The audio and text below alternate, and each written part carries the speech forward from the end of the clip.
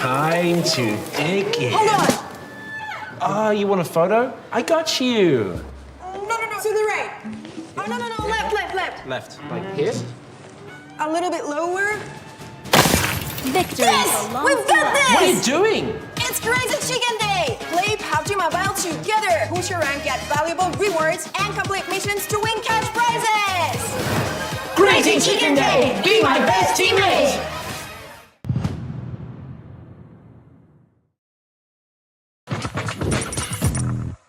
Recently, we've received a lot of feedback regarding unscrupulous individuals impersonating customer service to steal information and accounts. Please be cautious. Official customer service will never ask for your personal information or account details outside of the game. Please remain vigilant and don't trust scammers.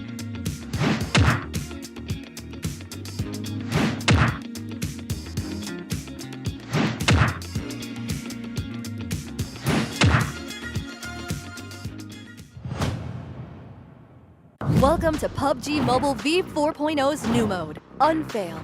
As a predator, your goal is to defeat the survivors. Prevent more than half of the survivors from escaping. Even though you're fighting alone, the predator is very powerful. You are much faster and stronger than the survivors, and can track them by following their footprints. You also have some exclusive skills to help you defeat the survivors. Gain rage by attacking and knocking down survivors. At a certain amount of rage, you'll level up and unlock more terrifying and powerful skills. When survivors activate a terminal, take damage, or rescue a teammate, their location and silhouette will be exposed for a short time. This is your best chance to strike, so make the most of it. Be careful of the interactables on the map when in pursuit, as they can cause you some trouble. Make good use of your skills to prevent the survivors from escaping. Before reaching level 3, when you knock down a survivor, you can pick them up to finish them off faster, or move them somewhere else to prevent other survivors from rescuing them. If you're already at level 3, you can directly execute down survivors. Don't worry, if the survivors manage to summon the exit portal, it takes a while to unlock, so you'll still have a chance to stop them. Defend it and don't let your prey escape. The hunt has begun. Are you ready?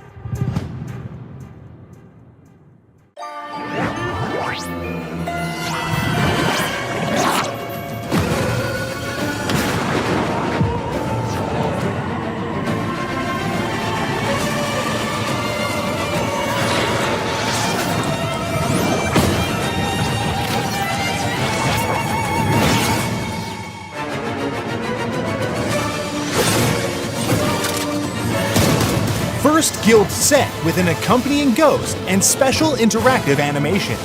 Draw now. Experience a completely new battle experience. Upgradable Soul Spectre Shredder M762 available now. Exclusive Elimination Broadcast. Elimination Special Effect. Loot Crate. Show off on the battleground. New Black Mist Broom Glider releases together. Spectre Shrine Backpack. Macabre Valentine cover, and other rewards also available. Tons of items await. Additionally, the Crimson of Fealties set is back. Redeem it with teddy bears. Don't be fooled by her appearance. This macabre maid has the most sinister vibes. Tempted? Wait no longer. Log in and draw now.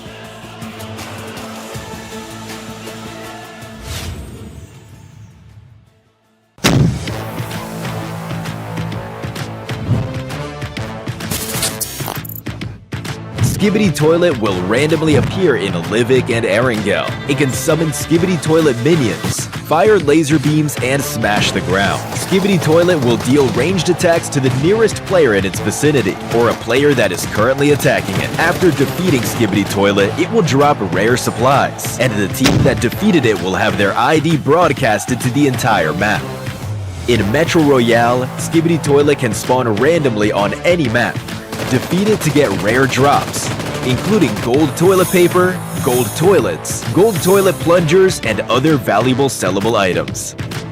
In World of Wonder, Skibidi Toilet will be included as a new monster. Creators can use it to design unique gameplay experiences. Go to the event page to play the minigame and earn points for awesome milestone rewards. Use perk vouchers, version 4.0, to redeem themed event items, including the Skibidi Toilet costume, cameraman cover, cameraman graffiti, and more. Redeem great rewards. All toilets will die. official PUBG Mobile and Skibidi Toilet collaboration. Take part in exclusive gameplay to get tons of collaboration items.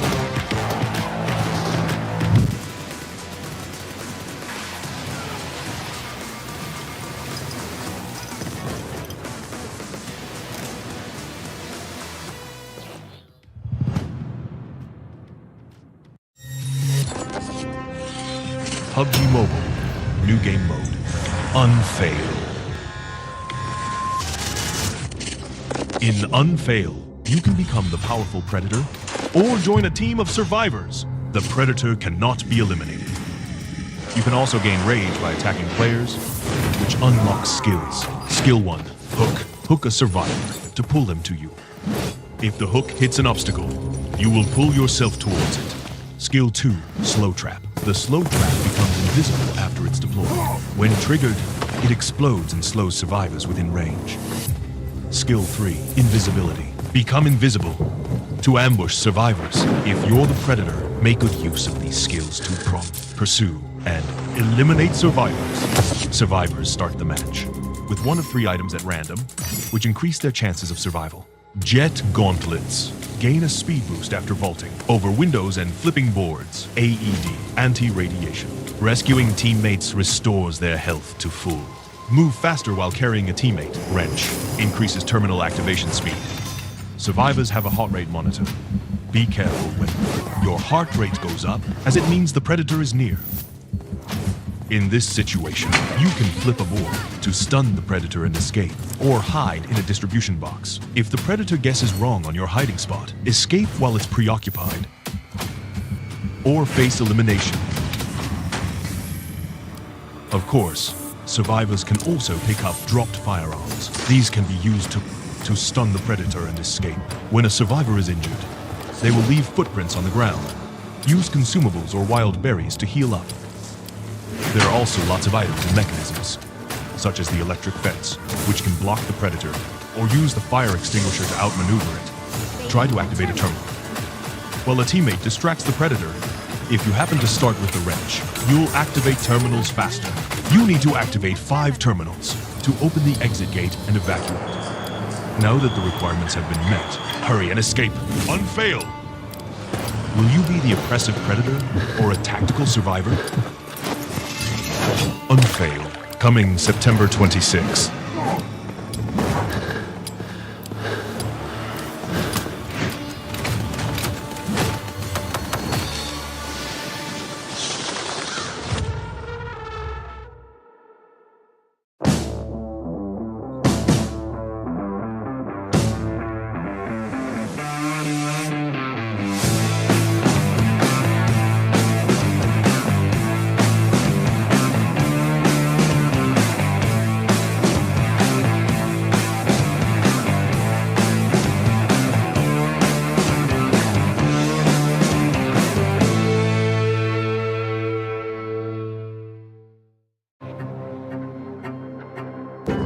I saved lives with my blade. First in surgery, then shadows. Tendons, vessels, nerves. I thought I was healing, until they drove a name into my mind. Lily. In false memories I hunted hearts, crafting immortality serum for their dying breath. Now, I'm not their predator, nor molded father. I'm Karis Vade. I'll shred their lives, weigh each piece, settle every score.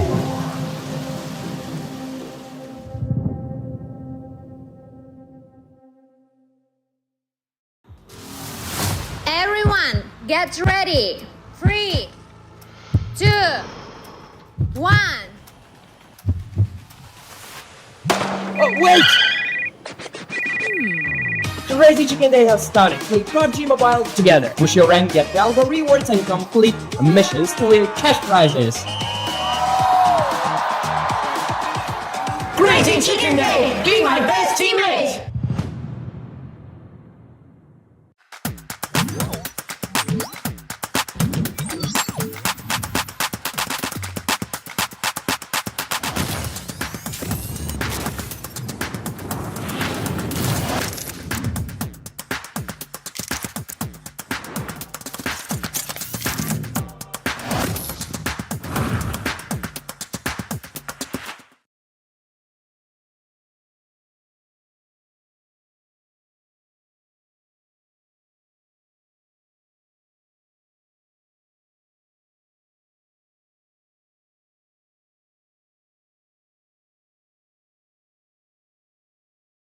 incredible teams from across the Americas, and now it's time to prove who is truly belongs at the top.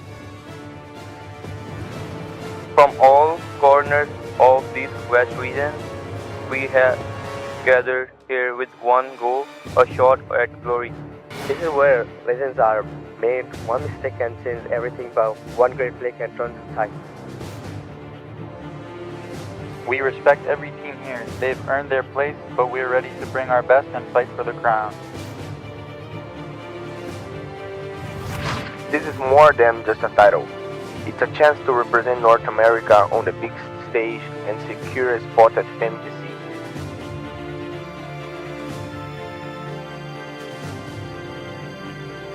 Please, and all who believe in us, now it's our time to rise. Every match, every fight, it all comes down to this. Let's show the world what North America is made of. It's not giving him any chance. The grenades are just coming in. If I'm first one to connect you, great balls out there by Wolves Esports. Wanting to go to the office, and you gotta make sure you close up this gap as Wolves is wanting to finish it off with.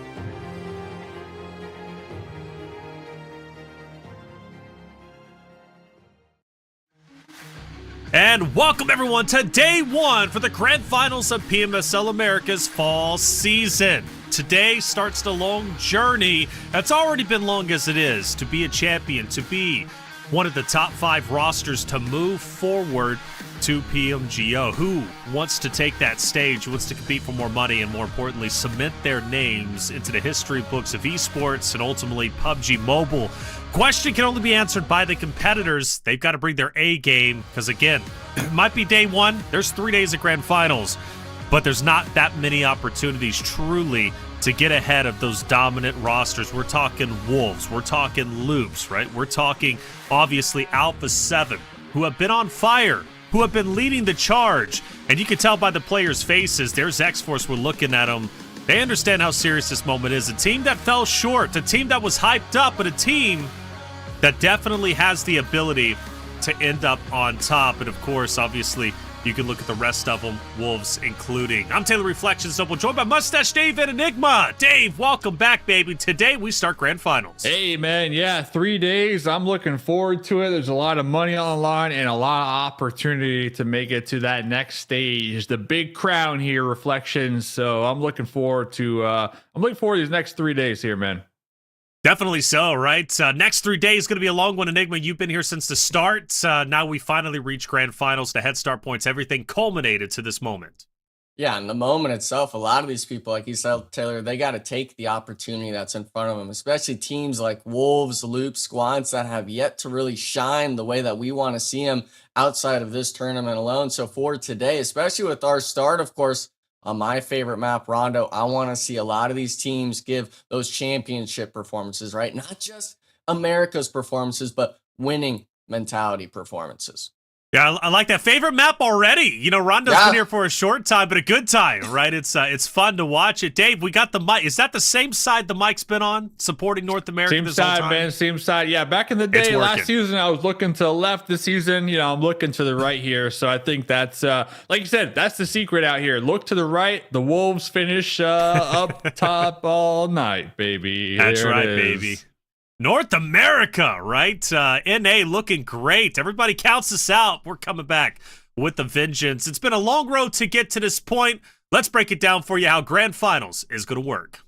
It's time for the PMSL America's Finals, so let's get up to speed with the format. During each league stage, teams will play 18 total matches, and then head start points will be awarded based on their team's placement. That leads us to the PMSL America's Finals, starting October 10th and concluding October 12th. For the finals, smash point rules are in full effect. The initial matches of the finals take place on days 1 and 2, and after day 2, a points threshold known as smash point will be set at the number 1 team's point value plus 10. Any team, regardless of their rank, can clinch the tournament championship by meeting the following conditions. First, they need to cross the smash point threshold. Then, they need to earn a winner-winner chicken dinner in any game that follows. Now, if no team meets these conditions, the tournament will continue. But if a team above smash point wins the game, the tournament is over immediately. And that team is crowned PMSL America's champion. They'll win a share of the $140,000 finals prize pool. On the line for this year's PMSL Americas is 200 grand in prizes and one of 5 coveted spots at this year's PUBG Mobile Global Championship. Who will have what it takes? Who is truly the best of the best? There is only one way to find out. Who will be the champion? It's a great question, PB. Who wants to be champion? We're going to find out after the 3 days of grand finals. Obviously, 2 teams qualify out of these grand finals. However, there's been something accumulating since the spring season. Naturally, I'm talking about PMGC points. Let's start breaking it down for you because there's 3 regions represented. First, we'll talk Brazil, Dave. Yeah, so we got 3 regions, like you said, and we're going to kind of run through each region here. And at the end of the 3 days, the team in the first place slot for their region here, Reflections, they'll be making it to PMGC. So these leaderboards, they'll be updating throughout the next 3 days here, Reflections. Yes, they will be. And take note, Maryland is number 6 with 0 points because they did not compete in spring, but they will be earning points throughout fall. However, they've got a lot of catching up to do. But for the rest, right, Team Liquid Loops, Alpha 7, Influence Regions, Hints Game, only 1 team will qualify from this leaderboard via PMGC points, excluding their grand finals performance. We take a look at LATAM, another represented region at the top, 9Z leading the charge, Row Esports. Just behind them, naturally, United for Gaming as well. Those are going to be your 3 front runners from Latin America. Again, only 1 spot is earned via PMGC points. 9Z is going to be the closest Resilience Jaguar joining during the fall. They're going to start just like Maryland over on the Brazil side of things with 0, but they can still earn those valuable points. But it's not just Brazil. It's not just Latin America. It's also North America who's been competing tooth and nail, Enigma. Yeah, and for the most part, Wolves, Xforce, it came down to them 2 really performing well in the last finals, but it's not just one tournament, right? You got to perform well in both of these events. iNCO Gaming as well last season, not performing as highly as we would have liked to have seen, but Nepal, VIP Esports, they start with 0. They're going to have to essentially qualify through finishing into those top 2 performances here, Taylor. And for these other squads, our partner teams especially that have those PMGC points, I feel like you'd honestly want to be looking at competing for one of those top 2 spots in this tournament because we've seen a lot of bright moments out of our SAR regions. Yeah, we have. The thing is, Dave, right? It's in order to earn the PMGC points, you have to perform well in the fall season. And in order to perform well during the fall season, you have to perform well during the grand final. So it goes hand in hand, right? Yeah, for sure. And for teams that we're looking at that leaderboard, that last one, who might have 0 points like Maryland or Jaguar, like they have a good opportunity here, Reflections, and that is to be top 2, right? Top 2 from this lobby also qualify. So end of the day, we're going to be sending out 5 different teams to PMGC. So there's a lot of opportunity on the line here and a lot on the line for these teams who aren't on the top echelons of those leaderboards per region. That's right. And speaking of top echelon, let's take a look at who earned the most head start points throughout the previous Split 1 and Split 2. Naturally, Alpha 7, they dominated, right, the first portion, the first phase. But when it came to the second phase, they fell very short. 6th place. It gave an opportunity for Loops and Wolves to garner those much valuable points. Enigma, actually, you were casting during phase 2. Walk me through it, man. Loops clearly stepped it up. They weren't too bad in phase 1, right in 4th, but they definitely dominated phase 2. Yeah, they turned up the knob even more. The elimination count spoke volumes. I believe actually just 1 or 2 eliminations short from one of their players of actually taking the MVP from Revo on Alpha 7. And the one thing I like to look at when we show this phase 1 versus phase 2 graphic here, Taylor, is the fact that we could see which teams performed well throughout both phases, which teams maybe turned up the clutch factor, seeing that Maryland's up there in 3rd, or teams like Alpha 7 that potentially have a little bit of a downhill trend for these squads. It really shows for us to all be able to see which of these teams might be in the hot seat coming into the finals tonight. Yeah, history repeats itself. It's weird. You go back to spring, Alpha 7, first place when it comes to phase 1. Phase 2, they dropped the ball. Granted, not like this. They, when I say dropped the ball, they were second place in phase 2 of spring splits. But here, they go all the way down to 6. We take a look at our overall, and you get to see the cumulative effect. And it's North America on top, which, Dave, I'm shocked. Like, not shocked in the way we knew Wolves could be here. But I'm just shocked at the fact that they actually got the result we wanted. Hey, man, listen, we still got one more week. So I know they're at the top here, and they're going to be having these head start points, and that comes from their 2 weeks of just consistent play. Week 1, like we saw in that last graphic, they had 12 points, and then week 2, another 12 points to set them here at the top.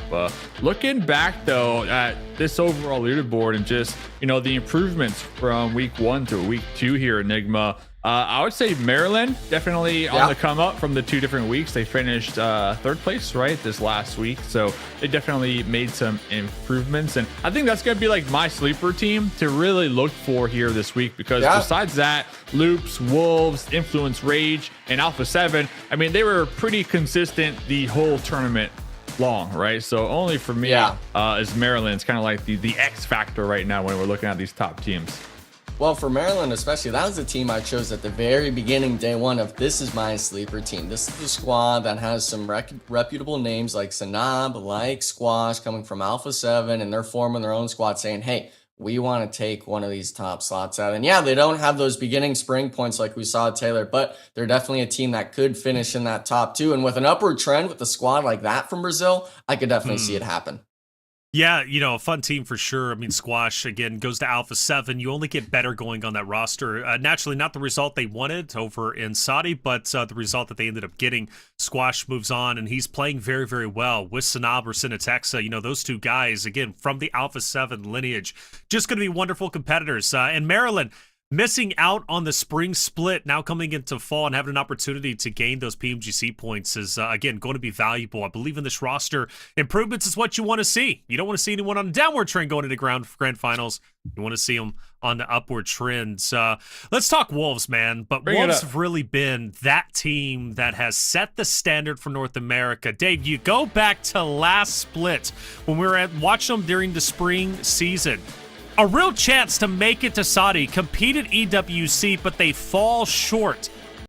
I'm thinking this time that doesn't happen. They're back for vengeance, baby. They are back. And the thing that really stands out to me, because it's been one of the main talking points the last 2 weeks when we're looking at the Wolves, is they've been swapping out a couple of players, right, on their squad. They've been bringing in Wancho, taking out Wancho, and a lot of back and forth here. And I think it's just them preparing everybody on the team to be at their top level at the LAN, right? Because you never know. At LAN, anything can happen. You're out there in the real world. You're not on your couch chilling. You can get sick. Who knows, right? So you got to have everybody at tip-top shape. So I actually think it was a big brain play from them to be flexing out their players from the bench. That way, they're ready for this week here, guys.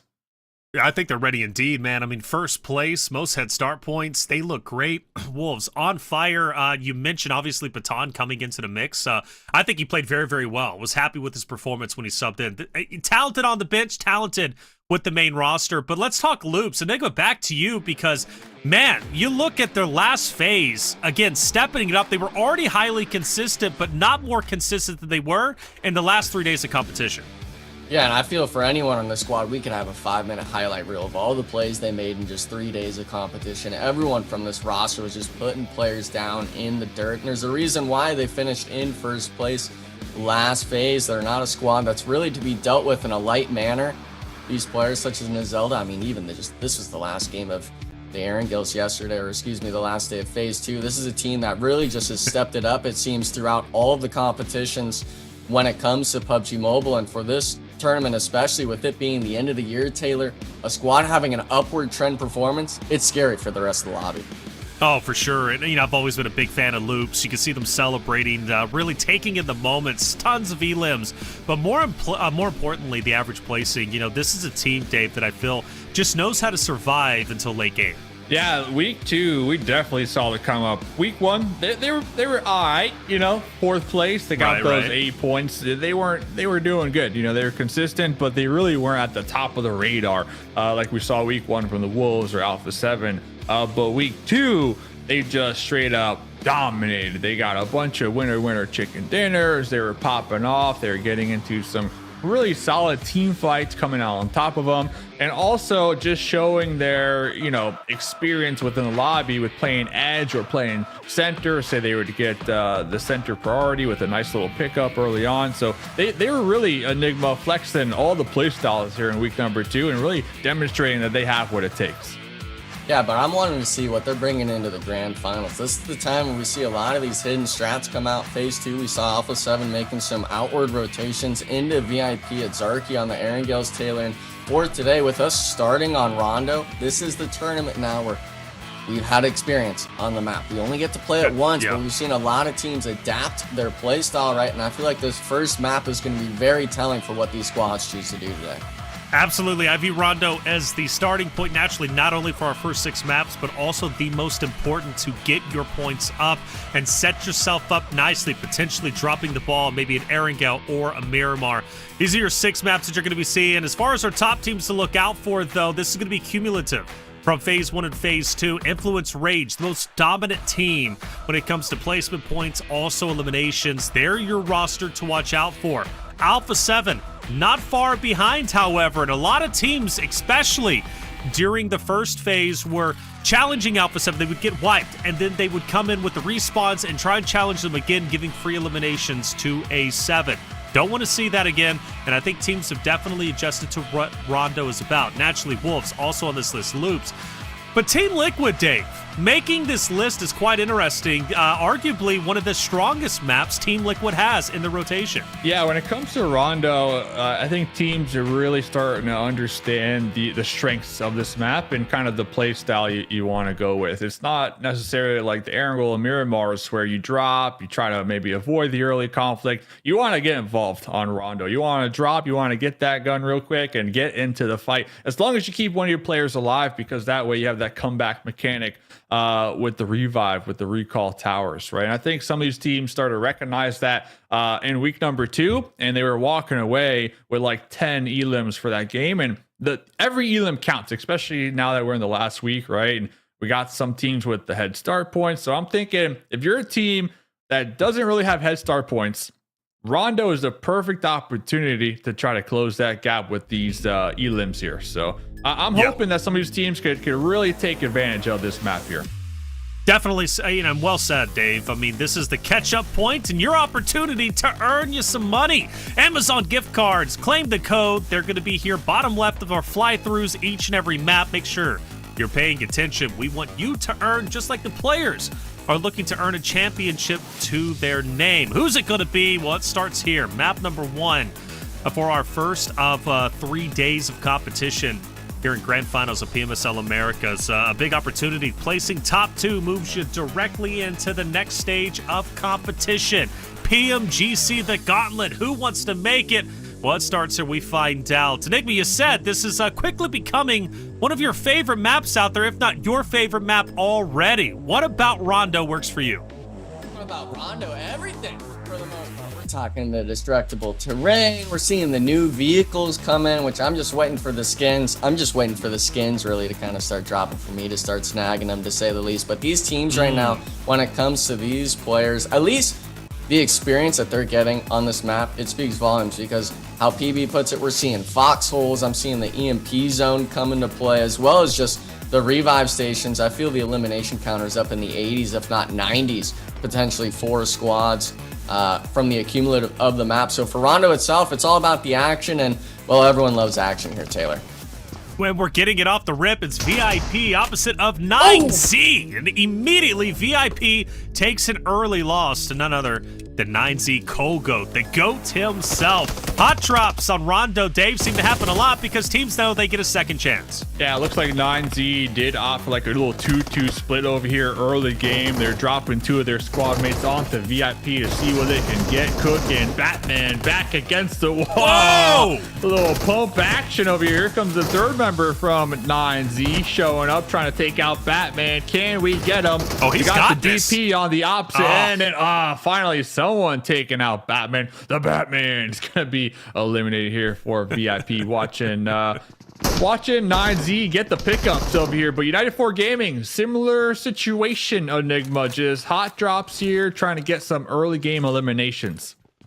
Yeah, but the teams that I'm seeing getting them are squads that I enjoy seeing eliminations under their belt. Xforce as well as 9Z both trying to get the elimination tallies early, and I think they heard you earlier, Dave, saying that, hey, if you don't have the head start points, try to get all those eliminations early, force these teams to use their respawns early on. And well, for Xforce ALM, he's not actually going to recognize Joko rotating out wide. Fate now riding out behind the vehicle. And I'm not sure if this is too safe of a spot, Taylor. I feel like he's almost just lost here in the open.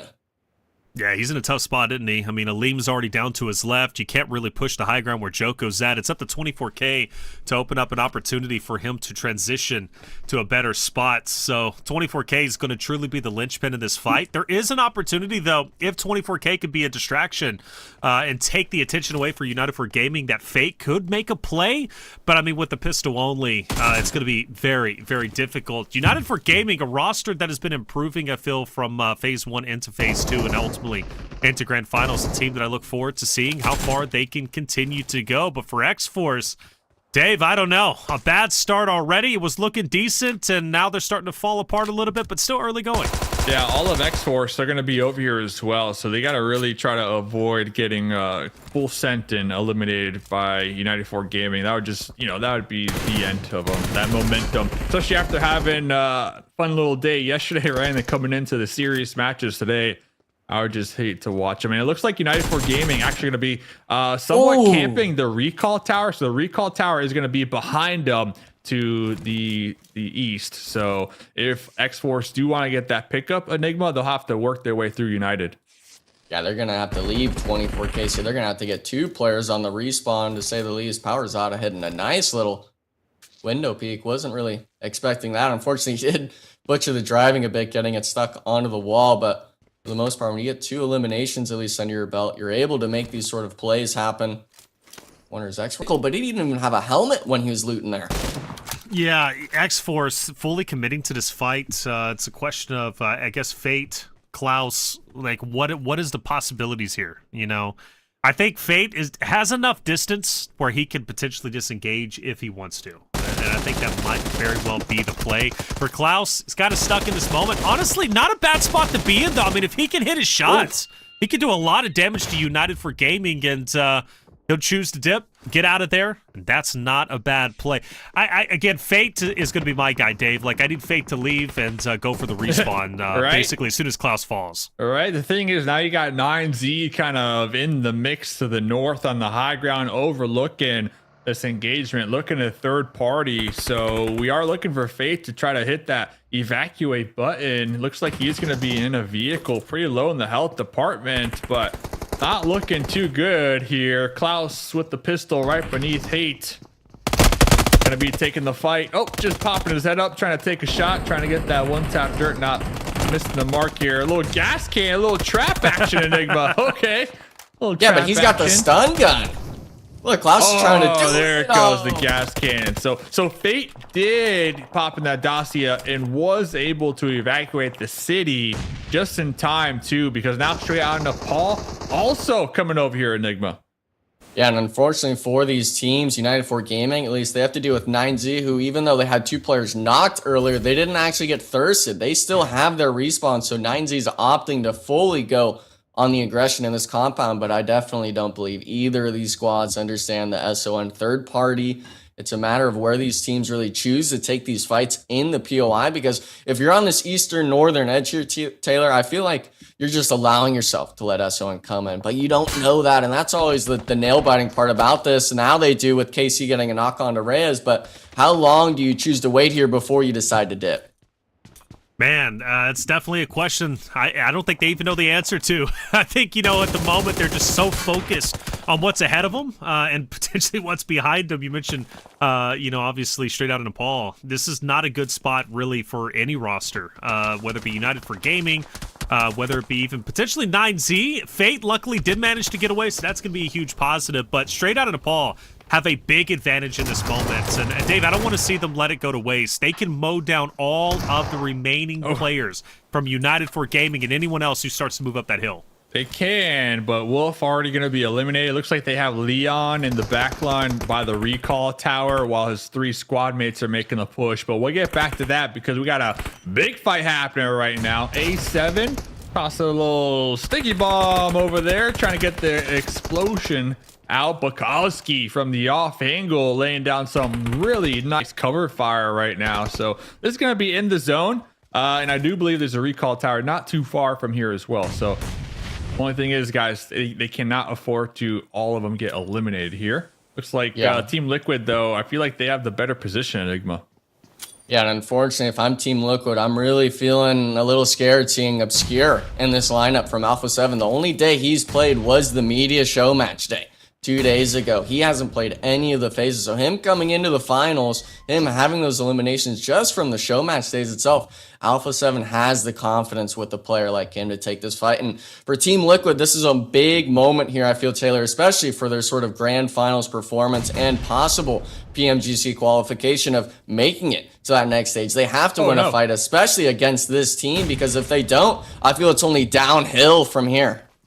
I think it might already be downhill. Mythic is down. Revo starting to push up. We know what he can do as a Slayer.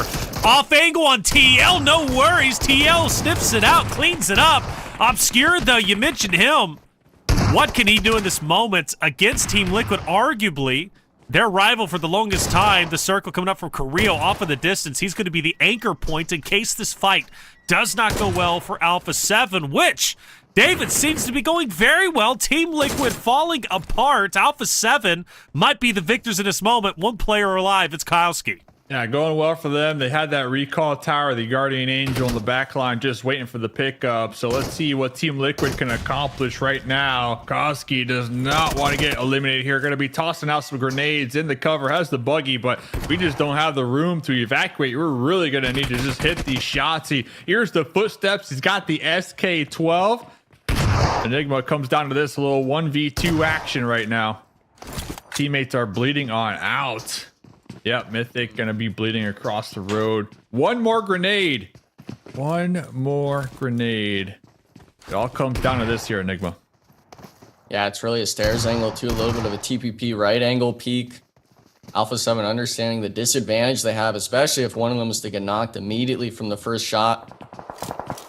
Really trying to play it slow, take their time, and for Team Liquid, especially with you being the last player up, you need to somehow make it and get the revive. But iNCO Gaming now, they come from Narnia, they get some shots down. There goes one Alpha 7 player, and this is starting to be a little bit of hope maybe for the Team Liquid squad.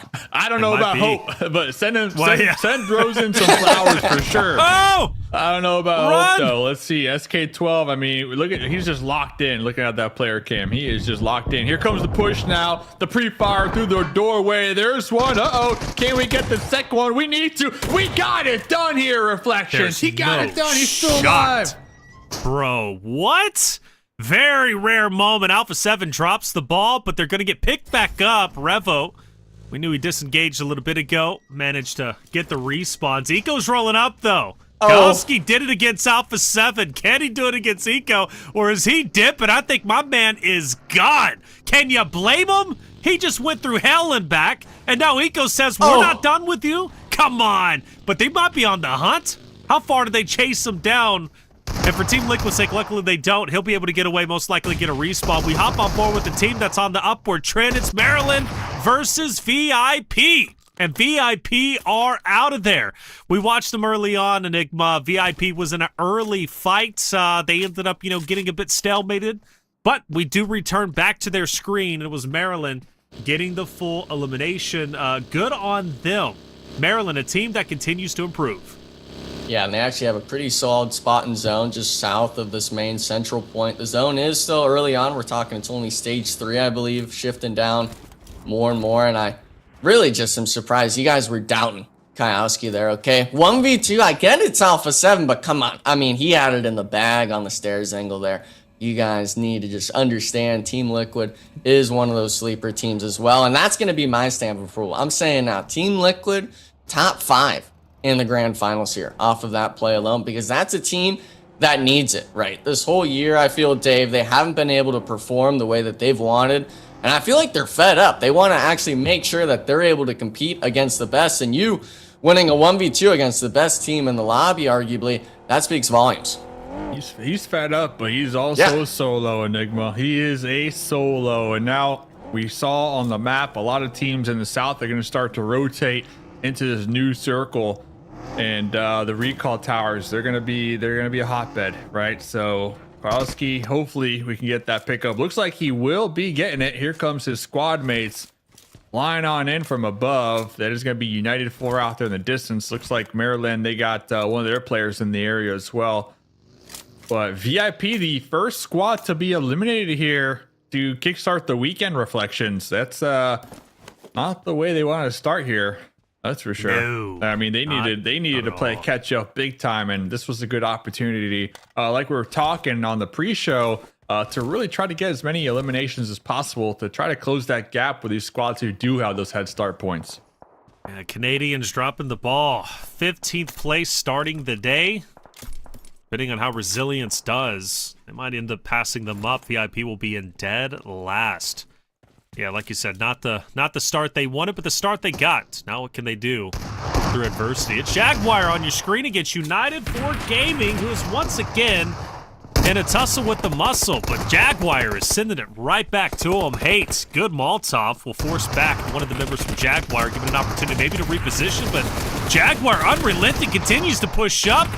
Nice shot from Power. Power backing up, Jaguar down, I don't know. It's so back and forth, it's hard to tell. We're surely going to have the advantage in this moment, but United for Gaming, even still already a great game. How many points were they able to accumulate? Up to 7 eliminations, even if they fall here. Not a bad game already, Enigma. Oh, we got the pickup. Yeah, but you're wanting the placement points too with it. This is a spot that's in this next circle shift, essentially almost center in positioning. So if you're Team Jaguar or United 4 Gaming, at the minimum, you've got to get your third player up and on his feet. But Carlin God, he's the one tested. Alonzo and giving the call out. He's through the door and he's not understanding who's close, who's taking the shots for him. Down to just Pocho now for Team Jaguar. He's got the S12K, trying to get some jump shots going. A little bit of a guessing game with the pre-fires. Did get one through the door, it looks like there, but he's got to find the shots. Nade primed from the other side. Possibly finding the angle through the window. Just missing it through the door. 1v1 situation here. And you've got to, I feel at some point here, Dave, you got to start pushing through. You got to start taking the initiative. Because if you allow a player to swing on your outside, he's in. Potentially it might be it. It might be donezo. But still the 1v1, it's getting dragged on. So funny how both players kind of changed positions here. Finally, Pocho gonna just be trying to send it with the SK-12. Oh my goodness, he just weaseled his way through the doorway. This is crazy. At least we got the confirmation. He's back in the building, 1v1. There it is. Pocho getting it done for Team Jaguars. Jeez, that was a fight for the ages. Potro, though, was laying down he was unrelenting. Non-stop shots. Great entertaining fights. I gotta admit, man, Rondo has been awesome great today. We need just all Rondos, man. Look at this. Yeah. I like 9Z. They're gonna be rotating up here in the north, using that lake to their advantage point. But really, the hotbed, guys, right over there, that west side, there's a lot of teams looking and eyeballing this current edge to make it their own here. And one of the teams that really stands out to me over there, Reflections, Alpha 7. Alpha 7's back. Stumbled a little bit earlier to Team Liquid, but they managed to get back into the fight. They're at 3 eliminations, but they're not satisfied with that, are they? They're moving in. They are moving straight into Wolves, who I believe Wolves gets Obscure. And Carrillo also down off the revive. Alpha 7 immediately back into the blender, and it's Wolves who are set up quite early on. Center zone, hardcover POI.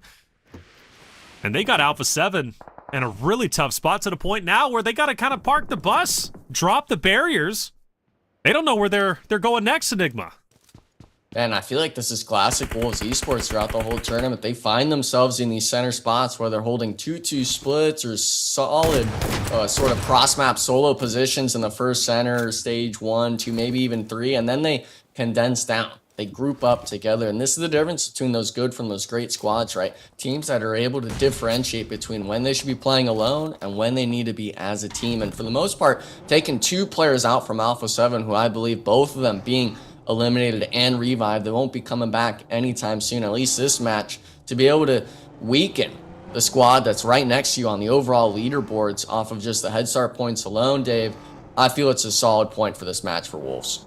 Yeah, definitely a good start for the Wolves. They got those 2 eliminations, and they got a really nice spot within that circle, hard cover to be exact, and it overlooks a lot of terrain too, a lot of empty space, so they'll have the sight lines as well. So Wolves looking to get an easy top 5 finish here. Reflections. 7-8 from iNCO, trying to create some cover down here in the south, but that's going to be the squad of Loops just trying to pick them apart, trying to get these eliminations here. There goes Leon out there in the distance as well. But yeah, this is the hard cover we were just talking about with the Wolves. So many sight lines here, Reflections, especially that way, boom, that way, just open terrain, and we see them all just taking advantage of it. Oh yeah, it's not too bad for Wolves. Not too bad for Wolves. Team Liquid still center, Influence Rage as well. Xforce not in a bad spot. Rules of War, they're going to be on the dead end, so we most likely are going to be watching them in the late game, maybe top 3, top 5 for sure. But you're right, when it comes to Wolves overlooking Alpha 7, Resilience, iNCO, Maryland's intense game, they can kind of see everybody all around them. For Loops, their main objective is potentially to crash in on Xforce. I mean, I don't believe there's a lot of cover. I mean, naturally you can drop in your portable covers if you get into zone, but I think Xforce Enigma is going to be where Loops is going to be heading to shortly. Yeah, and I feel it'd be a good guess for Loops to go for that play. We're seeing on the battle tracker on the right, Xforce actually currently only 3 players standing. Would be a man advantage, even though they are going for the slam, but they're going all the way east. Yeah, you're making mention of it. We see it here as well to the west. This is going to be the far side, the first sort of teams that have to move in the circle. Alpha 7 down to just Revo, trying to get Sox down onto Resilience. Does get 1, not the second, through the Dacia window. Trying to play it slow, but this is always just a matter of eliminations, right, Dave? You're not really even feeling that you're going to make it in this next circle. All these shots matter, but I'm not sure how many points he's able to secure himself here. Yeah, if there was going to be a solo, though, for me, Revo all day. My dude, first place with 78 elims, I think, in 2 weeks here, and there it is. Going to be cleaning up, getting another point in the pocket here. So as this vehicle is going to be out here in the rice field, trying to rotate. He's going to be pulling up right between Maryland here, threading the needle. My dude's still alive, and we're sending it right to INF. We ain't never giving up here, Reflections. Whoa, he watched Revo. He went full speed ahead. I'm actually shocked. I know Revo is that guy, but even for Revo, that was a wild push. But what else are you gonna do as a solo? I mean, it's tightly compacted and players are dropping like flies, including 9Z, iNCO, got a player down themselves. Everyone playing the outskirts except for Influence Rage and Team Liquid, who are dead center at the moment. 9Z started off our day with some fights, and they're looking to finish off today with some fights. Reyes pushing up into Royals of War. He's going to be the only true competitor really to this Royals of War position, and Reyes is getting cooked by these nades. One more, and he's gone. Good connection. 9Z out. Royals of War up to 6. Maryland with 8. That's big for them. And Wolves with 9. Their top 3 earners so far, but I mean, Dave, we got 9 teams left, man, and this zone still relatively large. Everybody's got to come together still. Yeah, pretty decent zone right here. We'll really see who's going to favor here. The next pop, you got the Wolves on the west side, then Royals of War on that east side. And then, of course, we still got the Loops down here in the south. So 2 members of Xforce trying to survive and crossing their fingers that the circle will shift their direction. I think out of all these teams, INF have the best spot when it comes to just the probability of it favoring them again, at least for another zone here, Enigma, and that it does. So we're looking at the Wolves right now, Enigma. If I had to guess, they're probably going to group up maybe third party that way. Do you see another pathway forward for the Wolves?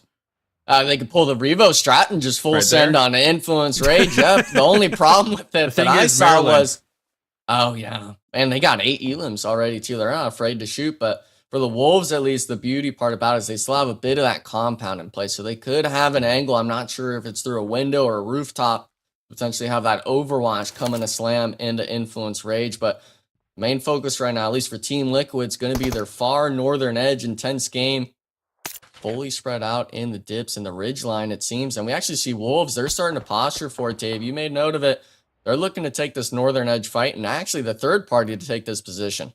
Yeah, I'm thinking some elims at this point, right? If they have the deployable cover, it could be a good opportunity. I think if we're looking at the Wolves, they're just kind of waiting for this fight to erupt, though. And then once when it does start to go underway, then they spring the trap and try a third party. And this would be the call right now for the Wolves to make that push, because now intense game, they're going to be working their way up the hill towards Team Liquid here. Reflections. Yeah, you're spot on with that for sure. This is where Wolves need to capitalize. Silence. Once they get him from the back end, they'll continue to push up. Rafa trying to capitalize off the early down he was able to acquire just a little bit ago on TL. He's going to unfortunately fall. So IG, I mean, just caught in an unfortunate set of circumstances. They've got Wolves now pulling up. Nice. They've got Team Liquid that they've been embroiled in this battle.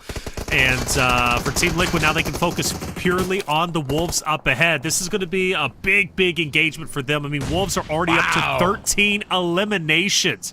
13 eliminations and take down Team Liquid, I mean, in a blink of an eye, Enigma. Yeah, and you just put it on the back of Coops right there. Opening knock trade when they were peeking for the baton knock out of the vehicle. Gets a second one down to 1 HP. Not getting knocked to himself. I mean, this squad, even though they're moving out as a unit, Coops is just absolutely carrying the boats for that roster. And I believe 13 total of eliminations for that team. 4 players up. I mean, Rosa War even was potentially looking for a third party there, Dave. But when you don't see anyone getting thirsted from the Wolves, it's hard to really make that decision to push them. Yeah, Rosa War, very happy still with their hardcover, so not surprised they're not moving yet. They're kind of just overlooking the mayhem out here. But look at this. Remember, Xforce, they had a duo behind Loops for a good amount of time. Looks like Alim finally going to be popping his head up. Going to be getting a nice little elimination right there. 2 more grenades to go. Rataboy, not very happy with the snake in the grass behind them. We'll be taking them down and out, but we'll be getting a confirmation before going out. No way. INF and the Wolves here, Reflections. The Wolves looking to clean house over here. Bro, they already have. They're at 14. They're at 14 eliminations, and make that even more. They're at 16. A 20 banger game to start off Grand Finals. It might be. Wolves started the day in first place. And nothing looks as if they can be. Nothing is slowing them down. They're unreal. I'm actually blown away because I go back to last split. Wolves, came in very strong in grand finals, but they didn't start off this strong. So clearly, Rondo, a huge favorite for them. And it makes sense, Enigma. North America, what have they been known for? Being aggressive, for better or worse. They've always been an aggressive region. And for North America, like, Rondo fits their play style appropriately, from what I can see, at least when it comes to Wolves.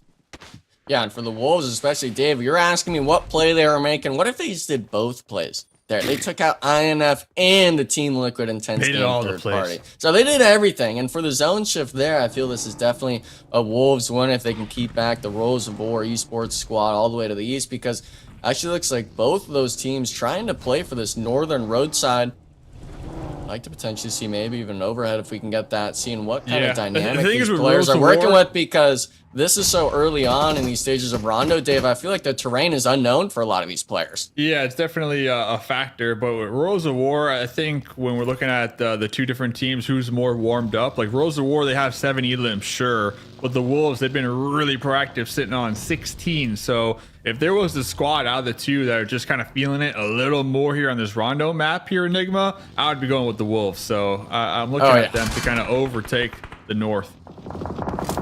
The North, we're going to have to look at the South. We wondered what Loops was going to be doing. They're trying to full slam into the rocks. This sort of hard cover that's able to be made work with down all the way to the South. But that solo, I feel earlier, Taylor, from Xforce, getting just one of those eliminations onto the Loops members, really just struggled with that squad to be able to get on their feet. And now we actually see it. iNCO Gaming getting full sent from the Wolves. They're not stopping at all here this match. It doesn't matter if it's stage 7. They want 20. They want 20. They're at 17. It's possible. 3 more, maybe finishing at 21. Well, not anymore. But if they can get the wipe on to Row, they could be upwards of 20 plus. It's a 4v4. Top 2 teams alive. Both teams have had a sensational start to their grand finals. Wolves with 17, Rose of War with 9. I wouldn't be mad if I was either of these rosters finishing off in second place. However, that's not where anyone wants to be. You want to be in first. And for Wolves, they are the roster to work their way in. They have to. Rose of War have 3 members in the next zone. So Wolves are going to be pushed forward, Dave, and they've got to find a way to do so without getting beamed from Rose of War, who are now in a power position. Yeah, it looks like Doran's vehicle actually blown up too. I'm not sure what the utility's looking like. Urgod with the mini 8 times just lasering across the battlefield. You're going to start to see a couple grenades get tossed out from Rose of War. Wolves sitting on 17 elims. Doran with 6, Coops with 6. But the job is not done yet here, Enigma. A 4v4 to end game number 1 of the grand finals. You couldn't ask for more. Well, I could out the math right there, to say the least. And for Wolves, very good. My only question mark here, Taylor, is going to be with this next circle shift. Igor's the only one in this circle. Yes. Every other player on his squad has to move in, and we actually see it there now. Doran, what is the rest of the team going to do? How are you going to be able to even rotate into a circle to support your member that's in this circle shift? Yeah, I believe in the Wolves, but I just think in this moment, it's unfortunate they're out of position. Rose of War have it locked down. I just no way Rose of War give this up. You can notice Wolves, they have to full send it. They've got to make an attempt. They understand they're in dire straits, and they have no choice but to just push up as aggressively as they possibly can. Now, there is an opportunity for Baton to get 2 teammates back into play. That would be huge. And Higor, it's going to be up to him to try and keep Rose of War at bay so they don't push forward to get the finishes. So Higor, who is typically the linchpin for this roster, is once again put in that spot, but Demonor wants to take him down. Demonor's pushing up, but Higor is holding on, and Demonor's weak. Higor as well. Demonor will fall. Higor will fall too. But now it's only up to Baton. Baton is last up. A chance to get Doran back into the fight is a possibility. The shots aren't going to connect. So Rose of War are going to be in a 3v1. Now the question is, Dave, can you transition to Higor to get him back into the fight? Urgod with the off angle is going to pretty much spell disaster right now. Looks like the Urgod is MG. getting that pickup. He's got the MG3 as well, and perfect sight lines right behind that buggy. Oh, no. Yep, there's one. He's pushing up, using the crate for cover. Here comes the grenades, and Baton done and dusted. Royals of War getting the first winner chicken dinner with 13 eliminations to kickstart the finals. Yeah, I'm happy if I'm Royals of War. Tremendous in-game, great positioning. They get blessed by zone, and they refuse to relinquish their power control. Beautifully done from Wolves' sake, right from the side of Royals of War. 2 teams, one who was already at the top, Royals of War, who's been wanting to come on up. Where did they start the day? Rose of War, 8th place. They had 9. They needed it. They had 9 start ahead points. So I think for them, it's probably going to be Wolves, and then maybe Rose of War in 1 and 2. I mean, a great start to the day, Enigma. Yeah, and for the most part, these teams, the eliminations, unfortunately for Rose of War, I believe, were a little bit on the lower end, but it wasn't like they just sat at that compound and did nothing right. I believe 9Z took the fight to them. They had to clear out the rest of those intense game third parties all the way from the eastern edge of circle. But the real fight, I felt, really was just right off the rip. All these teams opting to take those sort of 3v3 engagements, one player off into the edge of the circle. But the beauty about it, Taylor, is with Rondo being played already in the first 2 phases, these teams knew where the engagements were going to happen. They understood where these teams in the elimination feed were popping up, and we saw so many third-party possibilities. The changes in mindsets from these teams and players, at least when it comes from phases to grand finals, it speaks volumes. Kowalski, man, great position up the top at the choke point. Alpha 7 couldn't take him down. He gets Team Liquid back into the fight. They're finished off in 8th place with 4 elims, but comes to show you Team Liquid still got a dog in the fight. For Wolves, continually pushing up, man, playing so very well. I couldn't believe Revo full sent straight into IG, but I mean, that was the only play he could make. And this was getting towards the tail end here, Dave, and it was Loops, right? Just doing everything they could to try to accumulate more. Third place for Loops, right? 5 elims still for them, especially with the start ahead points, like still looking okay. Yeah, looking okay here to kickstart the day. Tonka, though, that angle from Tonka was the game-winning angle right there. He recognized the push across the field from the Wolves and was able to get a knock too. So that really put a stop to that potential push. But David, some nice damage on the board. Urgod, remember Urgod was rocking the mini with the 8 times, getting some damage on the board as well. So all in all, Worlds of War truly utilizing their compound out there on the east to their advantage and really springing that trap at that right moment to secure the winner chicken dinner. So you were talking about teams that really need points here, Reflections. Worlds of War, truly one of the squads looking to catch up and close that gap with those head start points here that these other teams like the Wolves had. Yeah, I mean, what, 9 head start points? You add that to 23, they're looking pretty good at 32.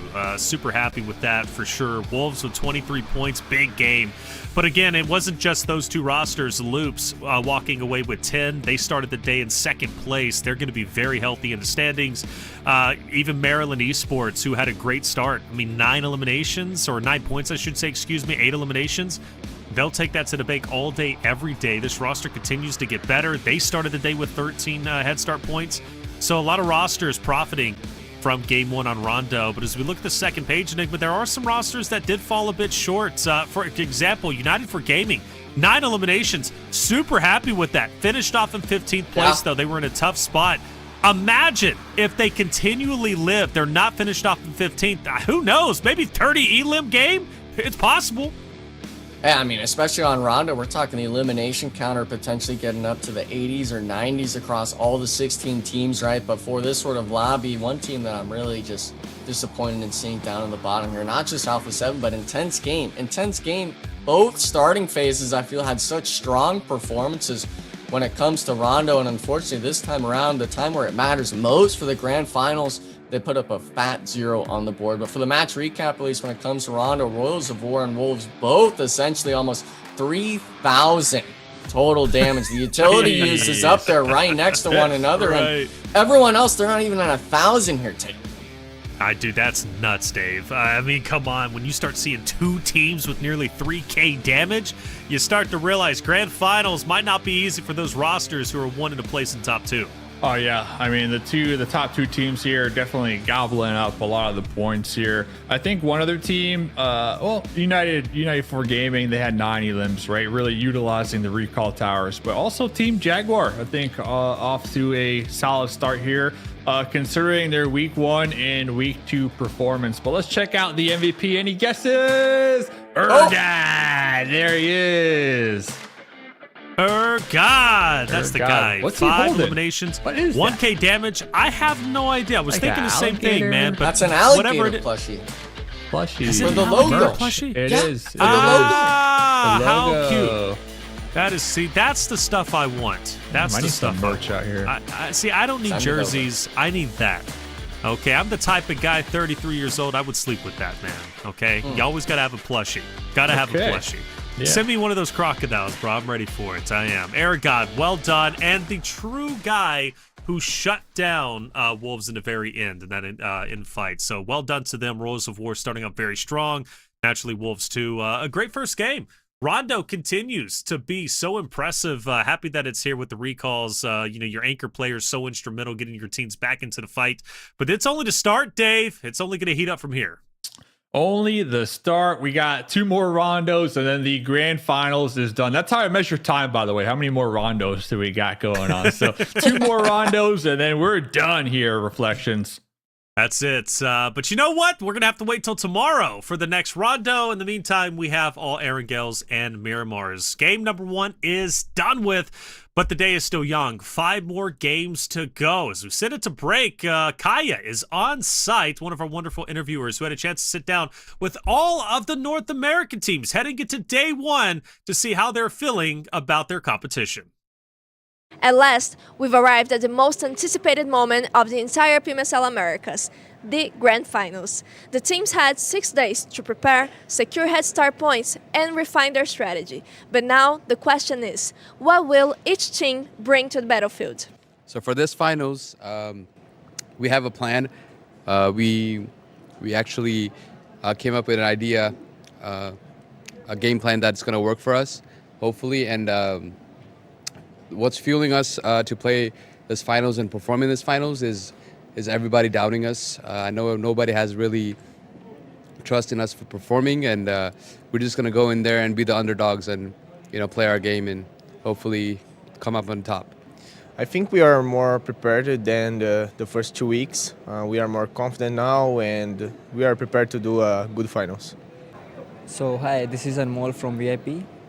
Actually, in round 1 and round 2, we have played most of the zones at the edge, and that had not gone for us.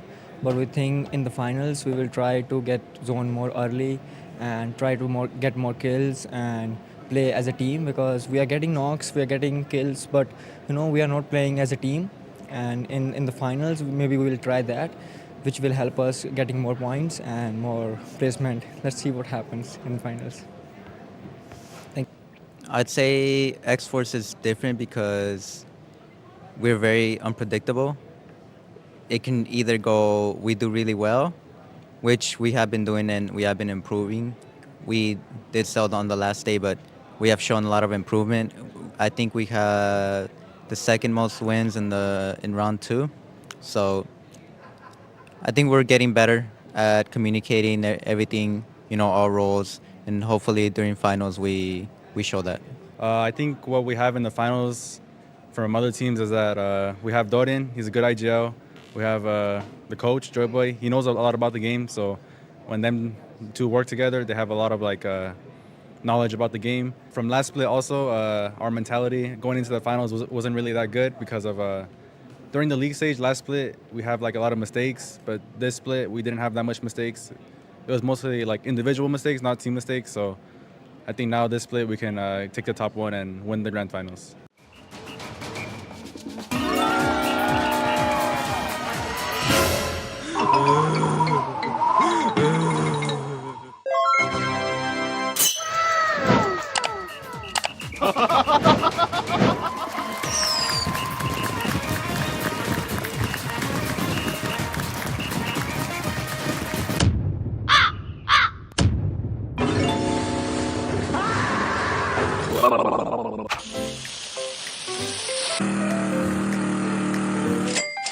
Okay.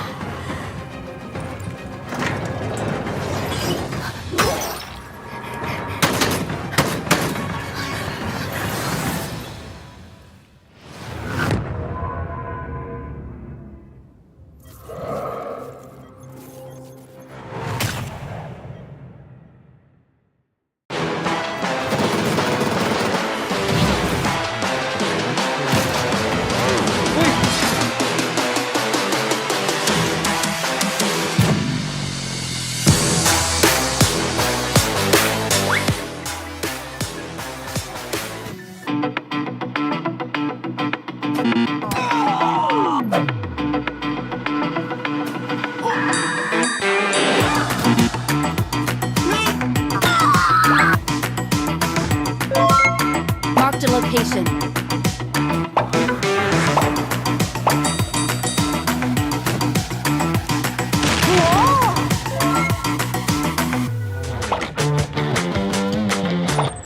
Marked a location. Marked a location.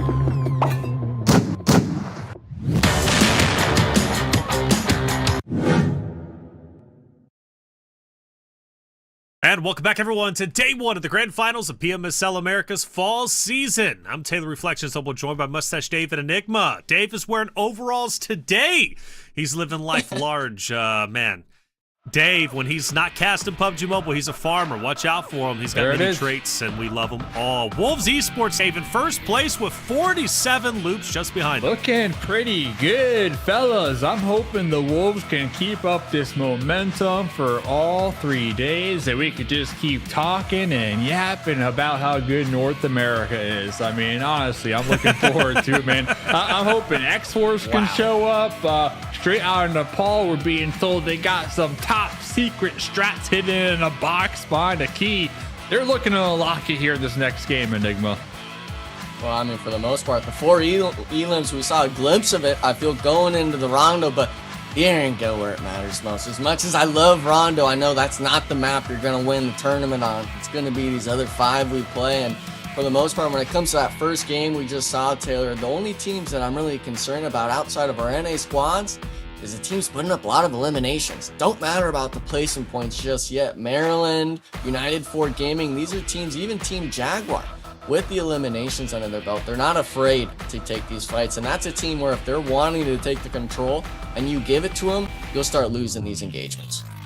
Yeah, the scary thing about teams like that, like Jaguar or 9Z, right, Xforce, like you mentioned, teams that aren't scared to fight, they're not necessarily in the running, I would say, at the moment, right, for breaking into top 3 or breaking into the top 2 position, but they are disruptor teams. And like you mentioned, if you do have to go against them, you need to keep your head on a swivel because they can disrupt your entire flow, your entire tournament, and you definitely don't want that. We have 3 Erangels coming up now, and then Miramar to follow right after that. Rondo was played just a little bit ago. Royals of War taking first place in a big way. 27 total points, 13 eliminations. They tore it up. Can they repeat the success on Erangel? If they can, Royals of War could be in a dominating position, even more so than they currently already are. Now for Wolves, though, man, stay on top, keep doing what you're doing, because like Dave said, we just want to continue to hype up North America, baby, because this is a rare opportunity. We don't get this opportunity often. Wolves are leading the charge. In Coops we trust. Let's keep it going, boys.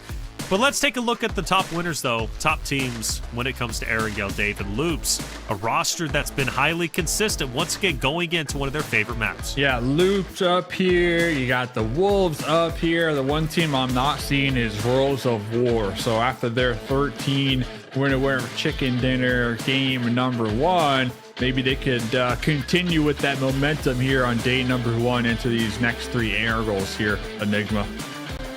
Yeah, and unfortunately, when you bring up Royals of War, you made a great point of not seeing them up here. Phase 1, day 1, we saw Royals of War kick off the tournament with the win, and then we're dead quiet going through the rest of the 5 matches. So I hope we don't have a repeat of that, Taylor, coming into today, especially for a team that wants to be a disruptor, not only just for those sort of middle of the pack, 3rd, 4th, 5th place, but also a team that wants to shoot for those top 2, because at the end of the day, you need to be top 2 for those PMGC slots.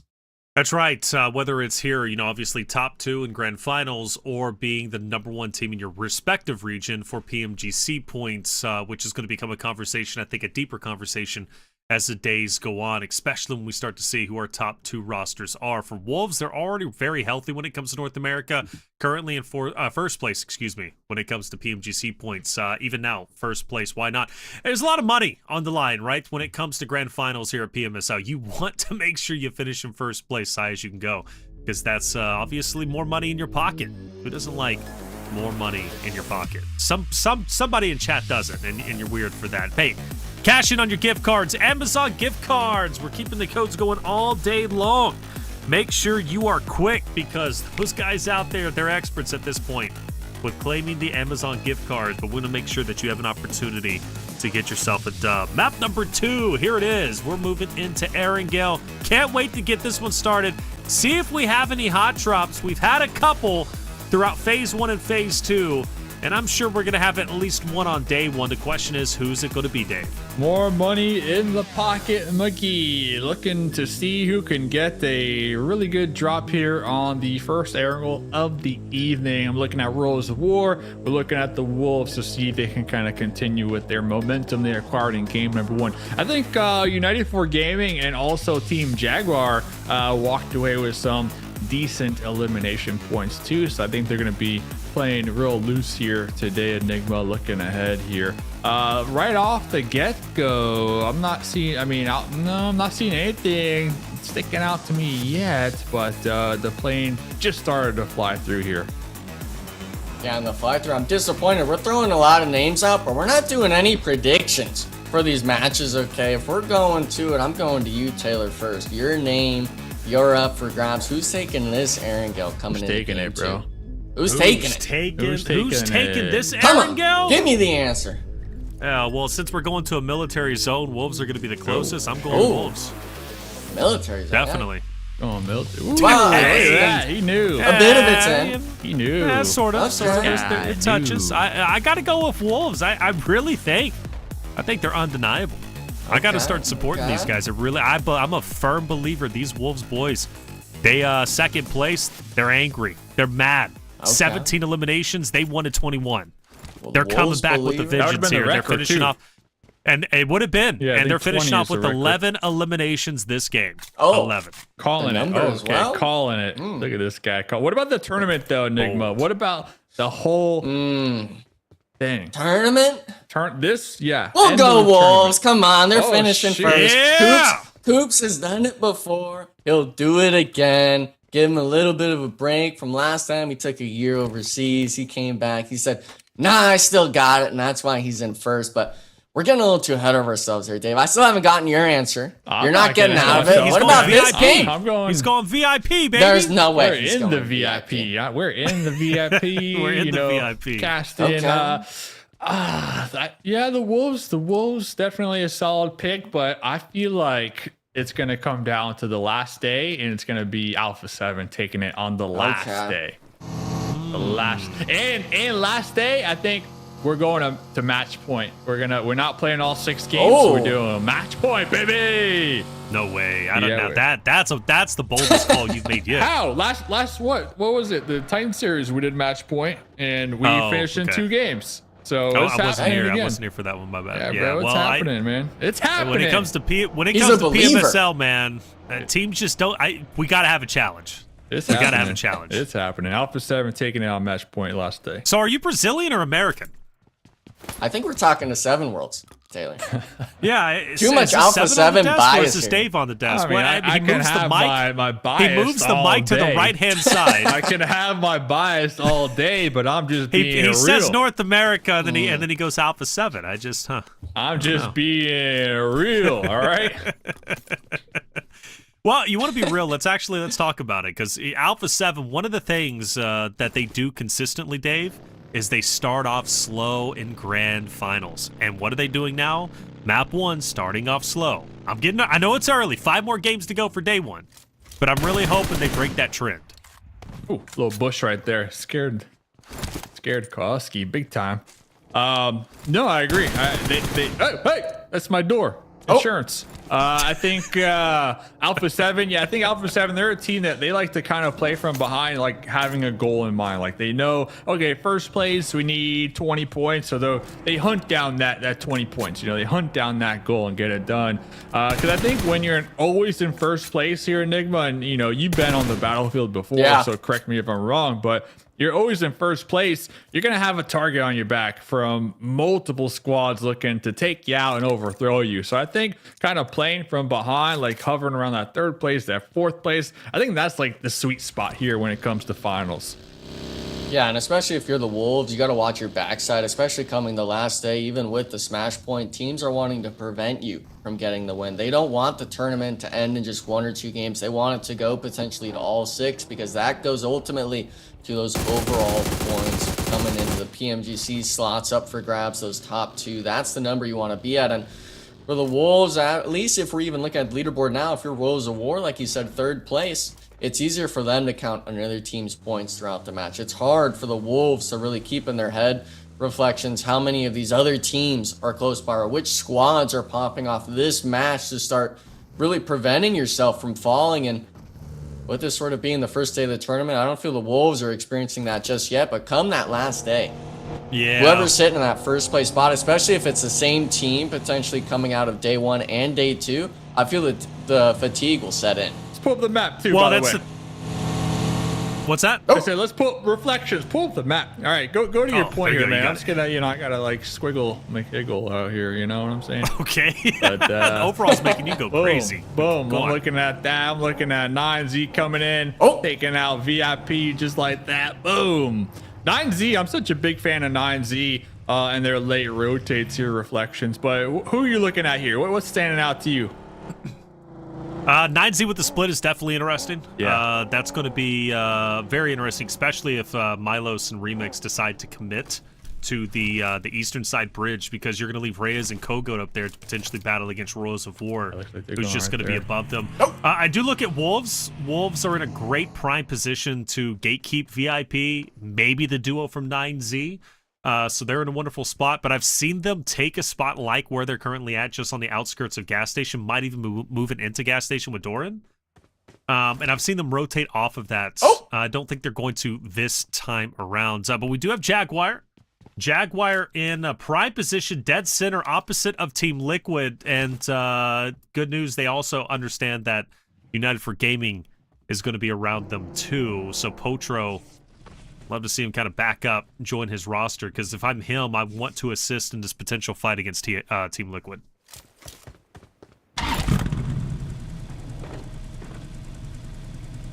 Not sure what happened here. I believe one of the Xforce players is playing dodgeball with their teammate. Kind of just a little frag grenade off the dome.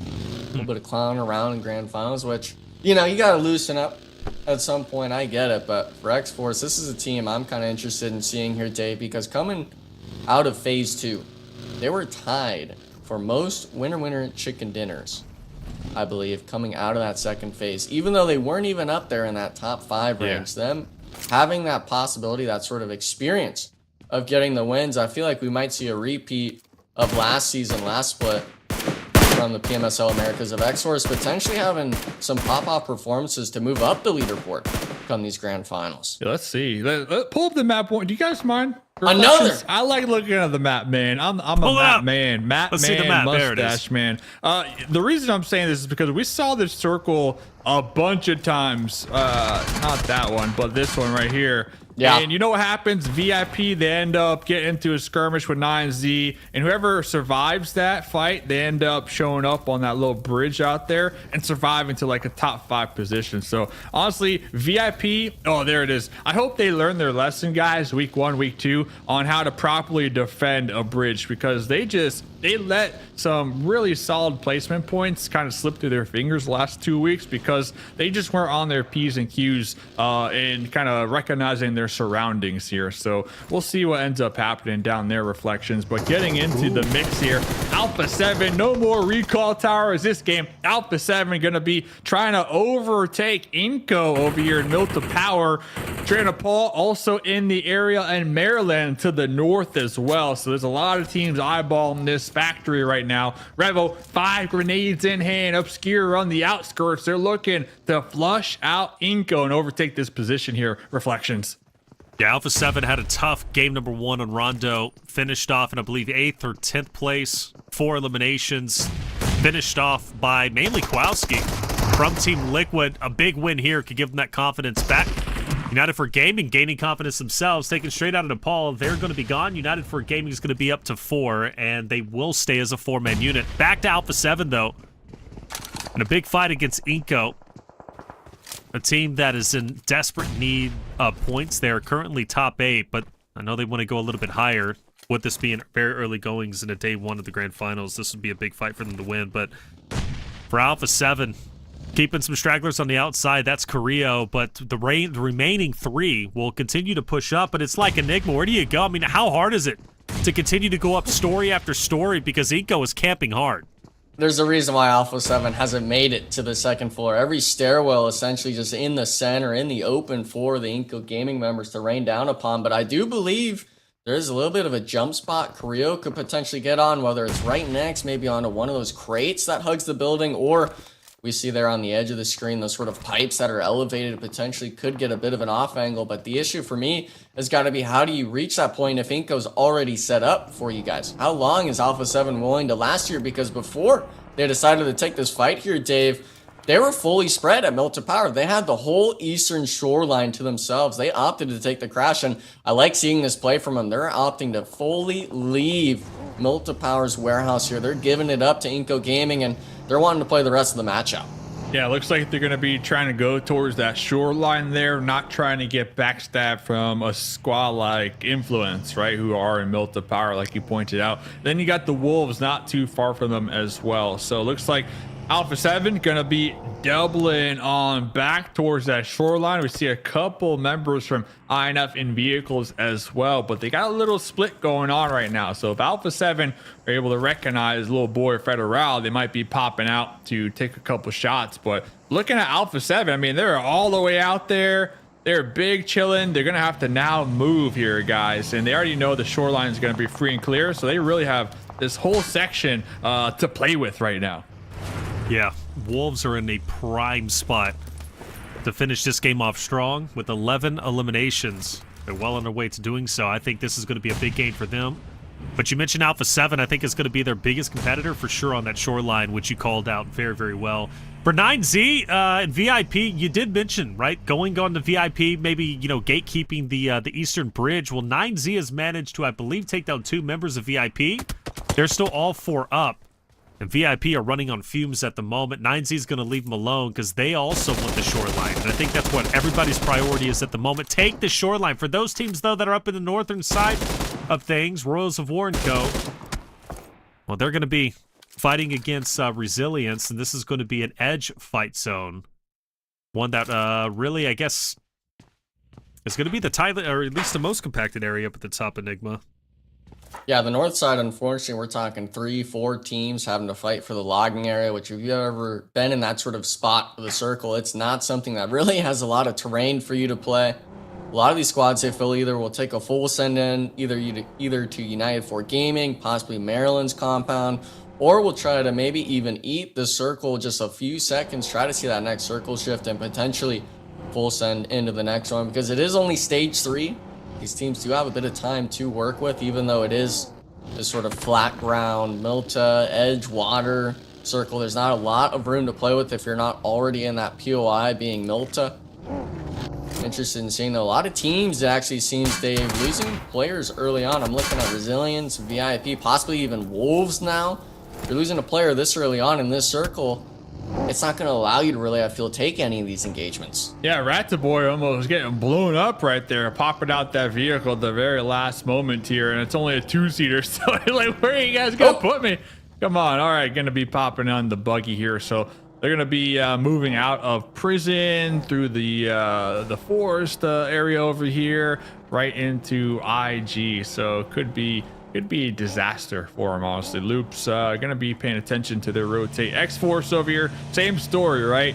Just like Loop's, looking for a late rotate, looking to just thread the needle and find a safe passage into the play zone. If I'm Xforce, if I'm Loops, I'm staying in my vehicles right now. I'm not even gonna be calling anywhere home. I'm just staying in my vehicles and waiting to see where this next circle goes, because it's about to pop. And yeah, that's why we see Loops right now kind of just straggling over here, waiting to just full send it here. Milta Power currently occupied by 3 different teams, so it's going to be a challenge depending on where this next circle takes us for Loops Esports here, guys.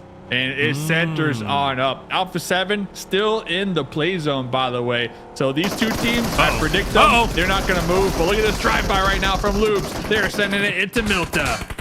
Unbelievable. I thought for sure the car hit one of them, but it didn't. And Rafina might be the last one standing, and he, in fact, will be. Loops had no choice as the zone shifted as far away as possible as it could have. Loops had to full send it, and I don't think they knew Rose of War was in front of them until the very last second. So unfortunate. But they're going to be okay when it comes to the overall point standings. And Rafina, who knows how far he can go as a solo. For Rules of War, Resilience, VIP, IG, TL, Influence, Rage, all teams that have to push into the next zone, they're going to have to. For Wolves, still dead center. They're in a great spot, but one is going to be down. I believe Coops has fallen, and Alpha 7, if I'm not mistaken, was the team that got him from a distance. But Enigma, TL, IG, battled.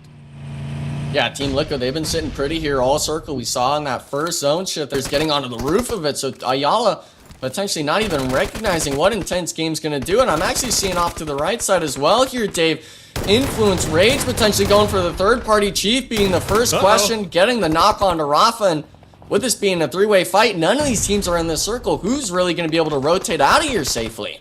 Yeah, INF, they got that nice little ridge line to work with, so you kind of pop their head over, try to take some shots, toss some grenades, and then dip right back into cover. Not only that, the ridge is important because it keeps their vehicles safe and secure as well. So it looks like Team Liquid, they did lose Ayala in the mix. Chief and Mythic going to be just driving off into the sunset here. So that's going to be in the play zone right there. So they're going to be able to jump out, maybe even gatekeep like Adrian, for example. I don't suspect INF to chase them down right now, especially with the mix of IG over here as well. There's just too many different variables to take into consideration. But hey, guys, they're doing it. They're doing it. I didn't expect them to do it, but Influence are on the hunt, and it is just a clown fiesta over here. Rose of War getting some runovers right now, Reflections.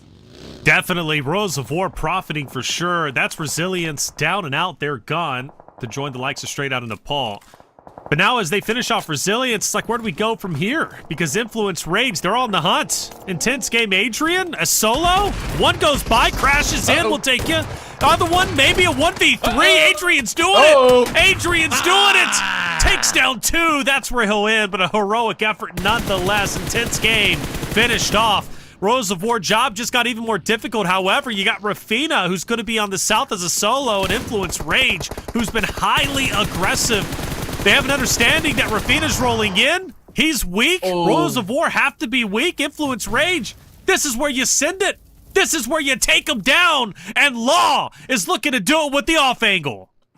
Hey, he's got the shots. He's actually going for the nade prime. Maybe even get a revive going from one of the Rose of War players and steal the knock away from that solo, getting 3 of them from Rose of War. And if you're Influence Rage, yeah, I mean, you got to start looking for these elims. We're talking 4 potential to be added to the tally. And it's right on the edge of the circle. You understand there's no other team potentially coming in for the third party, with Milton now being completely out of the circle shift. And yeah, it did pull south. You got to start moving in at some point. But these points, especially when it comes to a team that just won the last match here, Dave, I feel like you got to push the initiative and take the eliminations, but they're not doing that. They're allowing Rose War to potentially make it into the next circle shift. It's tough out here, though, man. It is tough. They're fighting for scraps, and Law had a beautiful long-range grenade here to really flush out Rose of War and apply that pressure. It looks like they're going to be trying to pop into their vehicles, but Federal doing the same thing. So Influence not popping those tires could be a mistake, but hey, Federal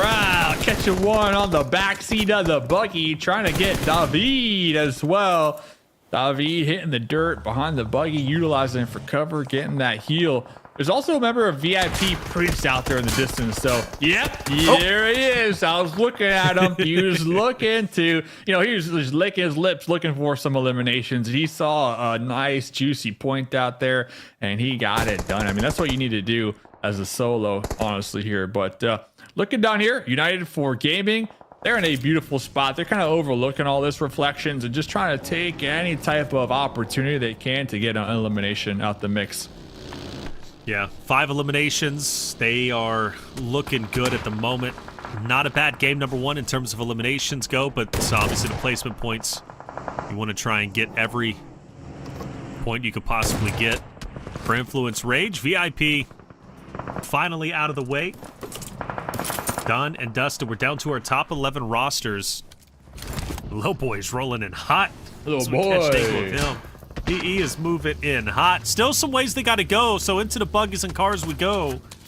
And potentially Xforce, or maybe even iNCO, they're going to have to roll by. And I don't expect these rosters to go quietly. And in fact, Lil Boy has no choice but to send it into Aleem, who takes him down. iNCO starts to wake up, and this roster could very well take down Influence, Rage, and maybe even Xforce right after that. Okay, they've got a nice little ridge line just outside the circle, but they're waiting the waiting game, making sure that all these teams coming from the north, even just from the compounds across the street, they're getting at least 1 or 2 eliminations under their belt. It actually looks like iNCO still didn't get any of those from the Influence Rage boys, so mostly just Xforce getting those shots down. But I'm looking at this team, I really have to throw the question mark out there still. Where's the safest spot for us to play? We understand Xforce is getting shot at, but we see a third-party potential. Actually, it's McGrellin off solo, keeping back the Alpha 7 trio.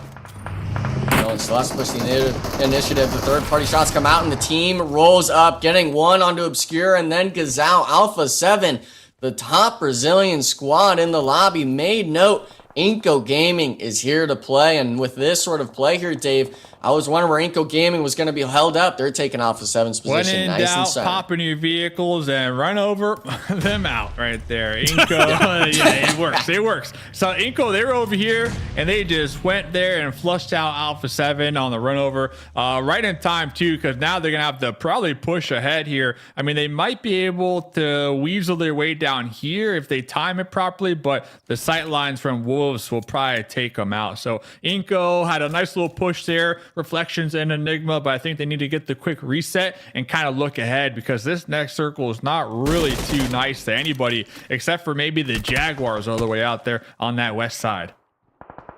Ready for the Jaguars to step it up. This is an epic name, an epic roster, but 0 eliminations, but opposite of 9Z. I don't know, I'm feeling it. I'm feeling it, I really am, but also feeling this fight. Look at Coops, has worked his way up. iNCO probably has no idea where Coops is currently at, which means when iNCO decides to get froggy and leap, Coops is going to be the tip of the spear to gun him down. But we might have a wide rotate. If I'm iNCO, hey, I don't care how much pride I got, I really don't want to fight the Wolves in this spot. Looks like they actually stopped early halfway through. Xforce potentially getting shots, as well as Maryland down on him, but look at this, I actually think they might have ran out of gas. Potentially 2 players running in the open. No shots raining down just yet, and we wondered what happened with the north side. Team Liquid getting cleared out. They had that ridge line next to the Wizard Tower. Ultimately were cleared out, but now Maryland taking shots, and that's actually the team that has their spot in circle. Xforce is the team that has to push in, and with them only having 2 players, I feel, Dave, this is a tall task to ask from these sort of squads. Yeah, I mean, this is just a run, and Alem does get an opening knock for the boys, but you still got to get 3 more. Can they get it done?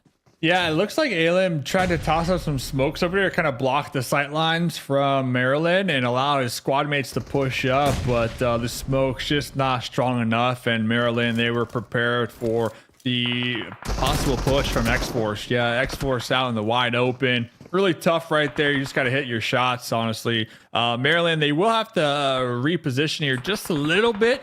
Meanwhile, I'm still so shocked that there's still some members of iNCO alive, really just using the terrain to their advantage, crouching down really low to avoid the sightlines from the Wolves compound. But over here, Maryland and United 4 here, Reflections, they probably are going to clash here any moment now.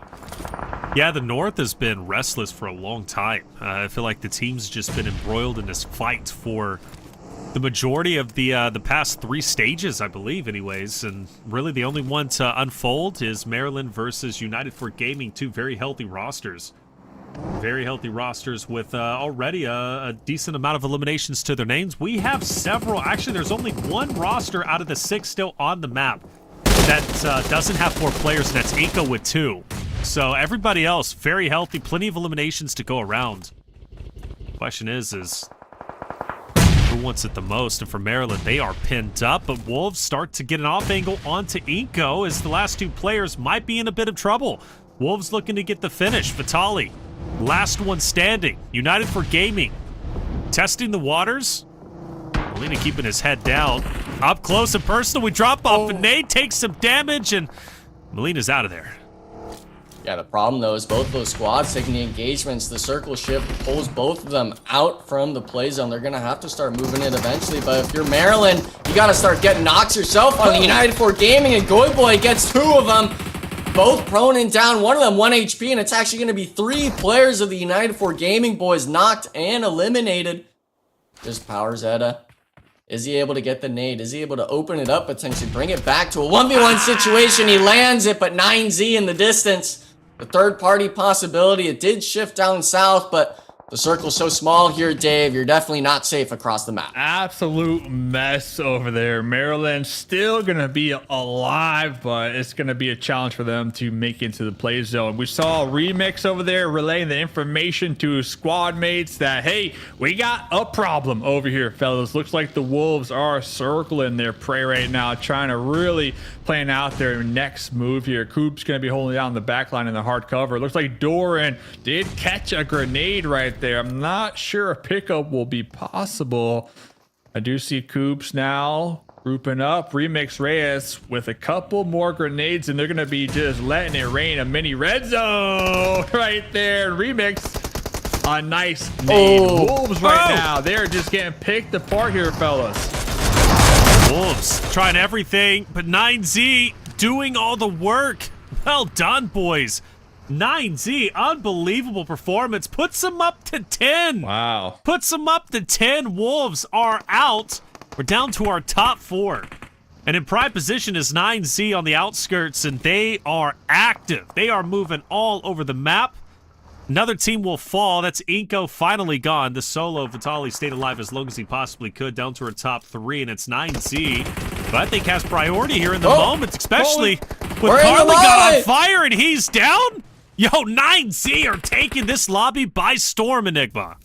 Yeah, and getting the thirst as well off the molly. Most people trying to move out when you're on fire, but that's not going to be the case. And we actually see a full send play coming in. Jaguar catching one of the Maryland players out, thinking maybe it was only 1 or 2 left at the sniper tower, not being that full 4-man that 9Z was dealing with. But nonetheless, Maryland does go out. 4v3 situation. The circle shift does pull down southwest, so even with the sort of hill cover that 9Z has, there is a potential, Dave, that these teams have to fight each other in the open. Yeah, Maryland going out third, too. That's a huge come up for them when it comes to placement points. And they also had 7 eliminations. But I'm looking at 9Z, guys. They got the high ground, but they also got a hovercraft, all right? If you got a hovercraft in the late game, that's like a 99.9% win rate right there. So we'll have to see how they close this one out. Couple Molotovs right there trying to flush out that member in the building. But Kogo just overextending right there from the sightlines of Milo. Trying to get the pickup here, Reflections. Gonna try for sure. 9Z, big moment. They had Rondo game 1, finished off in 10th place with 5 eliminations. The question was, if they weren't eliminated so early, how would they have done an end game? Well, now we kind of get a bit of a taste of it, but it is now a 3v3, and Jaguar has broken free of the hardcover POI. In fact, they are now taking priority on the hilltop. 9Z once owned completely, forcing them back. And an impressive performance of Jaguar can turn their luck around from an abysmal game 1 to a beautiful game 2. This would be huge. But as it's now a 3v2, all eyes Potro onto Kogoat. We can't get the shots needed, and now Reyes is moving up. Potro's on the run. Potro's on the run, and Potro stays alive, but only just. 9Z back with the advantage, Dave. That hovercraft, man, you got to keep your eyes on that. Reyes going to be in it, trying to get the runovers. Remix with a little Molotov lean peek action. Potro has been popping off here since game number 1. There's a follow-up. Molotov, the spread coming on out. Remix going to be popping his head up. Nice little M4 trade. And they got Milo Van from Team Jaguar still holding it down from below. Was not able to play in the league stage, but made it here just in time for the finals. So let's see if our dude can clutch this out in a 1v3. I don't know. He's got to push up. Blue's pushing him out. 9Z knows exactly where he's at. Milo Van doesn't want to leave. Might finish him. Oh, hold on. Reyes has a chance. Milovan wants to die if he can to play zone, and he will. 9Z will take game 1 in wonderful fashion. 15 eliminations. That's 20 elims on the day across 2 games. Very, very well done, boys. The celebration, well deserved. But for Jaguar to secure a 2nd place, a big come up. Not the biggest game elimination-wise, right? But we're talking Jaguar here, a team that's been, struggling, I would say, over the past couple of phases now. looking a little bit better. Not bad. And also Maryland, well done to those boys. 7 eliminations in game 2, 8 eliminations, Enigma. When it comes to game number 1, it's those teams, right, that we've been mentioning who need to come up, man, starting to do very well off the first 2 games. Yeah, and it's all about the elimination tally. They had a good start in Rondo coming into the second map, that being the first Erangel of the day. I'm expecting a repeat performance out of these teams. And unfortunately for the Jaguars, I would have liked to see more eliminations, but sometimes when it comes to these circle shifts, if you're on the slow side of it, you're not getting much until the late game. They did make a good effort, though, at the end, right? It came down to essentially that 3v3, but for the most part, these other squads, a lot of teams, especially on like a Team Liquid and Influence Rage, they were having to fight tooth and nail, it seemed, coming into every single circle shift after Zone 2. Yeah, Team Liquid's been in a bit of trouble, haven't they? From game 1 to game 2. We'll hopefully have some positive things to say a little bit later on. Influence Rage, love their aggression, though, Dave. You know, a roster that was not shy about pushing teams. They finished off with 5, but I felt like at least they showcased what's to come in the next 2 Erangels. Yeah, Influence, they definitely have been on the ball here throughout all of PMSL. And what was I telling you? You got the hovercraft, 99.9% chance of winning. And right there, we had Reyes in the hovercraft just kind of getting the sight lines, right? Applying that pressure in Remix at the same time, just waiting for his opponents to make a mistake. He saw the head, took the shots, took them down and out right there. So 9Z really using and saving and holding on to their utility for that late game where it matters. We had a lot of grenades, a lot of Molotovs, and of course, like we keep praising them, those vehicles still in prime condition right there. So 9Z coming out on top, 15 elims, 2,300 damage done overall. But Team Jaguar, second place with 3 elims, going to be getting some much needed placement points here to kickstart their journey in the finals here, Reflections. All right, well done to Remix, man. 6 elims, like, dude, that's huge. Remix is a talented player, by the way. For him to finish off with that much damage, too, nearly 1,000 star-studded plays, baby. Star-studded, 15 elims, dude. I don't know what's in the water, Enigma, but Grand Finals has been exciting. We were only 2 maps in. Yeah, I said Grand Finals. We're needing Grand Finals performances out of teams. If you're wanting to make it to that next stage, you don't want to do it off PMGC points. You want to do it in the first and second place spot because that's what matters most. Everyone's going to look at, yeah, you know, where do these Americas teams come from? Oh, they made it just through their points, so be it. No, you want to say we made it through the first and second place positionings from the end of the tournament. You want to be that dominant force coming in the lobby, and you want to feel like your stuff doesn't stink, to say the least. And for Remix especially, I enjoy seeing him at the top of the stats because he was one of our NA boys. He was potentially going to be on that Xforce roster back in the day. Unfortunately for my NA bias, him going to Latam, but him being able to see his performance, be able to shine through, especially when we come to these match standings, 25 total points. You love to see it. Yeah, huge for 9Z. Big come up. 15 elims there in game number 2. 5 eliminations in game 1. That's total of 20 for the day. 9Z looking to shake the standings up, and I fully believe it'll. Maryland, though, great work. That's 12 points coming to them. Jaguar, again, a team that we don't often see in top 3, making their way up. But, you know, some other teams getting some big wins, like United for Gaming, for example. You know, I think this roster, Dave, they slay out very well. Again, it's reaching that end game, but I have no doubt in their slaying ability. Yeah, they kind of just got put through the ringer, though, this last game. Their positioning, because the zones continued to not really favor them. And then you had Power and Outta out there in the distance, really holding it down. But the third party, I felt like they were going to clutch it out, but the third party did them in. And that was the third party from 9Z, just really being aware of their surroundings. Page 2, though, Team Liquid, Alpha 7, Influence, Rage, and even Loops down here, not really getting the start they wanted here for Aaron Rolson. We're going to have 3 of them here, by the way. So maybe we'll see them come back strong in the next game, guys. Yeah. Well, by the way, second time Alpha 7 is on the second page in back-to-back games, to point that out. They're okay because the head start points, but they're going to have to step it up for sure in the next 2 Erangels. 9Z get the win. Beautifully done for sure. Maryland, second place when it comes to damage. Third place in the overall standings.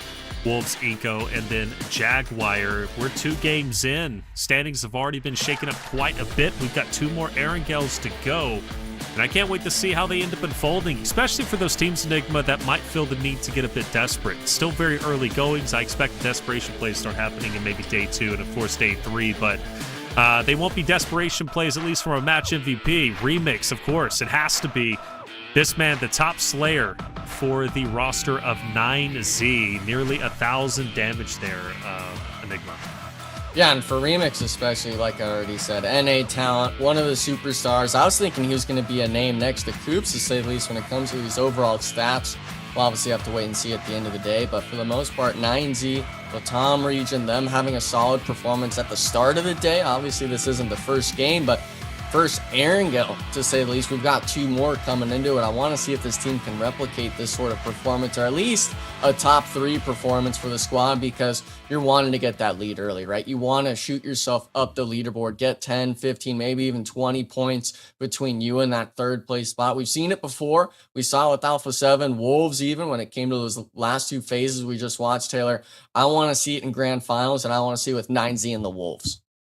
9Z and the Wolves. Let's see it. It seems as if it's stacking up to be the case, man. What a day. We've already had 2 games in, 4 more to go. Another Erangel to come your way after the break, along with the leaderboards. As we sit it to break, though, we had a chance to sit down with Doran from the Wolves. Doran, what do you have to say? All right, guys, here we are with Doran from Wolves Esports. We almost got the winner chicken dinner. Even though we got 17 kills, is there still a feeling that we could have got more? Yes, of course. I think at the end game, we should push the right side when they were split at 2-2, but we didn't realize in the actual game, like it was a tense situation. But it's okay. For the first game, it's okay, and we have the momentum. I hope we still keep going like this, and we will see next games. 17 kills. You guys are playing very aggressively. Is that what we're looking for from here on out? Yes, we don't have no pressure, so we keep playing like this. Absolutely awesome. Congratulations, guys. Up.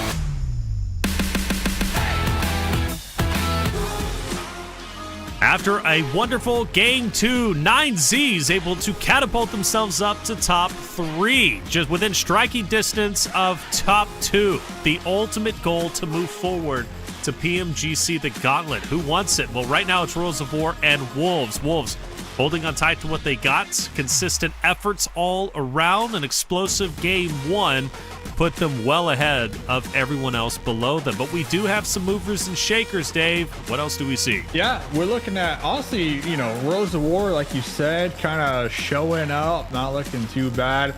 I'm looking at Team Jaguar. No, they're not doing anything that fancy, but they've been just slow and steady here in Game 1 and Game 2. Slowly on the rise, and honestly, that's all you need to do, in my opinion. We got 3 days, and if they can continue to just trend upward here, Enigma, we might be looking at a Team Jaguar top 5 come day 3, and they're going to be in a prime position, right? A prime position to potentially qualify.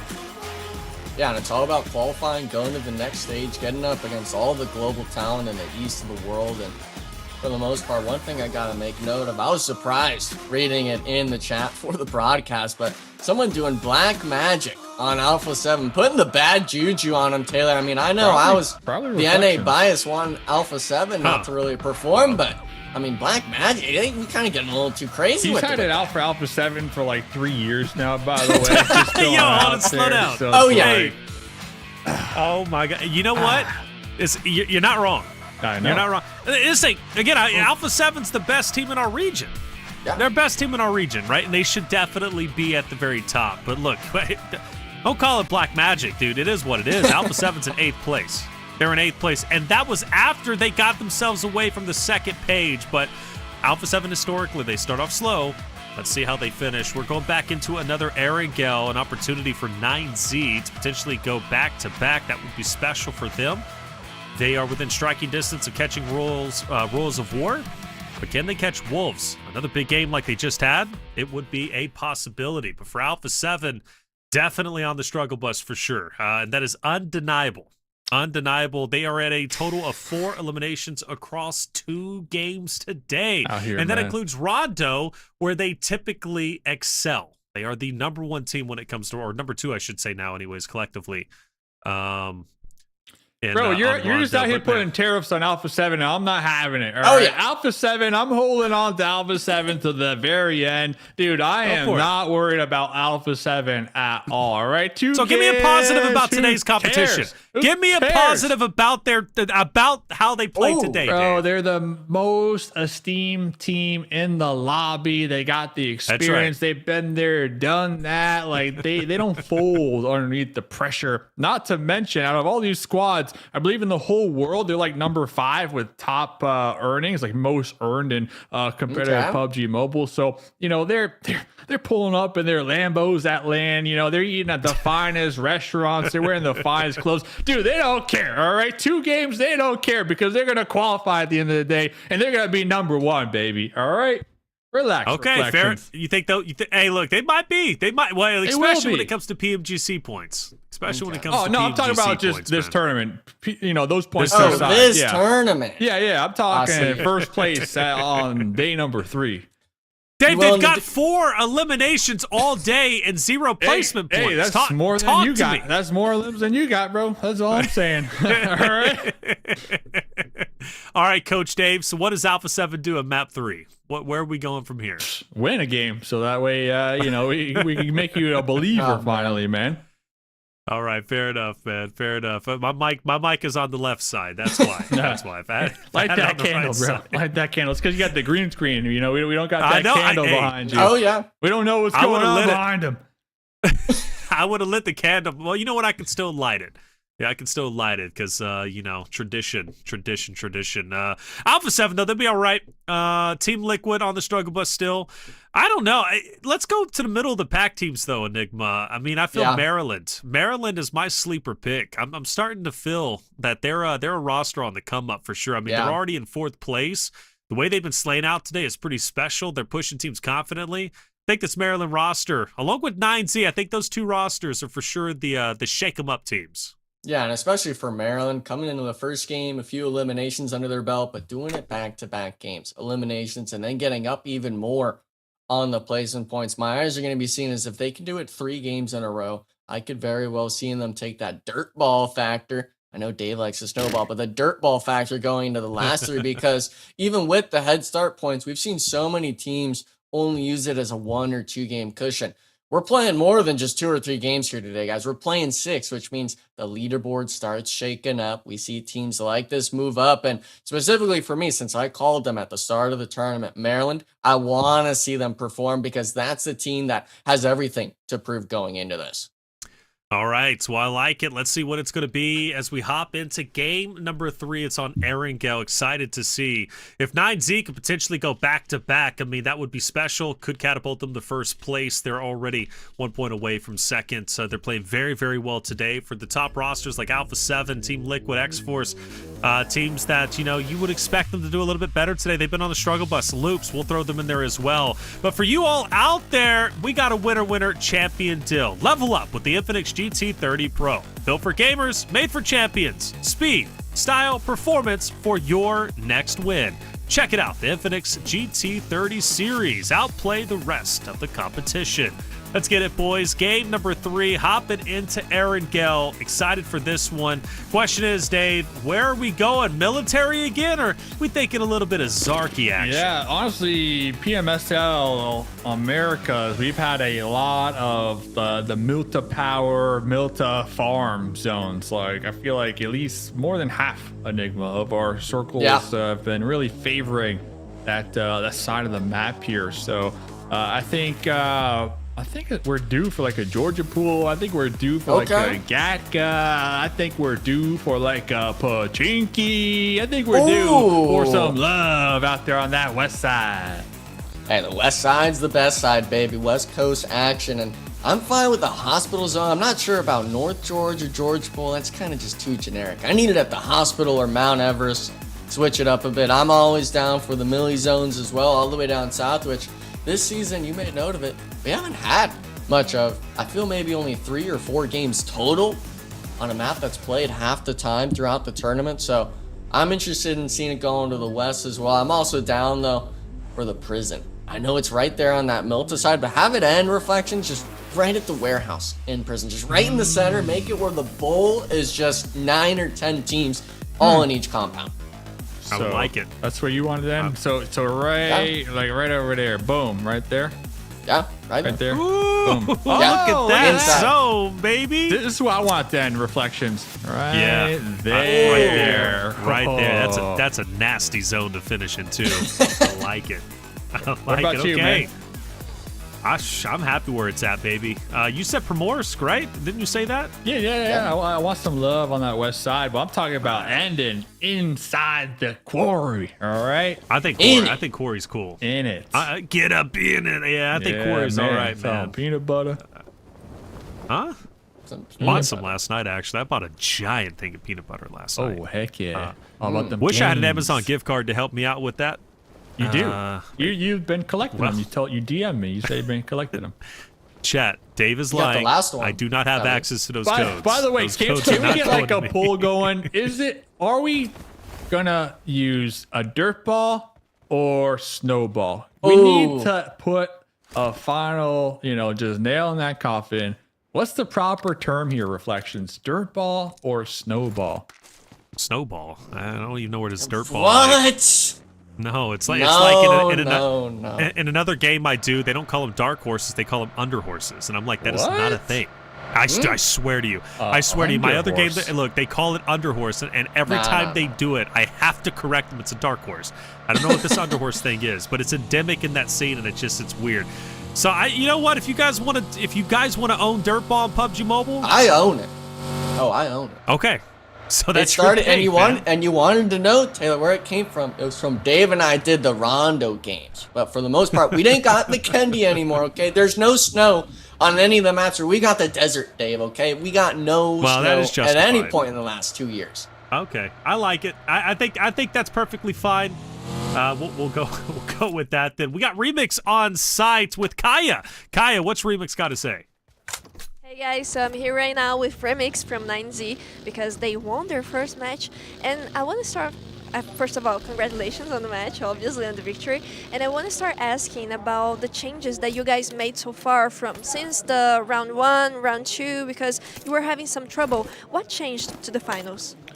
We changed a lot of things because the team, we don't feel very great about the performance we have in the first league and second league, and then in the finals we studied too many things, and then the things we have, this win happened, and then is that only like study too many things, bad things, because the team don't feel very great, and that's why we won this match. And now you are working with Chair, the coach, and apparently you guys started doing some new game style, I would say. So how's that working for you? Because you play really aggressive. The new mode we play in, like the new role, Chair wanna try us to play like more safe on the zone, more closer to the zone, and then that nobody in the team trying to play that thing, and then that's why in the first league, second league, we playing very well because we don't comfort about that game, and then this in the final we study that, and then that's why we gonna be better and better. Okay, so now apparently it's working. I hope you got even more chicken dinners in the next few matches. Thank you for the interview. Thank you, Kaya. That was Remix from 9Z, I believe, off their big win that they just had on map number 2. Big adjustments, Dave, right? 9Z realized they weren't in a good spot coming out of Phase 1 and Phase 2 of our PMSL America's fall season. Going into grand finals, they wanted to focus more on zone positioning, which is very evident, right? I mean, 9Z has been playing very well in zone, staying ahead of their competition. That's why they're picking up a ton of eliminations as well, because they're staying in front of their competition as opposed to them forced to fight through them. So I like it. Remix laying down the law, giving us some insight of why they have played so well today. Yeah, 9Z doing a great job, and they're going to be hugging Primorsk right now, so still kind of playing to that strategy of just finding a really strong spot and locking it down till that mid to late game. So we'll have to keep tabs on them, because looking over here, Influence, they're going to be pushing out Royals of War out there in the distance. You got Loops also kind of hovering around the area. This is kind of off center, not too far from where I want this then, Quarry. So all these teams just kind of, you know, taking pot shots back and forth there. But Enigma, I think Remix said we call it snowball out here in Americas, right? I heard that from the interview. So confirmed, snowball it is. Oh, Diego. I'll keep the dirt ball going, true. Okay, I'll make it happen in the next year. Change up the sayings, but we'll give it to you that one time on the snowball. But no, the nice thing I like seeing out of the interview there, Dave, was the fact that they said the team just wasn't feeling good. We weren't having it. The first 2 phases weren't the performance we wanted, and them getting the win, he said it's a big mental change for the squad. And in terms of mentals, the only team that's really had a solid performance outside of the Wolves and 9Z is Royals of War, right? They had that first win in the first match, and for them getting an opening knock and elimination, I feel going against this fight into Influence Rage is going to be a big come up for him. Influence Rage. Hold up inside the hardcover POI. 3 members in front. Do they have a straggler? They must have a straggler who's currently not in that house. Unless all 4 are there and I'm just missing it. But either way, for Royals of War, prime position on this hilltop to kind of gatekeep them. It is going to be Federal up onto the top northern side. Does he open up an opportunity maybe to pincer this Royals of War team, Dave? Possibly. Just needs one nice little knock right there. But Federal, like you said, on the outskirts, David really needs to have his head on a swivel, not to get ran over. We've been seeing a lot of runovers here on Erangel. Honestly, that's my type of gameplay right there. And shout out to 9Z for really showcasing the strength of just getting the run over to open up the engagement last game. But Klaus behind the UAS over here was smoking it up, trying to buy some time for himself, but catching that grenade to the dome. Meanwhile, his squad mates just kind of riding out into the sunset right now. Enigma and Xforce off to a really slow start here. It doesn't look like they want to take the fight in the blue zone, so I totally get it. I just feel bad because Klaus was kind of waiting for the support, right, from his squad mates, yeah, but getting caught out in the rotate. I feel like that's been the story for Xforce Oh, beautiful zone, by the way. I feel like that's the story for Xforce, just playing it a little too slow and getting one or two of their members caught in the rotates, leaving them with just like a duo in the late game, and it's really not helping them here. So hopefully they can kind of be a little more proactive moving forward here. I think that's been their issue so far. Yeah, and I feel especially having the player Klaus having the top stats for the squad across all 4 players. He's been back-to-back games. The first one knocked and eliminated, separated from his squad. So I'm not sure if it's a disconnect, maybe just a little bit of an overstimulant, over-peaking sort of play coming out from the Xforce boys coming into the grand finals. But this is one of those disruptor teams we were talking about earlier, Taylor, that I felt they could be a team after having so many wins, not the consistent placement, but so many wins throughout the first 2 stages that they could have moved forward. And actually, while that was happening, I'm seeing here as well, Wolves, unfortunately, making the same mistake. It's going to be Igor eliminated for the squad of Wolves. Yeah, and for them, you know, do they want to stay where they're currently at? I think they're going to go ahead and pump the brakes and kind of cut their losses. I don't like that Baton is by himself. I do want him to join Coops and Doran a little bit later on. Love that 9Z took priority of Primorsk. They're going to be relatively safe there for a good while. And they're also going to avoid a lot of the contestion points that's going to happen in the center zone. But even over on this like southeast, for example, right? I mean, straight out of Nepal, Jaguar might be pumping the brakes to kind of fight on this outskirts.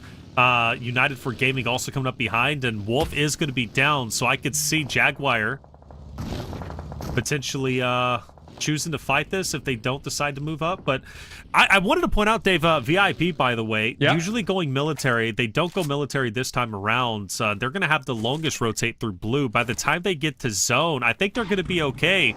But what do you think their chances are this game? Jeez, the VIP, they're just trying to get some game time in at this point, man. Game 1, game 2, haven't really seen them be able to show up in the mid to late game. So hopefully we'll see them in a couple of moments. But 24K from Xforce, got the shotgun. He's probably going to get this confirmation real quick. I'll take that. That's going to be up against Royals of War. This is going to be inside of Quarry. Alain with only 1 more grenade, but if we can really thread the needle and get it into that warehouse, that could be a huge knock over there. It's going to be applying the pressure for 24K to wrap around here as well. David, he's ready. He sees the grenades, trying to hit the dirt, but got caught. Ergod, we saw in game number 1, the MVP with the mini, with the 8 times. Sees 24K making the breach, getting that pre-fire through the smoke, swap into the SK-12 in a 1v2. Does take out a limb, but too strong from 24K with the support right there, Enigma, to get the job done. There goes Royals of War. Yeah, that was a 3v4 slam onto the Royals of War squad. So unfortunate stuff to see. I felt Xforce might have been getting wiped, but for the rest of these lobbies, the circle shift does go towards that eastern side of Quarry, the spot that you're wanting to see, Dave. And all these teams now are starting to drive in, but I'm really interested. I'm worried almost about some of these teams that haven't been performing. Alpha 7, intense game coming into the eastern side. They've got Maryland right behind them, kind of storming in, looking for a third party. And with this sort of circle shift, especially with this coastline here, Taylor, there's only 1 or 2 bunkers for these teams to play. A lot of the zone isn't playable for these squads to work with. They've got to start fighting fast. Ooh, this is bad for Maryland. Really bad. Alpha 7 has free reign to gun them down. Believe it or not, Maryland continues to push up, but I think they're done and dusted in this moment. Alpha 7 might be able to win this fight. Maryland is going to fight back for a little bit, but I think it's going to be short-lived as 1, 2, 3 start the drop. I saved that. Hold up, a rogue buggy. Gweed Boy has moved in, and Gweed Boy's putting up a fight. Korea very weak, but the drop shot does him in the end. Sanab, Squash, Lynn, all done and dusted. Alpha 7 win the fight, but I will say, Dave, Maryland put up a much better fight than I was expecting because they were caught out in the open. Yeah. I thought they were getting gunned down instantly, but that was not the case. I'm thinking, he ran out of bullets right there at the end. It was trying to get that reload real quick, so really just missing 1 or 2 shots. Replay! Rebels like, yeah, I got this, guys. Next thing you know, there's one gonna be taking them down and out. Carrillo on the off angle. I really thought that was Carrillo was gonna win that one, but Screer getting ran over. It looks like both players are actually forced to hit that last second reload, but the timing right there, Carrillo just coming out on top. Yeah, that half-second decision-making, really just expecting, I feel, from the Maryland player of that last bullet, getting the knock and ultimately the elimination wipe for the squad, but not going to be the case. And that's actually going to allow Alpha 7, even though they're in the circle, gives them a bit of breathing room to rotate in onto the western side. But Intense Game has been sitting pretty here on this whole cliff side, being able to kind of understand what's going on. Not committing just yet to go for the engagement, potentially onto Alpha 7. Too many spots open for a team like that to work with still, but with the vehicles driving around, this is always a scary part, I feel, Taylor. When you see these teams in vehicles, it's showing that as soon as they get one knock, they want to press the advantage. They want to go for that aggression, and with it being so early in the match, it's only stage 3. The blue zone is going to start ticking a bit when this circle pops, but you still got to be able to work with it, and you still got to be able to try to prevent the reses, and we see it now. They actually forced Alpha 7 right into 9Z. Oh, yeah.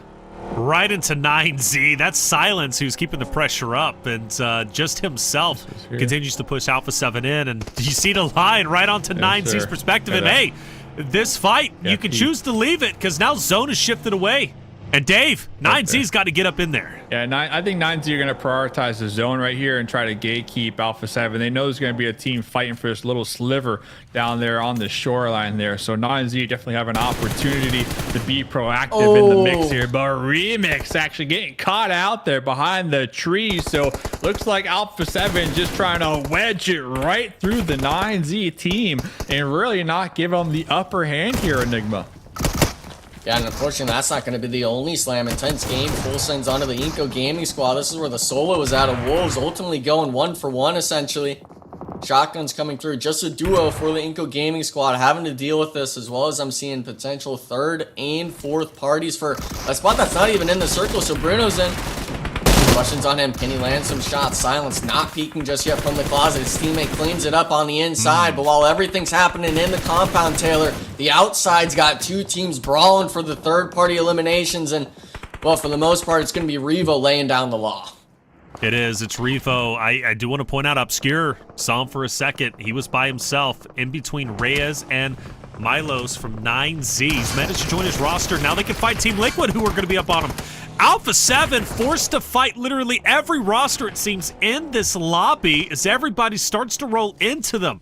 Obscure pumps the brakes. Carrillo has no choice but to reposition straight onto a buggy. That's Chief. And Chief, he's off. He's gone, but does he know where Mythic is at? Bad spot to be in for Carrillo, and he's going to get punished for it. Obscure for Alpha 7. Last one up for Team Liquid. Let's get together. You got 4 members up.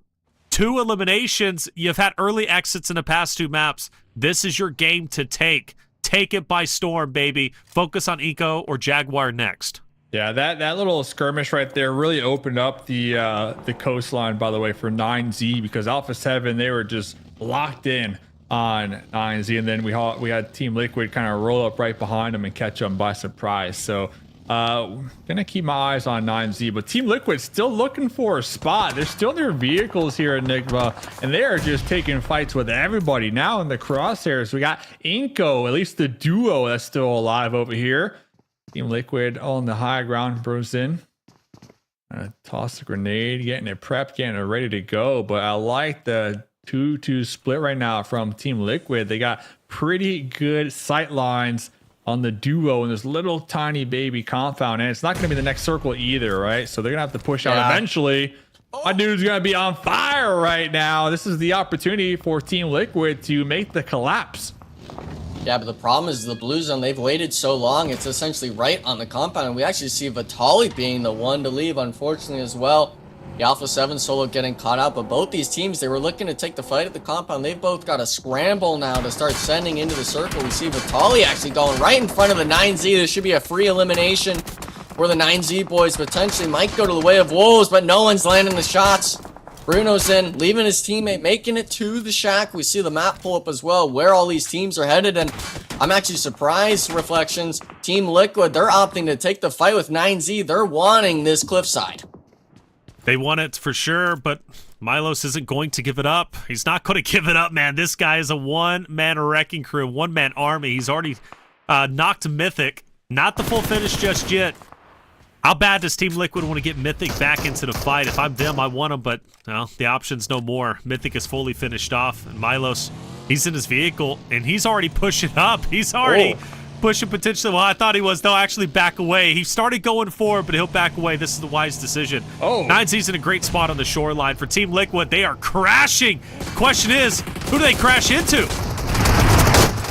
Into Jaguar. Horrible spot, by the way. You just got a straggler from Jaguars, but 9Z, they got the shoreline. They got some bulls to work with, and 9Z, they're going to be overlooking that ridge side right there that Team Liquid just pulled up on. And Team Liquid, they're going to be right between the Wolves on the high ground too. So you already know the Wolves, they're going to start to toss up some Molotovs, some grenades to try to flush out Team Liquid. And it looks like Team Liquid down to just one more player over here just trying to survive. And I don't know, Enigma, I feel like they could have played the edge there, maybe even taken out 9Z on the shoreline. The end game, just full send, it's just not it. It's not it, man. Yeah, and especially with it being stage 5, I thought they were gonna slam on a Bruno's in and just take the shack on the edge of the circle, but that wasn't the case.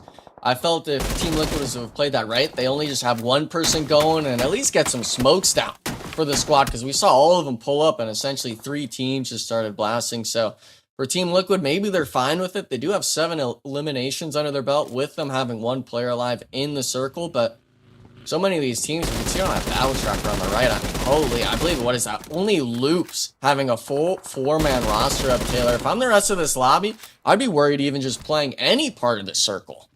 Dude, it's tough, isn't it? It's so wide open. That's why I prefer 9Z where they're at, but eventually they're going to have to move. Luckily, they sent Reyes out to kind of scout the rest of that shoreline. Gatsby might challenge. Influence, Rage are gone. We wanted a diabolical end zone. We got it. We for sure did. This is not going to be comfortable for anyone.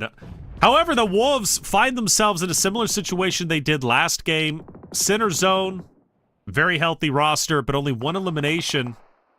Not a chance really to get too active as of yet, but maybe the opportunity will come as they are dead center. I'm assuming, you know, we might see probably 9Z. They're the healthiest roster on the southern portion. Might choose to crash into them and try and take over that hardcover POI. For Bruno's end, feels bad. Anytime I see a player in a shack like this, it never ends well, typically. Feels bad, but that could have been Team Liquid right there in that shack still surviving. Instead, Team Liquid opted to just, full send it like we were talking about right there. So at least Bruzin's getting some elimination points. Hopefully that's the goal, right? Top 7. But Loops up there in the north. You got 9Z in the south. And then, guys, this is looking like, this is looking like a Wolves win. It has to be a Wolves win right here. They got the hardcover. It is a little bit elevated as well, so they got pretty nice sight lines. And they get the next circle here, right? So looking at 9Z might just do this here, Enigma, honestly. They know that the Wolves are going to be over here. They hear the shots ringing out and out. So looking to see what 9Z end up doing. But 24K still alive. 1-man wrecking ball, 3 grenades left here, Enigma. Yeah, it's a duo, actually. Both of them hugging the cliffside here. Loops were only able to send 1 player off the Wolves knock all the way on the edge of the circle, but we got to stand up and start moving. We see the nades start landing on top of us. Rondo boy, even though it's just him, he could potentially get the 2-man wipe onto Xforce. Will be able to, I believe, get the knock and thirst on a 24Ks here, but where's the rest of the team? They're pulling up now. They've got to clear this out, because if they get the wipe here on the cliffside from Xforce here, Taylor, they have full control of the north. They've got to play for that late game, and yeah, they're not even sending a player to look for shots. They're wanting to just nade him out, go for the safe bet, and for Alem, he's not even going to get a chance for the med kit. Loops Esports, the only squad with 4 players up, 8 eliminations. I feel they're one of the contending forces against Wolves right now. For sure. They're looking so good. Like you mentioned, 8 eliminations, an incredibly strong game. One of the teams we've highlighted that had started off very slow in grand finals over the first 2 maps was Loops. Now they're waking up. Now we're seeing why they were one of the most dominant teams throughout Phase 2 competition. For them, like you said, one of the teams to potentially challenge that of Wolves, who are still 3 strong, inside the hard cover. But I don't know. They're still in the open. That's my big thing for Loops, is they're in the open. There's still not a comfortable, safe spot for them to rotate to if a team decides to focus onto them. So I look at maybe Wolves to kind of gatekeep them. But if you're Wolves, Dave, and you're pinned between 9Z, you got a solo from iNCO, you got 2 from straight out of Nepal.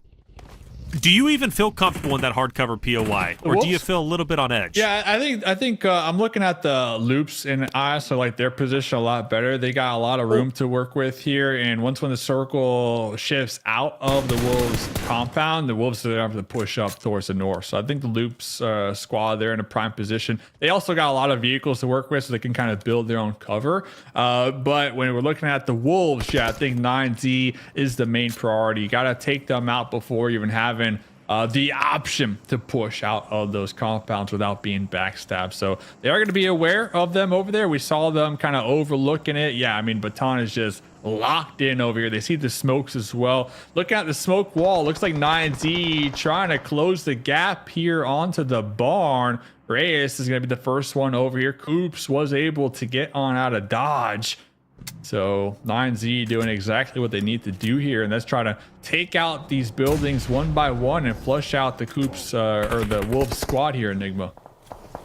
Yeah, and they were able to actually get up onto the building while keeping the vehicles in place. So if this pulls northeast just a little bit out of the compound, 9Z could potentially make a do or die send just past Wolves, play for the next late game positioning, but it's always a matter of where it goes. We've got a few pulling seconds out for left sure, for it to pop, and it goes to loops into the open, and I'm not so sure about loops here, Dave, because I'm looking at the SON duo here on the east side. I've got to assume Leon's got a vehicle. If Gatsby could maybe catch out one or two of the loops players here getting a little too greedy on positioning in that circle shift, they could potentially steal away the game. But everyone else, now they're looking at the SON boys right as the caster curse comes into play. Not even worried about the next circle shift, but I don't believe, Taylor, even the building that Wolves occupies currently, they're not in circle there. They've got to move. Yeah, they have to. And man, Bruno's is going to be a thorn in their side if he doesn't choose to take himself out. I think he's going to fight. You know, a lot of teams, if they're a solo, they'll, you know, ultimately end themselves over in blue zone to deny a potential point going to their competition. But I think for him, he understands he's got an off angle. And he potentially wants to take the fight on to Wolves. But, I mean, this is, I think it is a Loops game. I'm going to go with Dave on this one because this 9Z Wolves fight is going to end up unfolding. They're going to cannibalize each other. Gatsby's already down. Leon's already rotated over towards the south. Loops is going to let this all play out, take some pop shots when they can.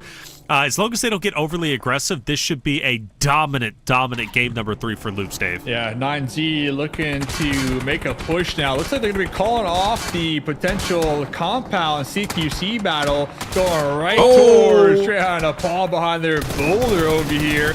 We are going to be crashing into a tree, but Kogo with the support in the back line. It's all good, man. It all went according to plan. But going back to Brozen over here, Bruno's in.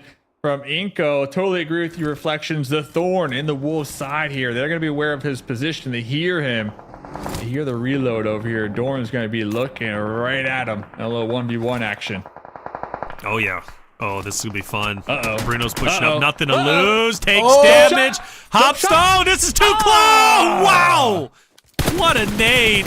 Timed it perfectly and instantly onto Kogoat, mind you. Instantly onto Kogoat. Last one up is Doran. This is his last chance, his last dance. I thought he was going to send it off into blue. I thought he was just going to continue to drive forward. Nade, he's still alive, and he will take himself out. There he is, and it's going to be Loops taking the win. 11 eliminations, a big come up. They struggled on the first 2 games, but on game 3, they right the wrongs. Beautifully done there, Dave. Loops coming in with that winner chicken. Hey, don't leave me hanging. There it is. So Bruno's in, really just playing spoiler right there to the Wolves. I mean, you called it earlier, right? Reflections, like, we got to watch this player. The Wolves, they were looking to make that push out of that compound. Bruno's in back there, just, you know, spoiling it right there. And the Wolves just kind of crumbling underneath that pressure. Really allowing the Loops to just swoop in there at the end with their numbers advantage and walk away with an 11-point winner chicken dinner. Yeah, well done, Loops, 11. But 9Z Enigma picking up 8 for themselves. Well done today. I mean, as a whole, 9Z's been doing very well. They're coming off of a big win. Game number 2 of 15 eliminations. Their game number 1, 5 eliminations. So 9Z can do no wrong when it comes to slaying out today. Yeah, and for the most part, we're talking now is the Aaron that we all were anticipating to see. We wanted to understand if that squad could go back to back to back on the elimination and placement tallies, and they did just that. Now, the surprising part to me was seeing Loops having all 4 players up essentially to the end of that, because we remember they came all the way through the north, through Quarry against teams. I believe it was 2 or 3 rosters coming into their compounds trying to take the engagements, but every other squad, I mean, it just seemed like absolute chaos. A lot of just team driving around, Dave. The vehicle plays from these players, I feel that's the big change. Even though we saw a lot of it from phase 1 and 2, it seems like it's been raised to another level come grand finals. Yeah, totally agree. And, you know, we saw it last game from 9Z. Week 1, week 2, I feel like a lot of these teams, they tend to, like, get the grenade knock, maybe play on foot a lot more. I think they're recognizing it's all about the vehicles, right? I mean, just try to get send one of your players to just try to get a run over. But not only that, it kind of causes like mayhem on the battlefield too. And the opponent is going to be obviously focused on that player zooming around them, trying to run them over.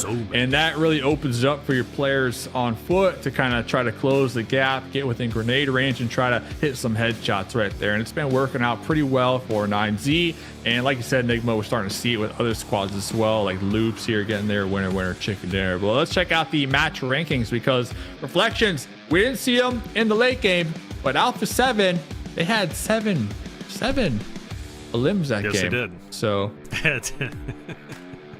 yes, they did, and 1,000 damage. It's not bad. Not bad for the side of Alpha 7, but they do finish off a lot earlier than they wanted.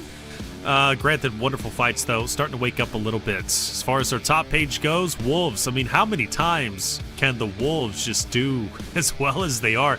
Got a second place in Game 2. They got a second place in Game 3. Fifth place in Game 2. I mean, just so beautifully done as a whole. A lot of teams getting some big wins here. iNCO, for example, with 8. Xforce straight on Nepal with 7 themselves. We take a look at page 2. You did mention Alpha 7 getting the 7 eliminations there. Jaguar picking up 4. Nothing really sensational on the second page. One of the things to take note of is Maryland, for the first time, Enigma will finish towards the bottom. You know, the second team to be eliminated. Yeah, and that ultimately came down to just, what, a 1 bullet difference in the magazine compared to that Alpha 7 versus Maryland fight. Another team as well, I got to make note of, too, Royals of War. They've got a win under their belt. Kind of stumbling a bit, it seemed, to that Aaron. I know we've got one more after, or at least for the day itself, but for these squads, you still got to be able to finish out strong. And I know it's kind of hard for me to be asking for them to be saying, hey, you know, well, it's only the first day, but no, every game matters. And you were wondering, Taylor, how many times we can see Wolves up there in that top 2, top 3. We've only played, 3 games? That means 15 potential more possibilities for that squad. And us seeing them here on the match recap, putting up decent numbers, I feel we're going to see it a lot often. For sure, they're highly consistent. Makes sense given the fact that they did finish in first place with the start ahead points. Well done, man. Well done as a whole. Loops, though, great to see them finally wake up and do as well as they did. They're a team that I feel needs to be in the running for top 2. They're just so consistent throughout phase 1 and phase 2. It would be a shame for them to drop the ball during grand finals, and I fully don't expect that to happen. We'll take a look at our MVP. I got some at least expectations on who it is, but it's Kogo from 9Z. 4 eliminations, 641 damage. Man, that's a lot of damage he was able to get. So already, man, for 9Z, Dave, we've had Remix. Now we'll have Kogo. 9Z on top of the world. Spreading the wealth right there. By the way, I got some like little gamer finger mitts. I've never seen that Enigma right there. You got the glove, but your fingers are exposed. I thought it was supposed to be like the opposite way around. But, yeah, right. Hey, it is what it is. My dude is number 1. All right. He is number 1 indeed. What Enigma? What is up with that? I mean, normally, right? You want him on the fingers. You don't want him on the. Or at least the fingertips. Yeah, the gloves you go on the fingertips. It might be like he doesn't like the case feeling or something, whatever the phone's got on it. You don't want your palms hitting the screen because then it starts. How did you used to play Enigma? Would you wear at a LAN? Would you wear the finger gloves, or are you just straight up? You wore like snowboarding gloves or something. No, we did not wear snowboarding gloves. To say now you're really making something crazy. up. All right, go on. No, we're getting too crazy. But no, outside of after the whole wild card phase, it was the fingertips like everyone had used index fingers, thumbs. We had a set of them for each. Shout out to Sakamai as well for getting them for me. But for these players, I mean, the glove is a little bit extreme, but I feel it's just so his palms don't hit the screen. You know, you don't want to be missing shots because it's not registering your fingers. All right, fair enough. Getting a little insight on what the players are doing with the gloves. Game 3 done with 3 more games to go. 1 more Erangel. It's going to be a lot of fun. I mean, at this point in time, we've seen some consistent performances from the top rosters, but other teams who are maybe middle of the pack started to show up. With 3 more games remaining, top 2 is still wide open. We're going to take a quick break. When we come back, map 4 Erangel coming your way.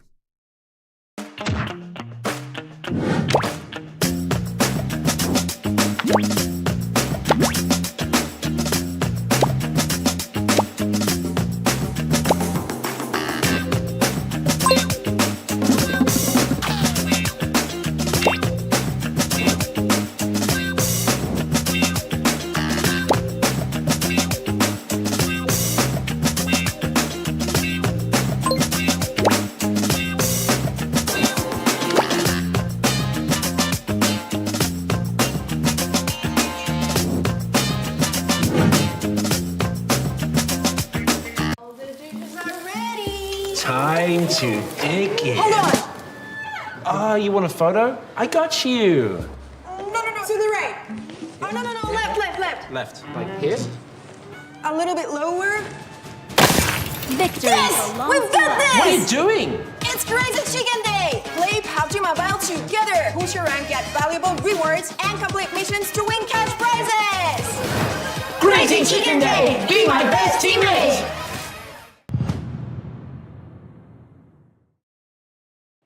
Hello? Okay.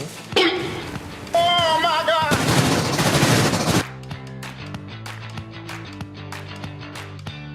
مرحبا أنا عبيدة. اليوم رح أحكي لكم عن ببجي موبايل وكيف فزت بالجائزة الذهبية. كنت لاعب ببجي قديم بس ما كنت بعرف إنه في شيء اسمه مود واو لتصميم الخرائط. في صديق إلي اسمه نور VIP، هو مصمم خرائط وهو اللي شجعني إني أدخل هذا المجال. لما قدمت وصرت مصمم رسمي، أول خريطة عملتها كانت عن العمالقة.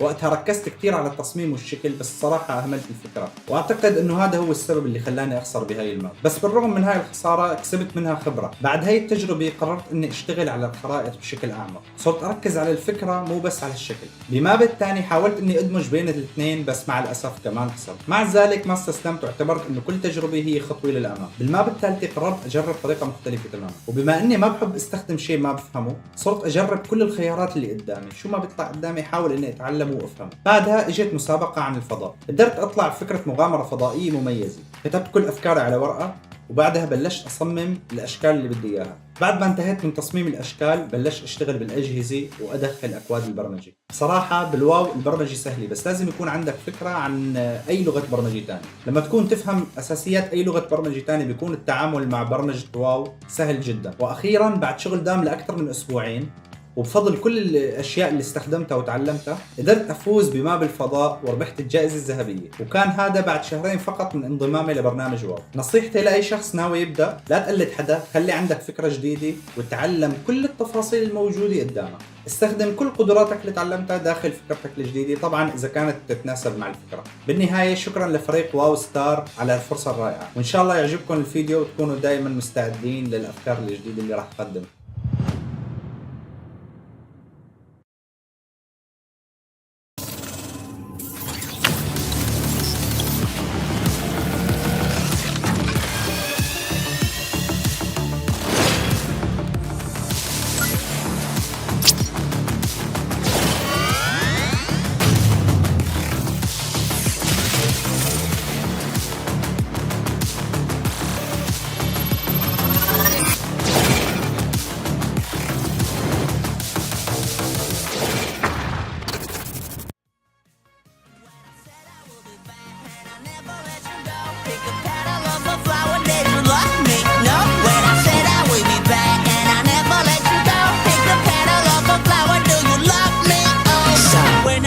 Chicken killer, samgyetang dinner.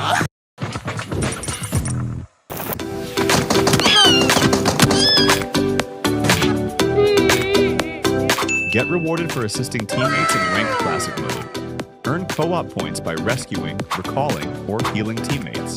Reach 100 points to redeem co-op supply crates at any shop and match. Open them to get random supplies. Work with your teammates to claim victory.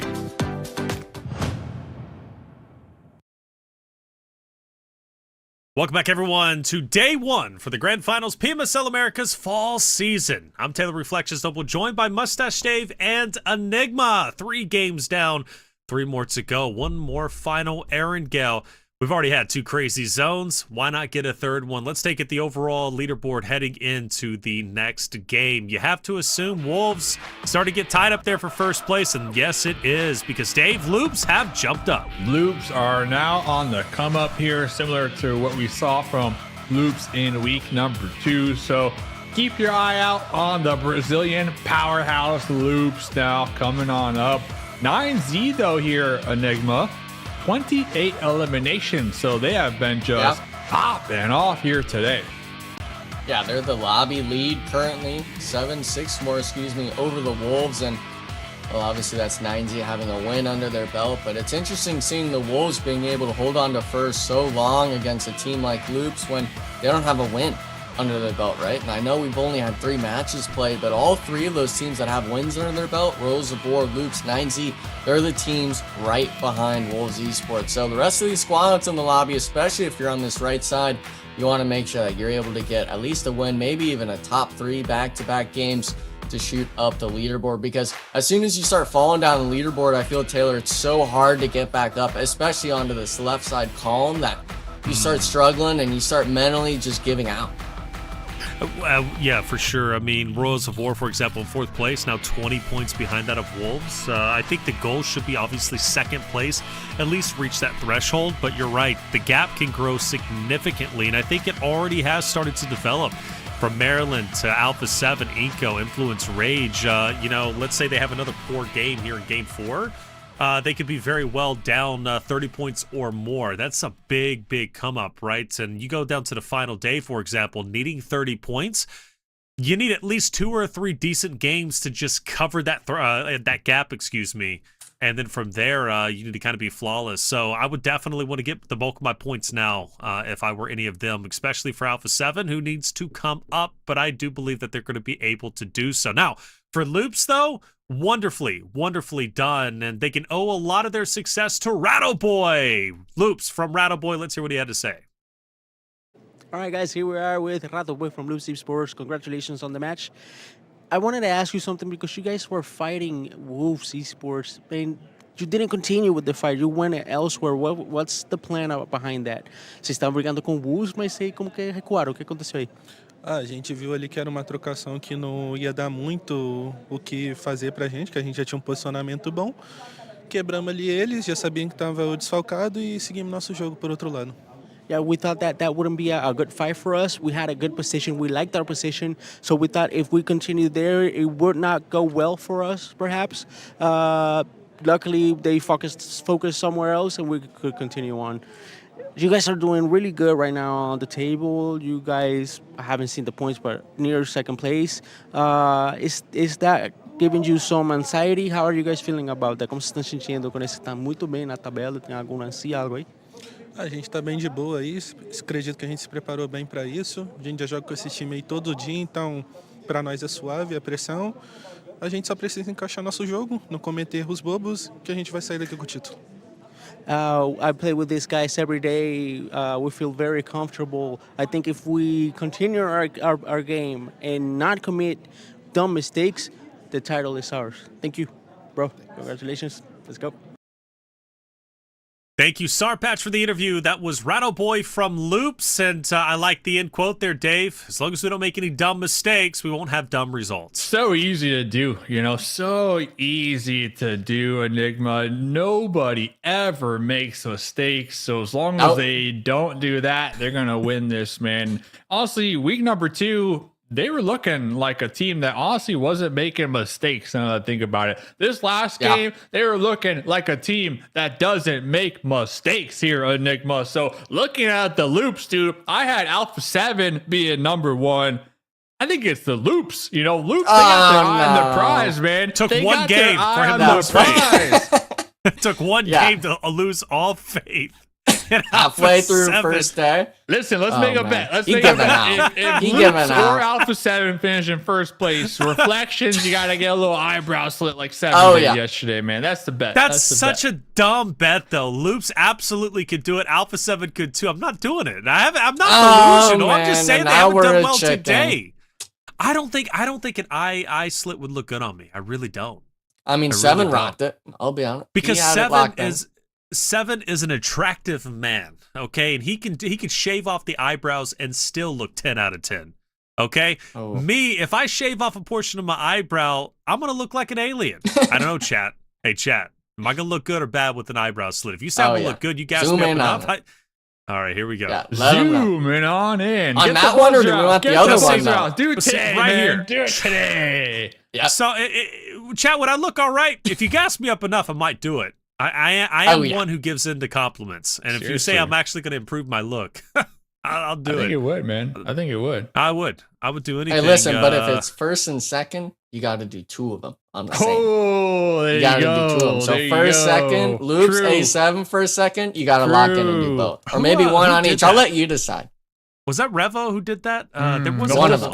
That was what you needed to do to be on Alpha 7 like a year or 2 ago. You know, you needed the eyebrow slit in order to qualify to be picked up. But listen, Enigma, we need you now, man. We need you. So let's see. What's the bet for Enigma? Pink hair or shaving the head if VIP come in first place. That's a good one. I'll give it to you. I'll give it to you.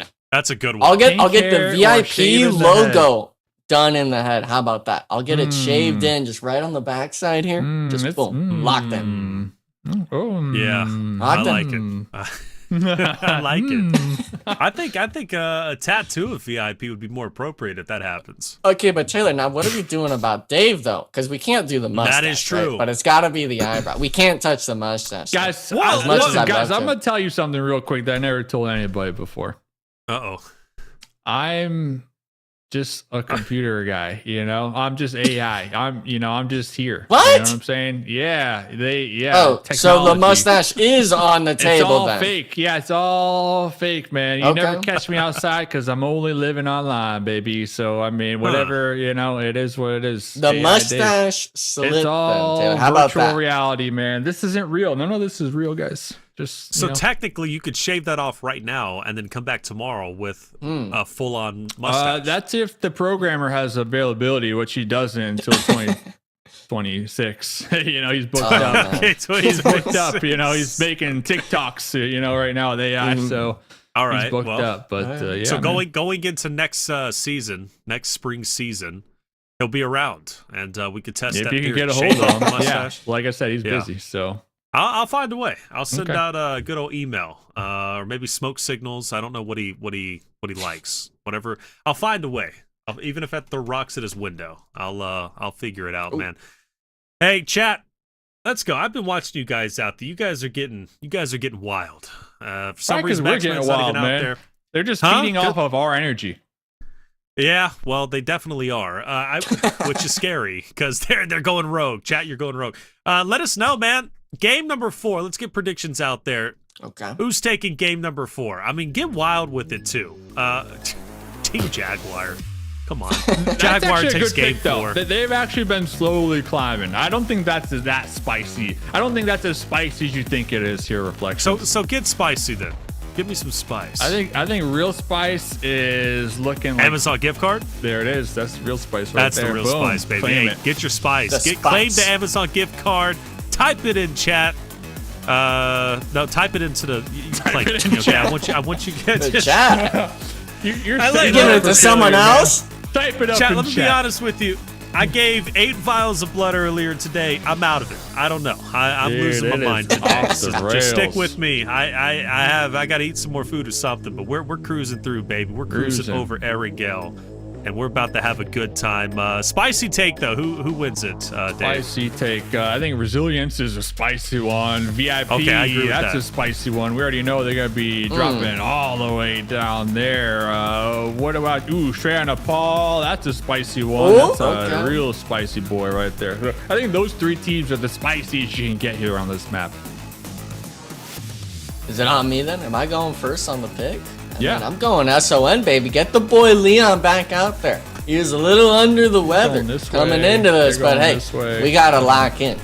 We got to be, I think they go over towards Leon, he's getting a vehicle. Gotcha. Yeah. He's doing his thing. He's locked in. Okay, but no, my pick, we'll lock it in. SON. Yo, I'm locking it in for Maryland, baby. Yeah. We are going Severny. Oh, man. Maryland's a solid pick. Well, That's not spicy. No, it is That's spicy not spicy. because we've seen this before, and they throw every single time. I was about to say, they exactly. throw every single time. So Exactly. Let's see. All right. That is a spicy take, Enigma. That is a spicy take because he's right, man. Maryland, when they get blessed by zone like this, they find some way to butcher it. And mainly because, Alpha 7, when zones like this hit, they love to rotate up towards the north, so they're going to challenge Maryland. And it's the same thing for, like, United for Gaming, iNCO. Like, they love to send it up towards shooting range, ultimately Severity, obviously where Maryland's going to be at. So they're going to have some competition, and very rarely do they know how to play a zone where they get blessed. So it's a spicy take for sure. I'm giving it to Dave. And you know what? You make a great point. We've seen this multiple times here throughout the last 2 weeks. If I'm Maryland, I'm getting some loot really quick. And I might be looking to set up like a proactive little trap going near shooting range, anticipating the push from Alpha 7. We already know Alpha 7, they're probably going to use that main road up there in the north and drive through Severny. I mean, we've seen it multiple times here. So maybe catching them by surprise, maybe even like hugging the shoreline up there, Enigma, and just having all 4 of your squad mates ready for like a crossfire action when they're rotating by could catch them off guard instead of just, calling it what it is and staying in Severny and getting pushed by like 2 teams at the same time, grenaded every single angle. If I'm Maryland, I'm looting real quick, and I'm thinking and I'm planning ahead right now. Yeah, and especially against Alpha 7, as long as Maryland's not the squad taking the vehicles and rotating into Alpha 7, it'll definitely be a favored fight for them. Have it the other way. We saw last game just how detrimental it was for Maryland, even with an opening knock, to just lose players 1 by 1 to the Alpha 7 spread. So that's an interesting tank. I like the idea of shooting range. The only issue for me is that's towards the center of the circle. I was thinking more the eastern side, especially VIP being all the way out there towards Stahlberg, Kameshki. They're going to be the team coming in from the other main road towards Severny. And really, if I had my pickings, Taylor, of fighting Alpha 7 versus VIP, I'll say it. I'd rather take VIP over the Brazilian squad. Yeah, I think so. You take the weak link, right?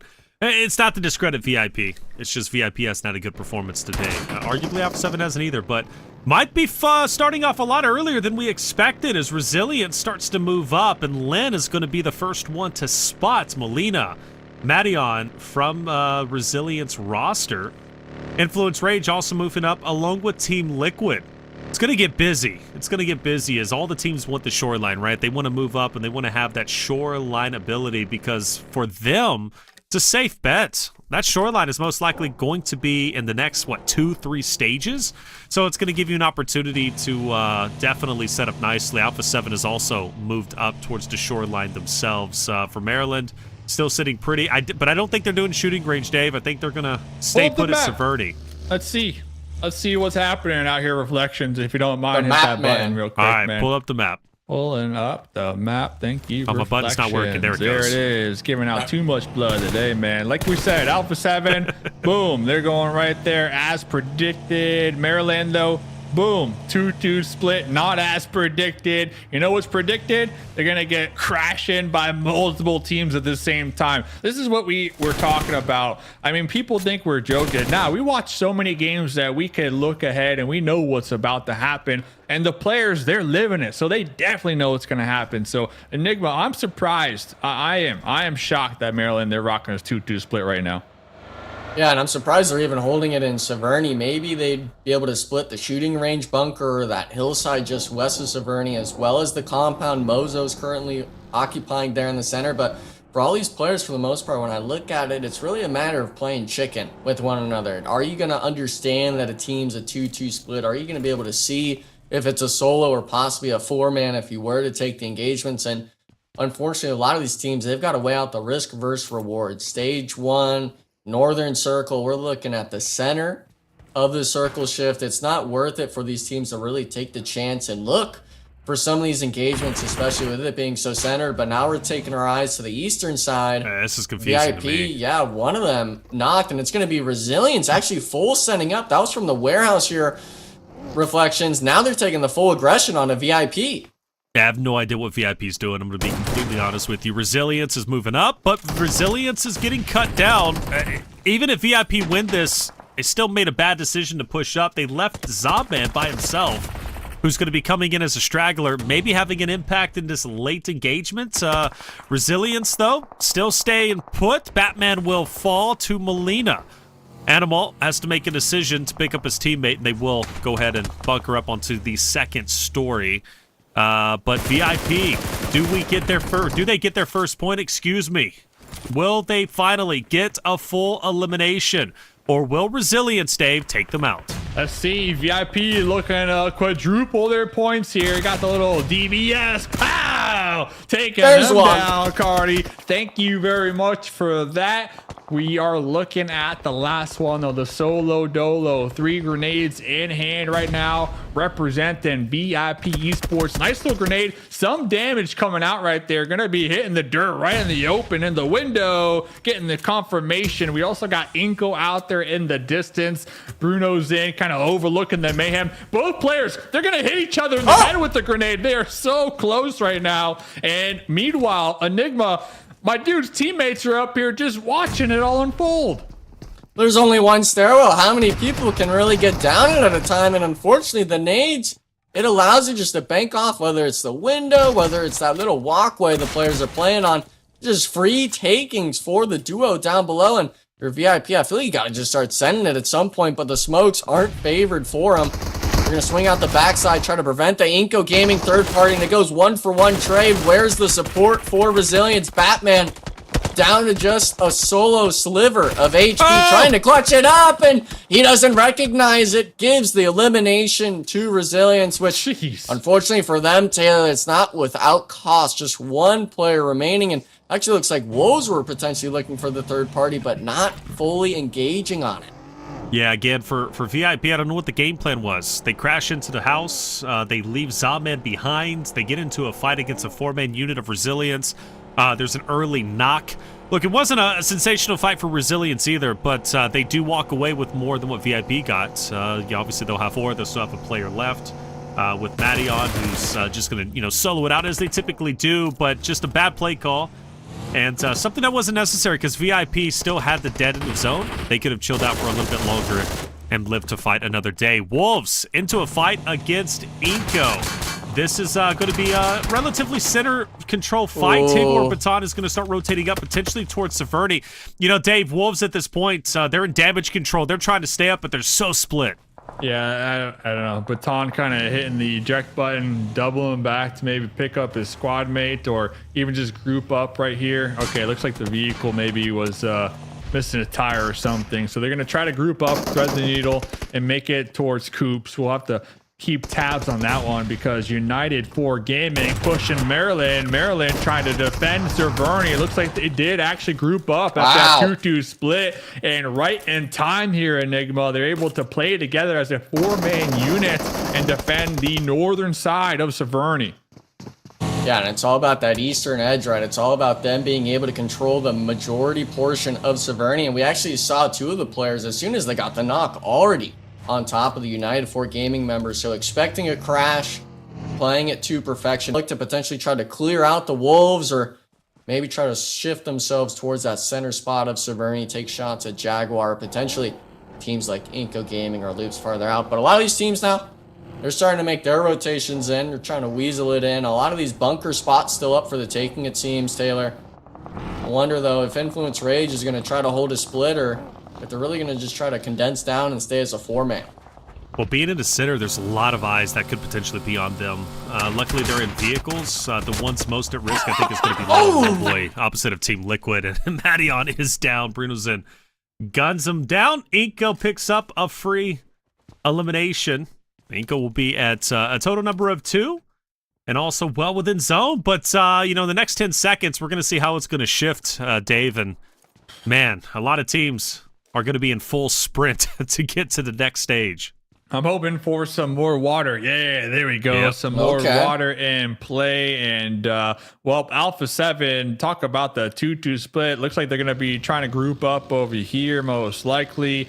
Maryland still in Severny. You got the Wolves also. They're going to have to defend right now because INF are looking to potentially crash them right now as well. So I think the Wolves doing a perfect job at seeing the next circle pop here, Enigma, and immediately grouping up and setting up a defensive position. Here comes Law, though, with the Scar 3 times. A little lead peek action. Looks like Federal was knocked out in the process here. And Influence just trying to find somewhere safe for the time being. Some type of hard cover. But it doesn't even matter because these grenades are connecting and landing right on the money, Enigma. Yeah, and unfortunately for Influence Rage, they had 2 different ideas of where they were going to slam. A duo being all the way down south, and the other is just pulling up right on top of Coop. So easy shots for the squads, and we saw the nade even through the window. It doesn't matter if you get safe, if you hug the building. There's always Squash, Seneb, any of those Maryland players still congesting down into it. But we're wondering as well in the south, this Crossroads compound, it's iNCO Gaming tested, missing the shots when it matters most. Vitin clutching it up for the players, and now with a knock like that coming through, it makes this a 3v4 situation, and it's actually just going to be a solo here on this side. Bruno's in's alone, left into the 1v1. They both have shotguns, both have decent enough HP, but where's the support from either squad? Just trying to push the initiative, and for the most part, I'm wondering, do you go through the window? Do you try to support it when it matters most? But the shots come through the windows, and the nade connects still, Taylor. I'm thinking Loops is done, but he's saying, no, thank you. I'm still up for grabs. Yeah, Vitten's throwing out all the utility he possibly can, but he doesn't pop the med kits, and he's getting taken down from Wolf, I believe, straight out of Nepal from a distance. And well fought for sure. But Loops will be finished off much earlier than they wanted. Last game is all they got today so far. Jaguar versus Rose of War. Tonka puts the final nail in the coffin. He'll get Aragon and Aragon and his other teammate back up into the fight. That's for shooting range. Winning that solidifies that position. Just in time, Meanwhile, what other fights clutching potentially are right brewing up? Well, Wolves, Maryland are getting relatively close to each other. Team Liquid straight out of Nepal are going to be close. 9Z wants to maybe go up to IG, but IG's going to dip away over to where Xforce is currently at. So, Dave, things start to settle down just a little bit. Teams finding some much-needed real estate. Yeah, settling down just a little bit. Looks like Wolf from straight out of Nepal trying to do some scouting over here in Severny. They're really trying to avoid iNCO. So I think now that Wolf is safe, they might end up grouping up on him, honestly. That might be the play. And if they get a nice little circle shift, kind of going their way to that to that east side, well, it'll definitely help them big time. So next circle does going up. Alpha 7, solid position. Alpha 7, they're going to have to probably fight here shortly with Xforce, if I had to guess. Enigma. Meanwhile, 9Z, they've been playing this game nice and slow down in the south of shooting range. So we'll have to see what they end up doing because Team Liquid are also down in the south too. So we might have some fights brewing here very shortly.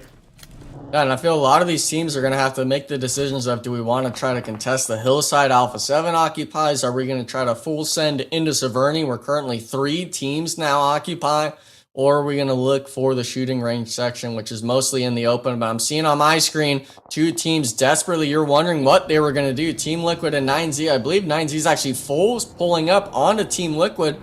They do have a little bit of this ridge line here to work with, but they're definitely looking for an engagement here, even with the split from TL. There's going to be a moment where you have to start taking some of these shots, some of these engagements, and well, for Team Liquid, their only goal here is to push them back. It looks like 9Z will circle back towards the western edge, but with taking so much time here, Taylor, I feel this is all for naught. Yeah, potentially. I mean, Liquids do if you... I mean, it's tough because if they do push into Team Liquid, it's not going to necessarily be an easy fight. iNCO has been known to third party. And iNCO does move into Team Liquid. For 9Z, though, I mean, you know, it's either fight Team Liquid or it's fight IG. Those are pretty much your two options, and as they take a couple of shots, they start to break away from each other, splitting up the roster once again between IG and Royals of War. For iNCO and Team Liquid getting dangerously close to each other, driving cars right next to each other. I do wonder when finally someone gets out, starts firing some shots, starts engaging. None of the teams on the south portion, I would feel comfortable if I were any of them. Outside of Royals of War, you know, they're still bunkered up. They're okay. But for Team Liquid, iNCO, 9Z, IG, none of them have real estate. None of them have an opportunity to get inside hard cover and finally rest a bit. They're on edge, Dave, because they have to stay out in the open. Yeah, it looks like Team Liquid, the duo over here on the high ground, going to be applying some pressure, just kind of letting iNCO know, like, hey, we are up here, don't even think about it. And that's going to be forcing iNCO to kind of push on the edge right there, the circle, actually taking some shots from Kowski. So iNCO specifically, they're going to have some decisions to make, and they're gonna have to make it pretty quickly because the next circle is about to pop soon. And I believe that's why iNCO, we see them here, Enigma, just in their vehicles, just trying to wait it out as long as possible before making that call. And it looks like they're gonna be pulling up on the other side of this ridge line here, and Mythic from Team Liquid within grenade range now. Yeah, it's all about the nades, the utility usage that comes out. I feel sorry for Team Liquid, though, because you want to save these for later on in the match, but if a team pulls up on you, you've got to make the most of it. And for Mythic, does find one good prime nade going over the top and getting the thirst. Fortunately, while that's happening, Rose of War going for third-party shots actually knocked and thirsted Kowski, so both teams losing a member to their name now. 7 had to wait for his teammate. They are both going to be in the circle here, but with such little time and little room really to work with, I'm not sure which of these teams will really be able to come out on top on this engagement. And the shift actually pulls all the way to the east. I feel if iNCO Gaming might even be the play. Yeah, go down into the bunker. You've got to allow Team Liquid to take over this, because the man disadvantage here, Taylor, if you lose this fight 10th place, you're not getting any points. None at all, right? None at all. So you have to pick and choose your battles, and I agree for iNCO to disengage, go down, and maybe even have some of these third-party teams start to get involved against Team Liquid, finish them off, and maybe you have an opportunity to kind of push back up and then take down Team Liquid or whoever's up there.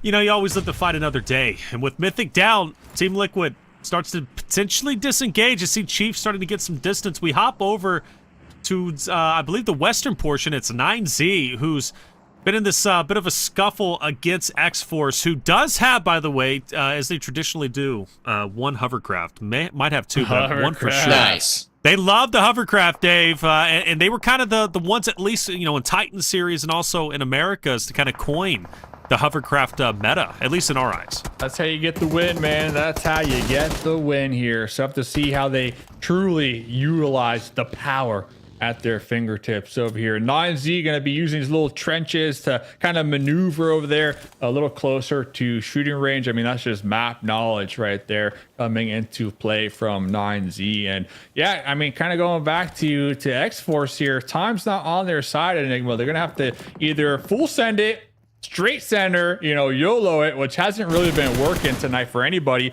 or take a fight with Alpha 7 towards the north or 9Z in the south.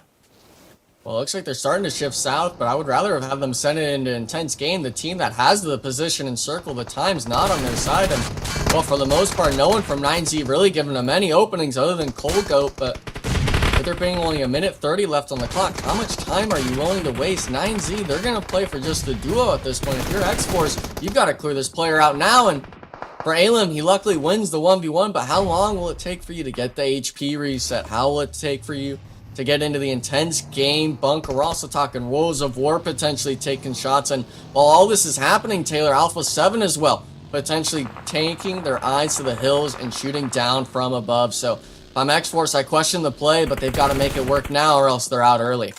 And Team Liquid, let's not forget them against iNCO just a little bit earlier. iNCO still in the bunker. So for Team Liquid, popping shots at straight out of Nepal, who was well up ahead. For 9Z, running on fumes. They start to feel the pressure, start to feel the desperation as Remix does everything he can to just stay alive as long as possible over in shooting range. Not a lot of cover here, and on top of that, now you got Royals of War also starting to move in.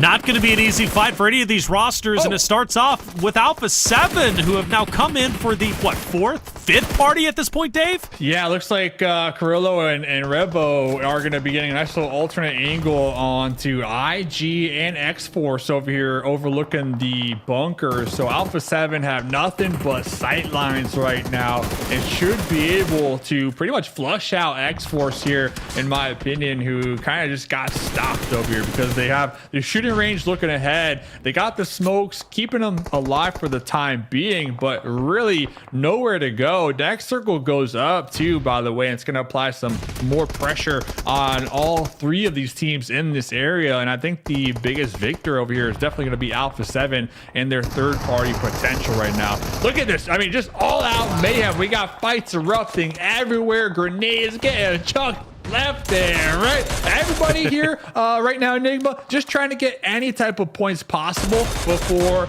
the inevitable, and that is the death zone that the Wolves are going to be holding down dead center with the trio. Yeah, and a lot of these teams only 1, 2, maybe 3 eliminations, already losing players on these sort of shooting range engagements. And for Team Liquid, luckily we just saw one of the teams go out, but we're talking 9 squads. We're talking 9 squads currently still struggling to get into the circle shift. We're talking 0 placement points up for grabs if you go out. And unfortunately, oh man, a thing that I don't want to see. You just made mention of them for the Wolves having the reign of terror down on their shacks. iNCO full slammed them 1v2, I believe, taking their spot in circle. So for all these squads, the only one that I'm really comfortable with their position here, Taylor, is going to be Alpha 7. They've got the whole mountainside to work with. Oh yeah, they're chilling. They're happy. And this could very well be the game they needed to turn the tides, to turn their luck around. They were in 8th place going into this game. With a solid pickup here. Plenty of elims to go around. They could jump all the way up to top 5 for sure. And by the way, I'm glad you pointed out iNCO taking over Wolves' position. And the reason why is iNCO had to go to the bunker.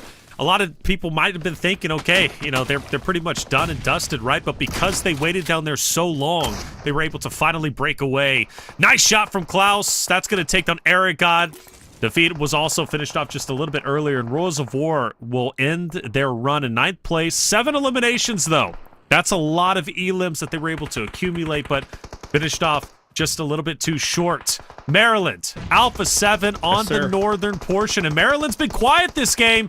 Well, no, they haven't. Excuse me, 7 eliminations. So they could definitely do this. Yeah, it looks like they're able to apply just enough pressure to kind of force Alpha 7 to push a little further south into IG. So Maryland definitely trying to claim the north for themselves right now and look ahead. Over here, though, Alpha 7 looking for some eliminations. Yeah, oh, no. Beautiful vantage point right now. So now Maryland, they're going to be wrapping right behind the cover that Alpha 7 were holding down. Alpha 7 being fully aware of this one, and they're going to be looking to reposition and take the fight and not let Maryland overthrow them over here, Enigma.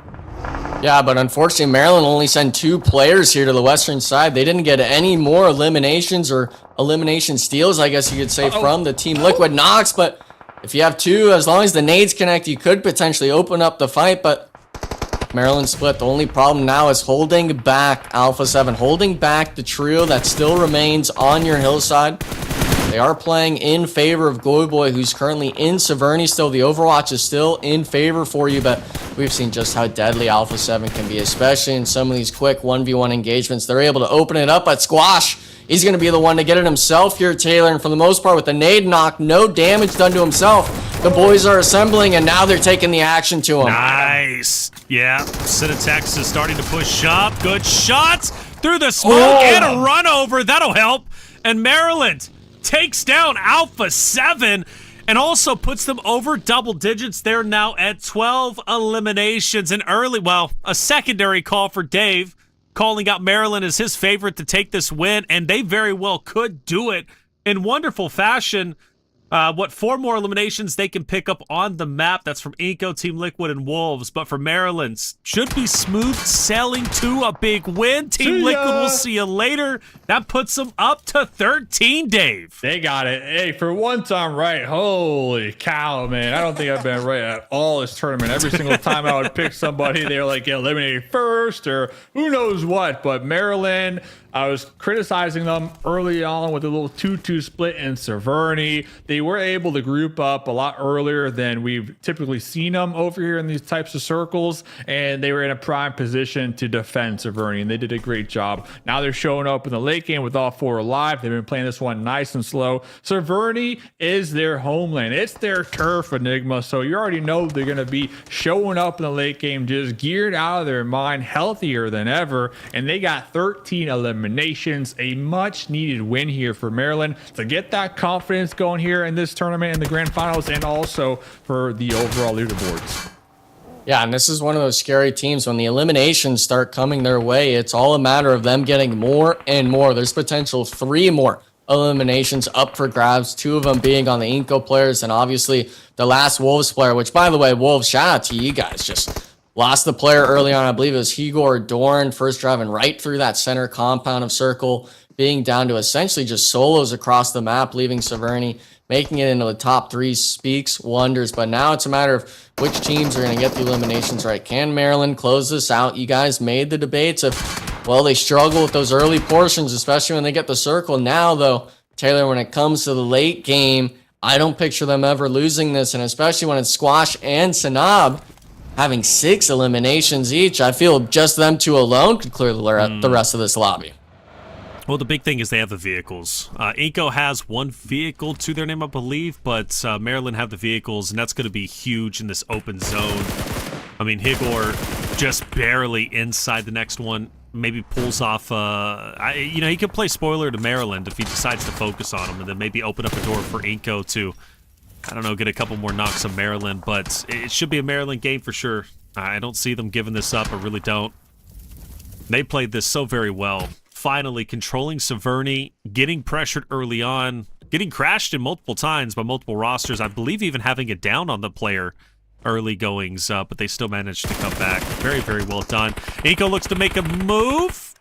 Both teams take a bit of damage, but nobody gets knocked. Everyone's going to still be standing on their own 2 feet, and nobody wants to go into center zone, Dave. I mean, can you blame them? You go. Nah, right. I go. Nah, you go. Because you already know whoever goes first, they're going to be eliminated. I mean, it's going to happen here.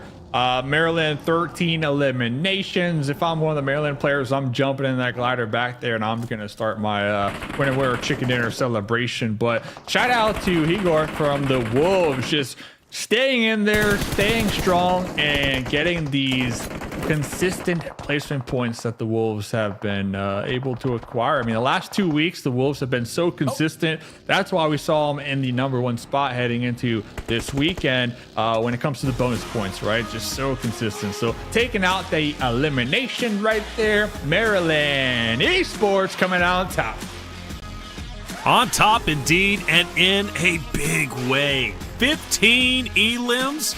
That's going to elevate them up the standing. That's a 25-point game, boys. Starting to, at least going into game 4, I believe Maryland, double check here, was in 5th place.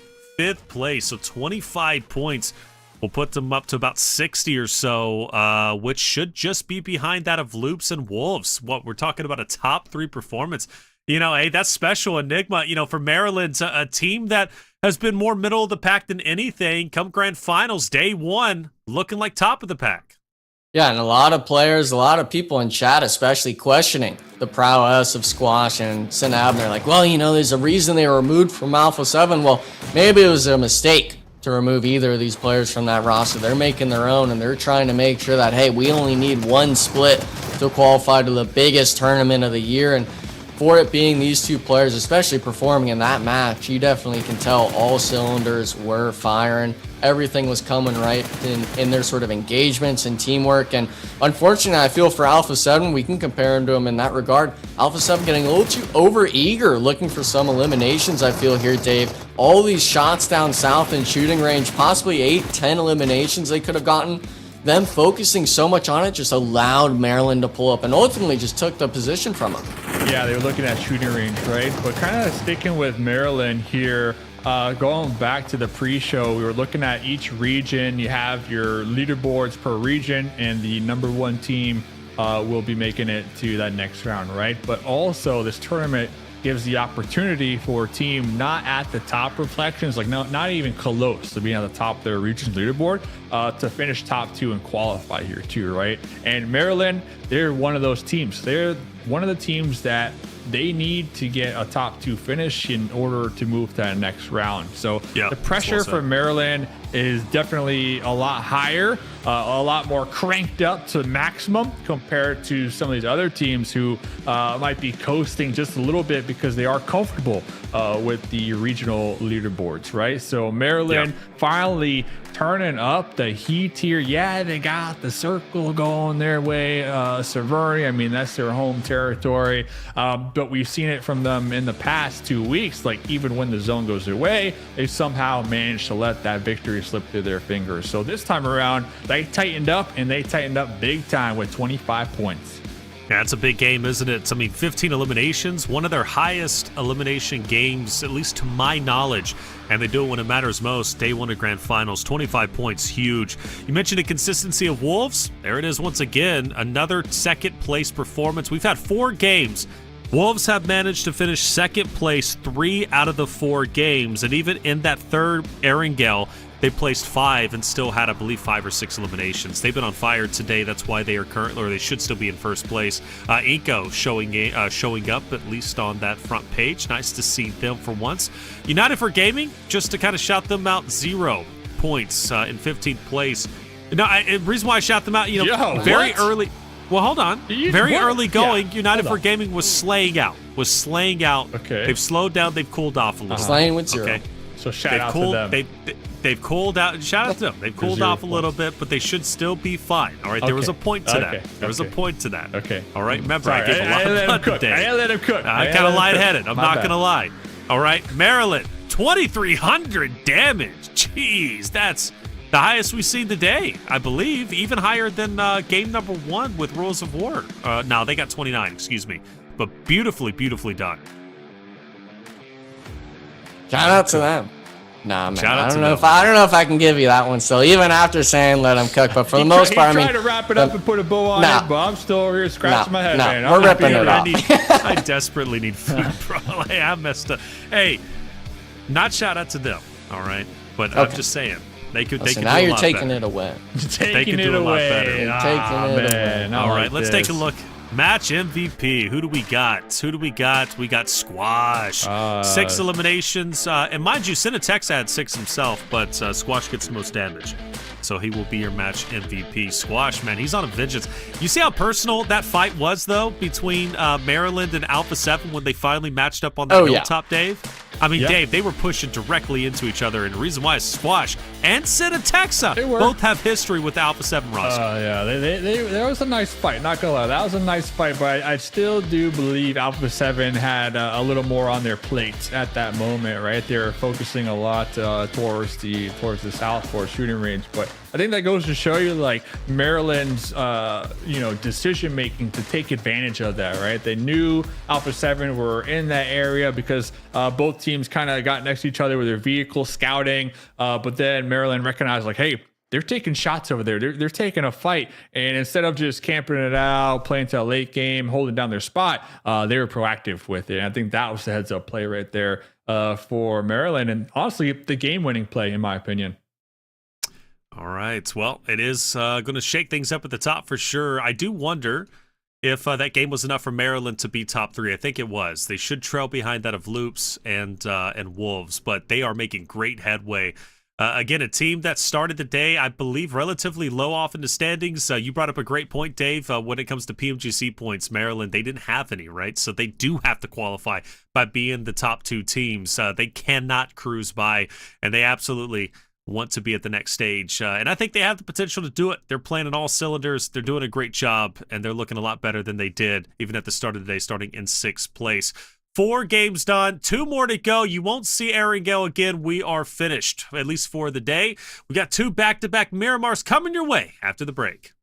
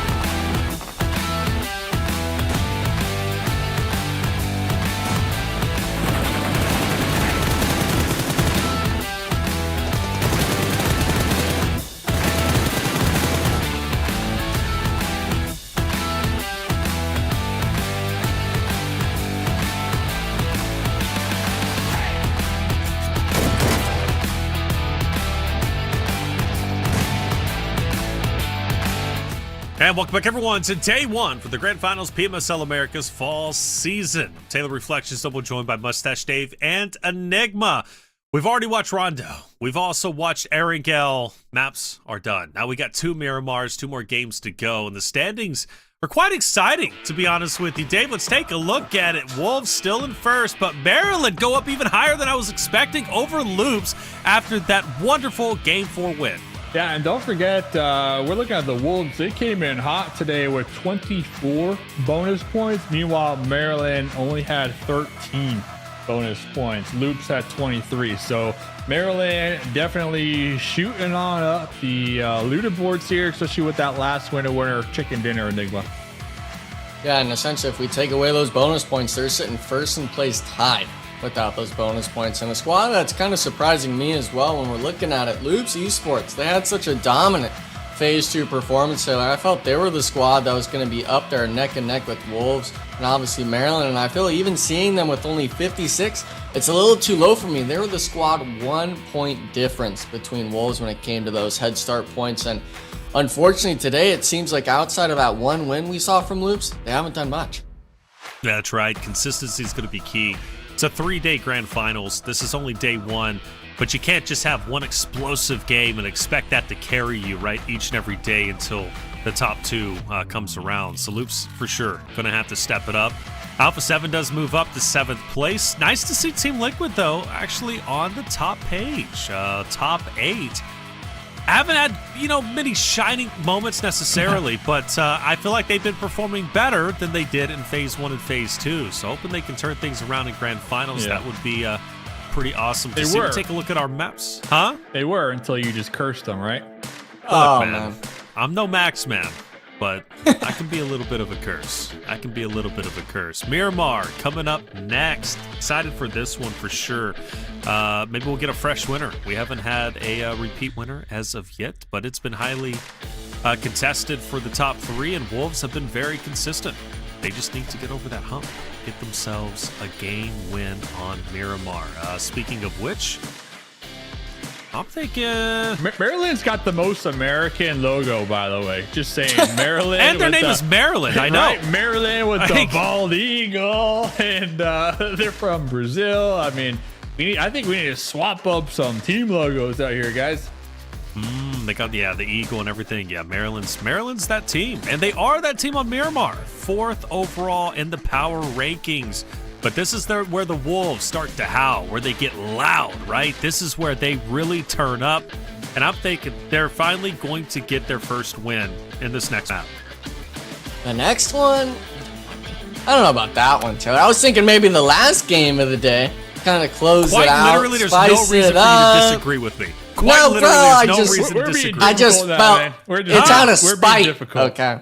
Yeah. For what? What did I do? What? Shout out to United for Gaming with Zero? And then you removed it, and then you just dangled it in front of him. Like you're doing some crazy things before the break. Yeah, all right. I wasn't a fan.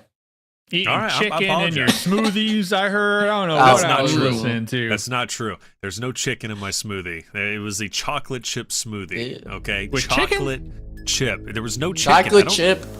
Okay. To give context, I sit down, producer's like, oh, what'd you get? I said, I got a protein shake and a banana. He says, roasted chicken and a banana. I said, no, dude, a protein shake and a banana. Get your Amazon gift cards, plenty of bananas out there that you can earn on Amazon, as well as your protein shakes, maybe even a roasted chicken. That's what you want the Amazon gift cards for. We're quite literally feeding the chat one gift card at a time. Let's hop into Miramar. It's going to be a lot of fun. Map 5.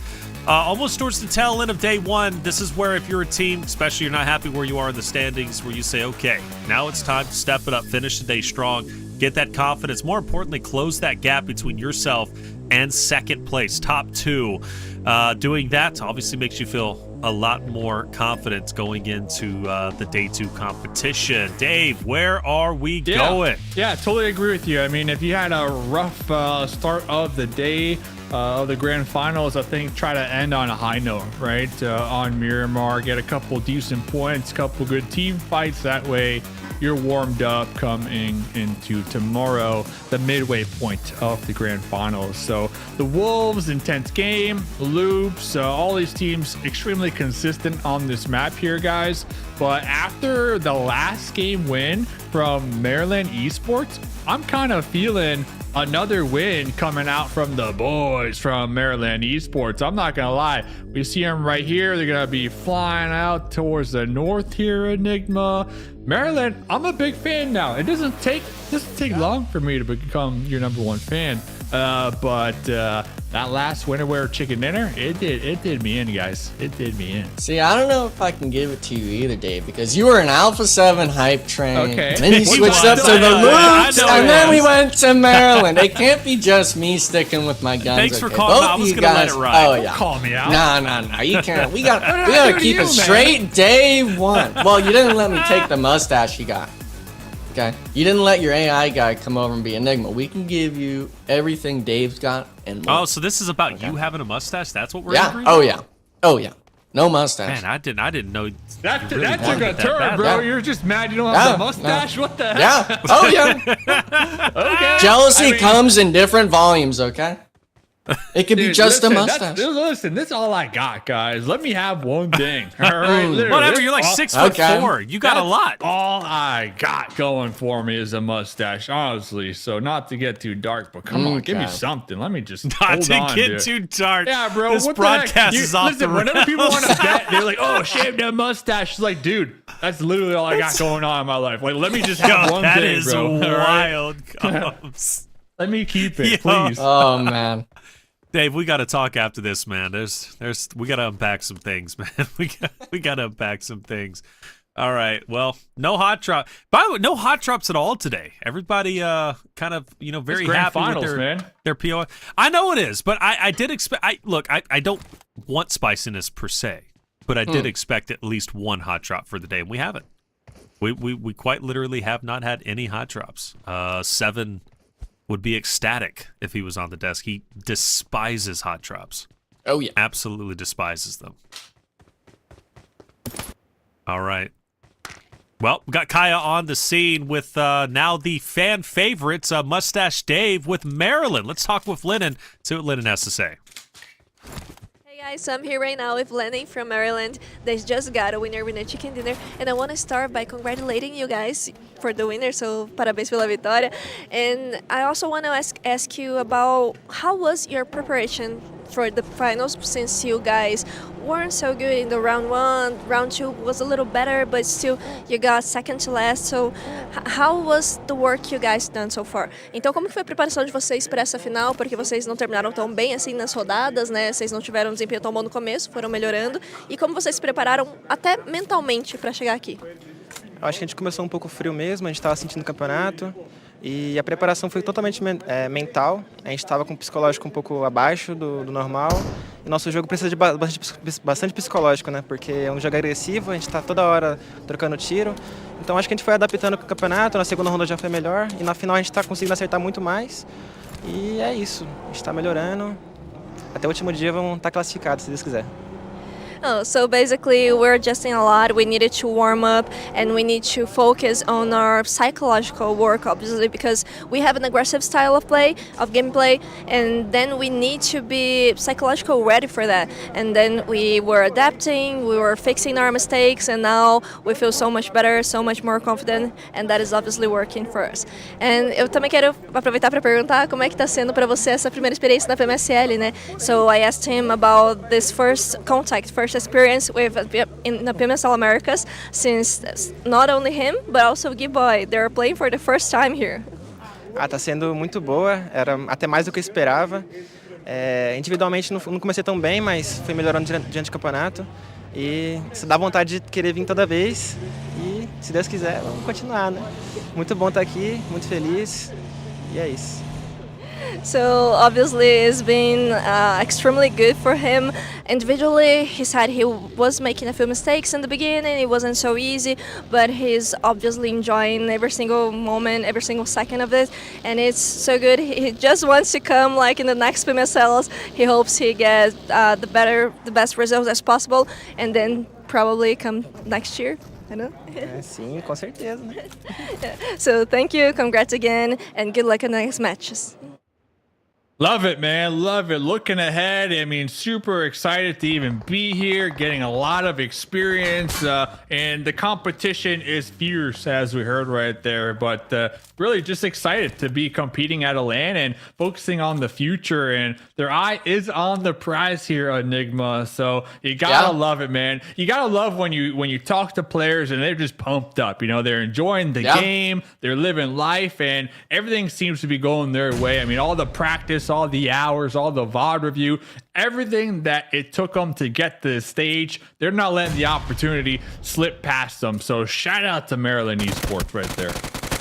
Yeah, and it's all about keeping that positive mental. It doesn't matter if you're in first or last. There's always a learning moment for it, especially when you're leading yourself into grand finals. And who knows, that might have been his first time at any international LAN event. Obviously, this is just the Western regions, but it speaks volumes, like you said, of being able to just show up, get that experience, and say, I want to come back here, because that's the goal. Come back every Americas. We want to see you compete. Try to make it to World League. And then when you start reaching those stages, I mean, the hunger for it, Taylor, it never goes away. No, not at all. I love this format. I love that the players can have an opportunity to compete on LAN in a gauntlet, really. I mean, we're talking a multi-day competition, total of 10 days of competition. Very special for a league like this to happen each and every season. Shout out to PUBG Mobile. We're doing things right out here. 9Z managed to pick up 2 eliminations on the hilltop as they get into a bit of a scuffle. They start to back away a bit, distance themselves from VIP, but as they double back, Batman and Prince start to move up. United for Gaming, they're gone. They're dipping, but it's 9Z and VIP. I'm curious if this fight will continue.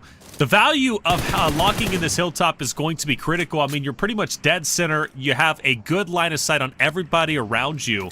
So there is a real value, Dave, to win and want to engage on this location if you're VIP. Yeah, and then just taking into consideration like the play zone, that west side is pretty empty. You're gonna have United 4 Gaming kind of rotating up there, but a lot of the terrain is actually gonna be taken away because of those mountains all the way out there in the distance. So pretty solid spot for VIP to be attempting to hold down, and it does look like 9Z, they kind of backed off of it. You know, they're gonna be respecting the bark from VIP up there, and for good reason, because it is still so early on. But holy guacamole, this next circle just pops and it's going all the way up to the north. And guys, I'm looking at the back-to-back Maryland top finishes now because of this play zone. You're not wrong. I like it. That's a good shout, man. I mean, good play zone, looking strong. All 4 members still alive. Yeah, they got a lot going for them. They really do. That'd be something. Nick from Maryland. If they finish the day off in first place, like, what is going on? I mean, that would just be a huge point lead. But with how consistent Wolves have been, I'm interested in seeing how consistent they'll be able to be on these last 2 Miramars. But seeing just how strong that team's performed, I can't picture Maryland being able to pass up the Wolves without it being that sort of 15-20 elimination marker. And fortunately enough for me, the team that I'm wanting to see get the elimination still to continue in first is going to be the Wolves, baby. 1 onto 1 of the Alpha 7 players. They were actually holding a huge spread on that western side when we looked at that map screen earlier. All that cliffside getting caught out on the rotation, and that's the issue. You start maybe changing up their strategies. We hadn't seen that too much from Alpha 7 in the last 2 phases here, Dave. I feel like they're pulling a little too many playbooks out instead of just sticking to what they've gotten them here for. Alpha 7 might be just using this lobby as, you know, some flexing, some practice. I don't want to say practice, but maybe, you know, trying out some new strats. I mean, they got Obscure on the squad here tonight as well, you know, taking that into consideration. So just trying to stay loose, trying to warm up, and really look ahead at days 1, day 2. I mean, Alpha 7, they're such a good team, and it goes back to just their veteran status that from one day to the next, they can make adjustments. They could do the VOD review, and they could be showing up tomorrow a completely different squad, getting back-to-back wins. I mean, that's just what we've seen in the past from Alpha 7. So I think when we're looking at this lobby specifically, if Alpha 7 are having an off day, that's your opportunity to get as many points as possible for the overall leaderboards. Because once when Alpha 7 are firing on all cylinder, he just said, "No, I'm out of here." He just jumped off that bridge and said, "I'm out of here." What I was saying is once when Alpha 7 are firing on all cylinders and do have that momentum, that confidence going for them, there's really no stopping them. The true definition of a snowball team, and that's Alpha 7, guys. So I think teams like Maryland take full advantage of their lack of performance here today. All right. Well, Alpha 7, they're in the vicinity of Maryland for sure. Also next to Influence Rage. Hold up, but 24K, was that 24K jumping off? What's that play called? Dude, I think I give up. Yeah, they've been struggling. They have been on the struggle bus for sure. 6 total points for the day excuse me, that was at the start of the day. My apologies. Xforce currently sitting at 22. So they started the day at 6. They're only at 22 at the moment. iNCO's happy they got into that fight, though, because that gives them even more valuable points. Granted, their numbers were reduced by 1, and they are going to be running the same route that 9Z is currently taking to get into the zone. We look at Wolves, who are now trying to converge together. Coops and Doran were split off. Higor and Baton are in hot pursuit to try and join them. Not a safe place to be, though, for any of those rosters. Alpha 7, Wolves, United for Gaming, all in the same area, and here they come. Alpha 7 straight into Wolves. Oh man, we're talking just Doran here. Full 3-man of Alpha 7 pulled up. They're wanting the back in blood, having Wolves catching out Revo earlier on the rotation, but the issue is for Alpha 7, they understand a lot of teams are looking to occupy Monte Nuevo. This is the dead center position, stage 3, and even though it's so early, you're going to be hedging your bets, so to speak, on at least being able to move from building to building, giving yourself a shot at getting into that next circle shift. But question mark for me is when Alpha 7 is going to try to move on to Doran here. When will the Wolves potentially cross the road and try to wipe out the 3-man of Alpha 7? And as hard of a task that seems to be, I feel today is the best bet, Dave. If you were to try to continue to stop this powerhouse Brazilian squad, you'd be wanting to take them out here and early, but make sure you don't really even throw your games away, right? You want to prevent yourself from getting a little too overzealous, getting too active on the map, and especially with it being Miramar, I feel some teams are struggling to find that difference between aggression and passive play. Yeah, we're looking at the sight lines too. Like Alpha 7, they recognize that VIP are up there. So I think fortunate for Alpha 7, I don't believe VIP have like the scopes to really be zooming in over here. But they can still, pre-fire and just take some shots down range with like a 3 times or whatnot. And might get lucky and connect. But I think VIP up there on the hillside have a lot of power right now to kind of dictate who takes what fight in the CQC in Monte Nuevo. So I think all these teams just waiting it out, guys. Waiting it out to see and hope that these zones continue to center up, because a lot of our teams kind of hedging their bets that we're going to have a urban combat finish here on this Miramar game. Yep, it's going to be urban for sure for those rosters. They don't necessarily want to fight as of yet. We take a look at the outskirt teams, iNCO, 9C, potentially Influence Rage a little bit later on. iNCO, they're on the come up. How are they doing overall when it comes to point standings? 7th place at 30, so for them, closing the gap to top 2, they're one of those rosters that need to do that to feel confident going into tomorrow's competition. But 9Z starting to encroach on their position, and iNCO might be in a bit of trouble. 3 players up, Reyes, Fatali, and 1 more. This hilltop fight is important. And, well, now as the zone does shift over to them, winning this fight could give them a little bit of rest and time to recuperate. So it's going to be big to win. Vitali, he's given up that high ground. I believe 9Z have officially taken over the hilltop, Dave. Trying to avoid these grenades. Yeah, 9Z able to push out 7-8 just in time. So just like iNCO, they're going to be down a member 2 on their rotate. These 2 teams are rotating the same pathway, and finally one of them going to be pushing off. So iNCO going to be right in the middle, trying to avoid the sandwich between 9Z and INF. Meanwhile, looking at Alpha 7, they're still going to be making some noise out here. Next zone goes up here, guys. I'm still looking at Maryland, trying to see what they decide to do here, because now Monte Nuevo is going to be pretty much the main focus over here. Enigma Loops also kind of a wild card to me. Are they going to try to sweep up the edge here, get some eliminations, play aggressive, or just send it and try to like find a little spot to hunker down too? So a lot of question marks right now for me on those teams on the east side here, guys. Yeah, and for the east side, I believe it's mostly just going to be intense game trying to get those Warren Loops, potentially going to have to rotate straight into them. I actually do believe, as I say that, Loops Esports rotating alongside Maryland all the way up to the northern edge of the circle. And yeah, we're talking Monte Nuevo, but with it being only stage 4 here, I'm wanting the zone to get toxic. I want it to get to the west side. I want it to go down south all the way up on top of 9Z's position, Taylor, because that would result in all these teams that decided to slam into Monty early. They gotta fight each other. And if you're up on the elevation, well, those are free elimination steals for you to get. So for these teams, I'm wanting to see the leaderboard change even more. And unfortunately, 2 teams up on the top of the leaderboard, they're battling it out right now.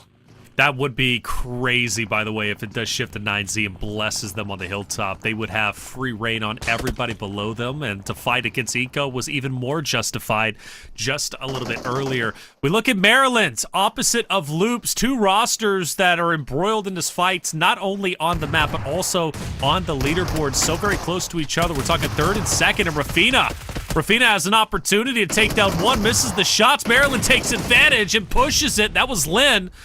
Lynn gets to drop him. Rafina quickly answered back by Vitten, who is on the outskirts. Beautiful line of sight through the windows.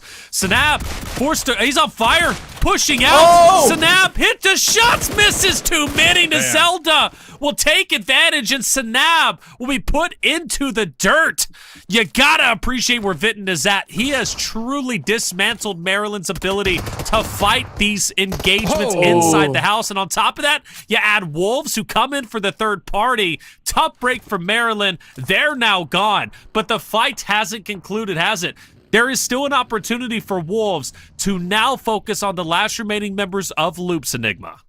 Yeah, and I'm so surprised that Wolves was able to leave their compound for free and get eliminations down on both those squads, because as soon as they see those first eliminations come through, Thirst one against the other, Wolves are saying, we need to take these teams out now. And unfortunately, they did lose Doran earlier on in the match, but nonetheless, you being able to take out those Star Seller squads, the shift doesn't go west, it goes back to Monty, but it still holds the opportunity for teams like Wolves, Alpha 7 to get those eliminations under their belt. And a team that desperately is needing points, Team Jaguar, they're getting full sent Dave from the Intense Gaming boys.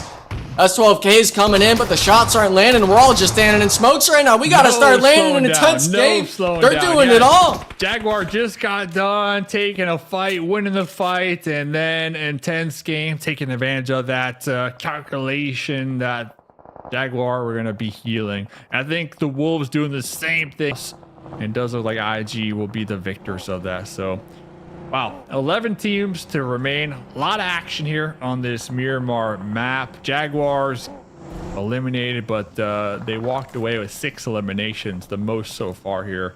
But we're only getting started, guys. We got Alpha 7 still making some moves. We got INF up there in the north, who are probably going to be wiped out from the Wolves here. And then the Wolves will have full control here, Enigma of the North. We gotta take a second for what Hegor just did. We're seeing a knocked player on the ground, and we're too stressed to get the thirst. It actually went to Alpha 7 there at the end, so a missed point opportunity. But yeah, back to what you said, these teams right now, with the sort of circle shift, I'm honestly interested in seeing what teams like VIP and 9Z are going to do. They've got to work down the mountain still, and while all that's said and done, the teams that were sitting pretty in the center, they were getting shot at by those thorns in the side. Now, the thorns, well, they got to start moving inward, right? And with it being stage 5, the blue zone will start doing significant damage, where you won't be able to get those resets on the edge of the circle shift. But we're still talking a minute left, Taylor. I feel a lot of these teams are going to start idling out here. Yeah. Things are going to get pretty wild. I mean, you could tell how closely congested the center zone is. The next stage, it's just going to explode with tons of rosters starting to fall behind, fall off. And even this Wolves influence rage on the outskirts, that's going to be an interesting one as they move in. Baton is going to be at a great spot to potentially capitalize on the off angle against Lowboy and Law. We look at 9C, who's been holding onto this hilltop for a long time. They won it over iNCO earlier. They are now forced to move up just a little bit, and they will have to battle against iNCO, who's going to be here. Remix moves up. They look to Pincer and McGrellin, who is into smoke. Fires some shots, misses. Unfortunately, 7, though, on the outside can maybe make a move, and, well, not for long as he gets shut down, and it's up to Reyes with his roster to take down the last remaining member of iNCO. who happens to be, I believe, Vitaly. Vitaly jumps down. Not many options here, but just enough to work with. Great shots onto Remix, but through the smoky confusion, the shots don't connect. Vitaly will fall, but a valiant effort nonetheless. iNCO are out.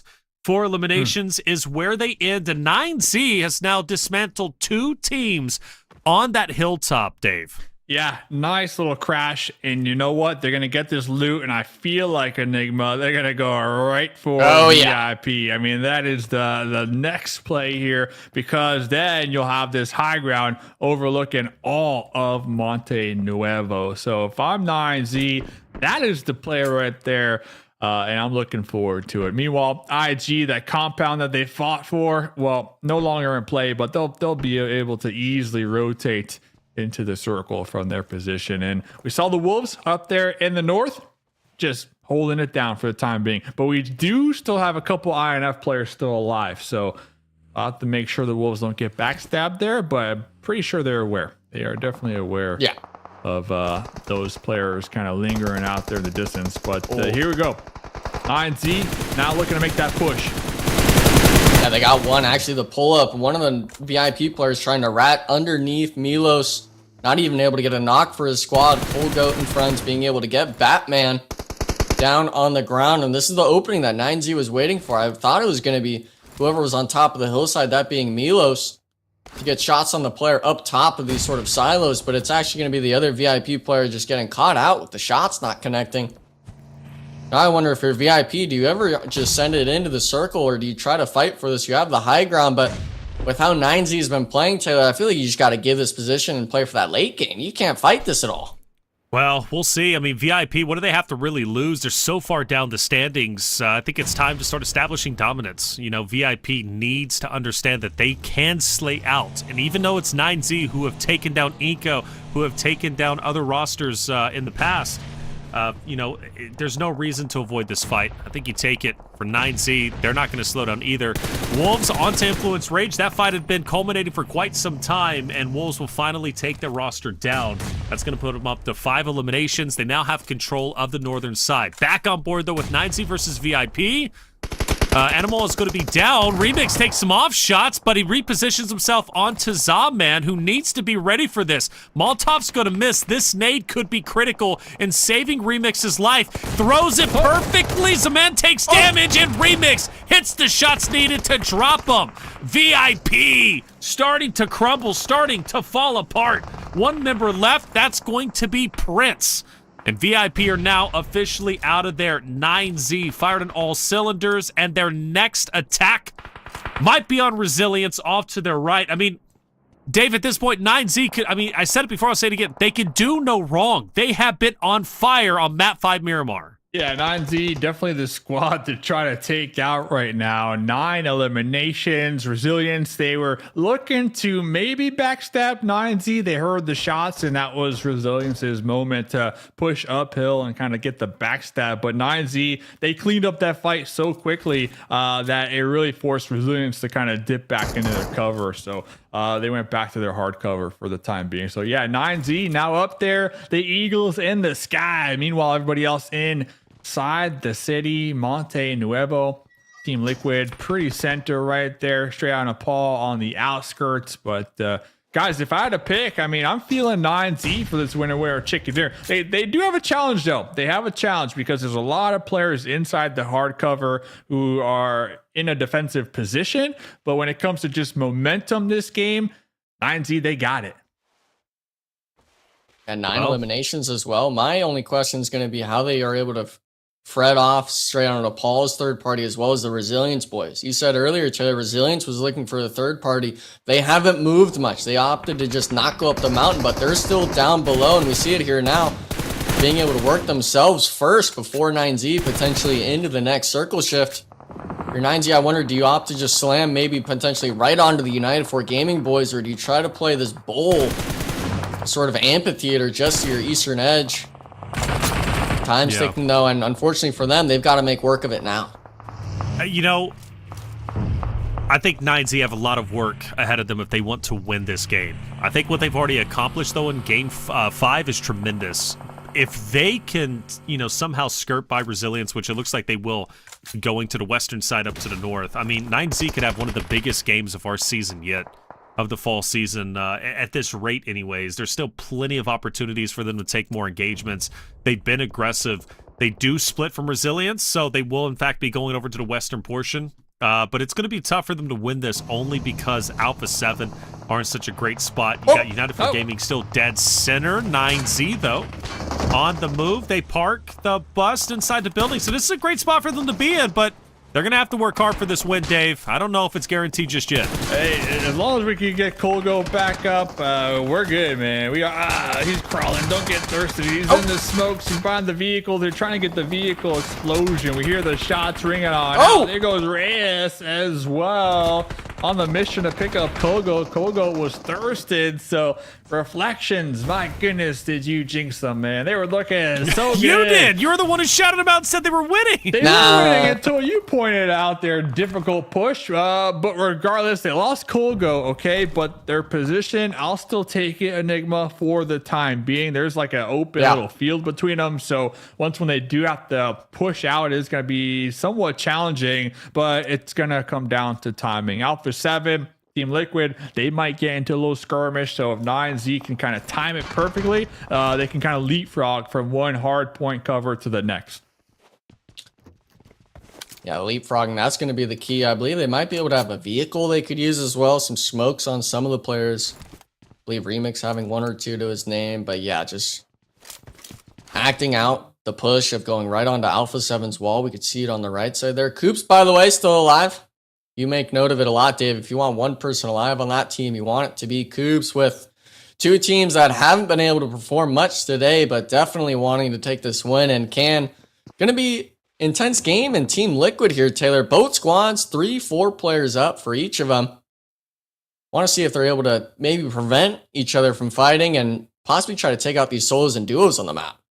Yeah, solos, man. Those solos can wreak havoc and really dismantle you right when you don't need it. Especially, like, let's say you're in a top 3 position, top 4. Those solos tend to be a nuisance for sure. It's always a hard, obviously, task finding them, right? You just never know where they're chilling out at. IG pushing up on the Team Liquid. Rafa leading the charge through the stairs. That's an awkward fight. What in the world? What was that? I would love to have seen... Like, what was Kioski looking at? I don't know. Maybe he thought that was his team member or something. I mean, they gave each other high fives right there. That was odd. That was definitely odd. Mythic's on fire. And he'll manage to cool himself off for the time being. Team Liquid down to 2 players. Just struggling to get anything going. My goodness. Coops is also rotating out. He'll finish himself off. That's Wolves gone in 7th place with 5 eliminations. One of their worst placings today, but still consistent when it comes to the slaying category. We're down to our top 6 teams, and I think Team Liquid might be the other team to exit very soon. We'll see. United have the zone position, by the way. Next circle, Enigma, it just straight up centers up. There is no circle. It closes on up. So United, they're going to be as center as you can be right now. Yeah, but they're going to be the squad that's not going to be able to take any shots really on any of these people until they're in their building. There's so many walls and covers for everyone to work with. We see 9Z's angle just trying to work with the half-broken wall, but the nades, they can go over them. Gazao trying to steal away some eliminations, actually throwing a molly to try to get it, but he's not going to be able to do. He's going to finish off the squad with bullets alone, and for Alpha 7, they have a little bit of room to work with. Intense game, opted to move center more towards the United 4 Gaming boys, but while that was going on, it actually looks like the solo of Wolves is eliminated. So we're talking top 5 situation here, Taylor, and this is where the utility starts to come out. The buildings, can you dodge it? And unfortunately, it looks like United 4 Gaming, both the players go out. We're talking top 4 situation here now. Yeah, as Alpha 7, they're coming alive. They're starting to look better than they ever have with 3 players up, 7 elims, now top 3. The only nuisance that's going to be in front of him is going to be IG, and Silence is getting swarmed on. He's the only one in the building to face off against not only Resilience, but also, I believe, Alpha 7 up ahead. Obscure starts to move up to challenge IG from the rooftop, but the nades are rolling in. But Obscure he's unrelenting. But maybe he should have pumped the brakes just a little bit as IG take the game in wonderful fashion. finish off with 14 eliminations and get their first win of the day. IG, slow and steady, wins the race, Dave. Almost left them hanging right there. I was getting a little nervous, but we got it. We got it. We got it, big dog. So every single win, too, by the way, guys, tonight, the winner had at least 10 elims, right? If I'm not mistaken, right? I got to go back and do the quick math. 13, 15, 11, 15, yeah, 14. You are least. correct. So, Okay. I mean, every single winner chicken dinner is doubled by the elims alone. So every chicken is so impactful on the overall leaderboards. And IG, they're going to be shooting right up. Alpha 7 still being consistent with the eliminations, walking away with 7. 9Z, not the finish I want to see, but 9 elims going their way. So another strong performance as we head into the last map of the evening. Maryland, only 2. Only 2. I was rooting for him. Only 2. It was tough, though. Monte Shout out to Nuevo, the Maryland. city, does not forgive anybody. That's right. Shout out to Maryland. It's a tough break for them for sure. No, this is big, though, for IG. Getting that win. I mean, they started this game in 13th place with only 17 points. Only 17 points. So they should break into top 8. And again, the narrative, what is it? For the last 2 games, if you're not happy where you're currently standing on the standings, you want to finish these 2 games strong so you set yourself up with a realistic opportunity to break in the top 2 in day 2's competition. So IG is well on the way to doing that. Vitali, wonderful job. It was 9Z, though.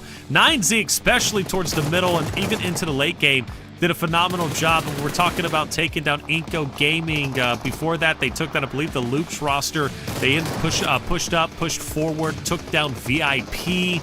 I mean, just eliminated the Grim Reapers for 3 individual rosters, but all good things must come to an end, and they ended up getting finished off. But it was IG taking the game in the end. Resilience. They end up falling to Silence, who held his ground, and then Alpha 7 had no choice but to push forward, but IG was ready for it. Well done. And Padrino, look at the stats on him. 1,100 damage.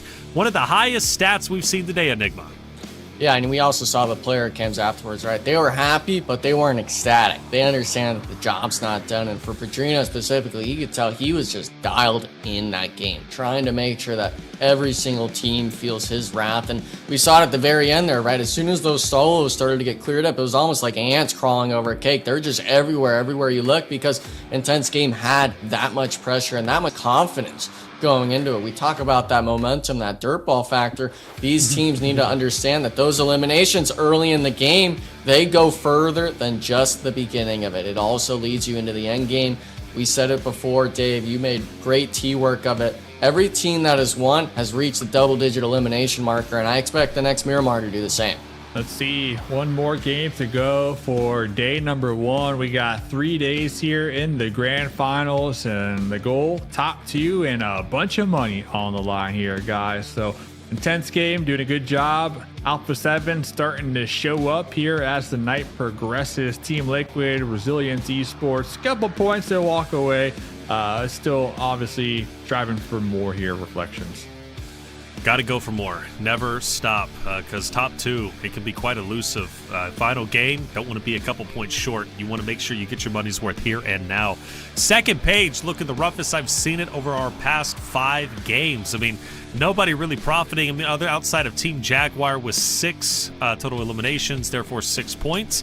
They were finished off earlier than they wanted. For a lot of these rosters, would say they've been here, but Maryland is a surprise. Loops is also yet another surprise. Obviously, we take a look at our match recap. It was intense game all the way. Alpha 7 for the first time, managing to secure a top 3 finish for the day. Dave, literally the first time they placed top 3. Showing up, man. Showing up. So top 3, next game, first place, Reflections. Mark my word. Next game, first place, man.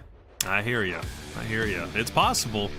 Anything is possible. Resilience, though, where'd they come from? Hold up. 3rd place, 0 eliminations, but at least podium there, Enigma. I can't give him commandments for that one. I mean, we're talking only 300 damage we had. We're 4 man up. I mean, come on. Alpha 7 and Team Liquid both had less time as a squad than Resilience, and unfortunately just not going to be the case. But we don't care about the 300 damage dealers, right? We want to see the MVP, and seeing those player stats, we all kind of felt it was going to be Padrino, baby. 5 elims, 0 of them surprisingly being on the grenade counts, all just through the shots alone. And for the 1100 damage, Taylor, speaks volumes that Intense Game might be turning up this last Miramar. Ooh, man, which would be massive. Again, I think they break into top 8 based off of that game alone. I mean, 14 eliminations, a winner-winner chicken dinner, 24 points. That's great. If they can have another game like that in Game 6 to close out the day, we're talking potentially top 3 finish. That would be a big come-up. And an indication that this is anybody's tournament. You know, we're no longer just talking about Loops dominating or Alpha 7 dominating. The only consistent narrative really is Wolves remaining consistent, right? But outside of that, Maryland, for example, is wonderful. 9Z. All these teams are doing very, very well. It's highly competitive. The Americas region has only been getting better each and every year, and that's a beautiful thing. Through Titan Series and PMSL, but only one more game remains. That's it for day number 1 to set yourself up nicely going into tomorrow's competition. This is where you got to close it out. Dave saying Alpha 7. Enigma, who you saying? Ooh, what I'm going with? We're going with Maryland, baby. I said it before. You guys were 1 game early on it. It's definitely them. Okay, well, I'm going Wolves again. I'm sticking with them. I think they close out the day with the big win. You know what? If it's not Wolves, I'll throw out a second one out there. I'll get weird. Xforce. I'll get Xforce. And I say that because Xforce typically finishes very strong. Dave, another one? You staying with Alpha 7? Alpha 7 definitely should be doing pretty good. And you know what? Let's go Team Jaguar. Team Jaguar coming out clutch here, man. I'm trying. Keeping it real. I tried with them earlier, and even PB said that's a bold pick. I know. They didn't make it happen, but maybe they can do it this time around with Dave's belief. There it is. 5 games down, 1 more to go. We're gonna take a quick break. When we come back, Game 6 Miramar coming your way.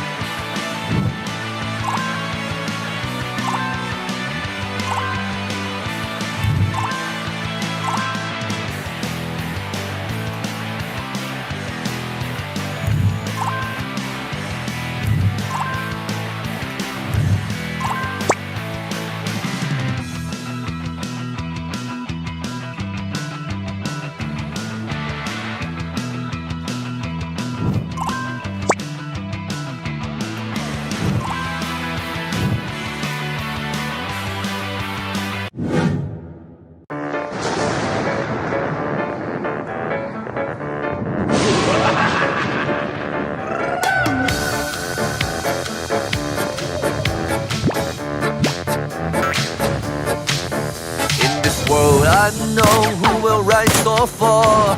I raise my shield to stay alive, but the hurt still rain down from the sky. Now I got a tattered soul, but still I fight. Through jungles race, left foes behind. Yet through misshape still stalk my mind. My perfect form fears tire marks, but nothing stops my forward sparks. To life, I risk it all. A stupid fate may call. To life, I risk it all. No surprise can block my will to rise. To life, I'll risk it all.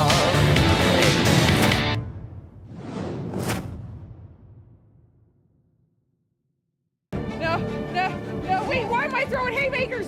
Oh, get us back to a rainbow. No, bro, we got it. No. Oh my God, that's so scary.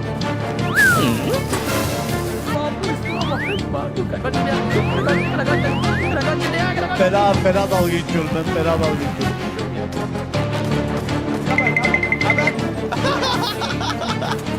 No! Why, bro? Oh, yes, you did. I found you.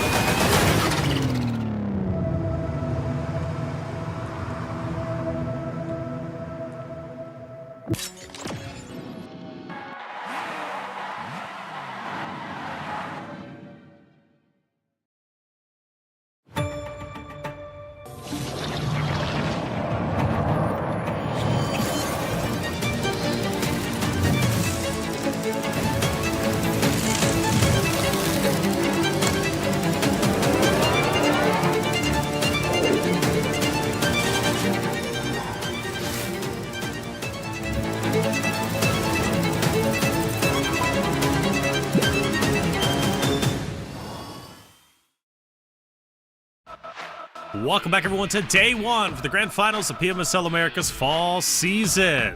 Game 5 finished. One more game to go. This is where the standings lay. Currently, Wolves in first place at 77, 9Z just below them. 9Z jumps up quite a bit after dismantling 3 individual rosters, putting them up to 9 eliminations and a 5th place finish. They jump up. Maryland will drop down a peg.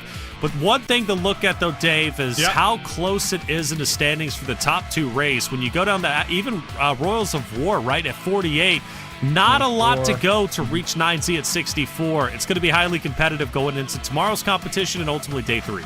Yeah, and it goes to show you just how important the last 2 weeks were when it comes to getting those head start points. Because honestly, a lot of the teams up here at the top, those head start points, that consistency that they demonstrated the last 2 weeks, it's got them to this point, right? Now it's all about just bringing it in and closing it out. So 2 more days to go. The Wolves looking to continue to just maintain their consistent points per game. One thing that I've noticed about the Wolves throughout this tournament, even with the different roster shifts, is that when things don't go their way, Enigma, they always have at least one player alive just focusing solely on placement points, and it's just been keeping them afloat.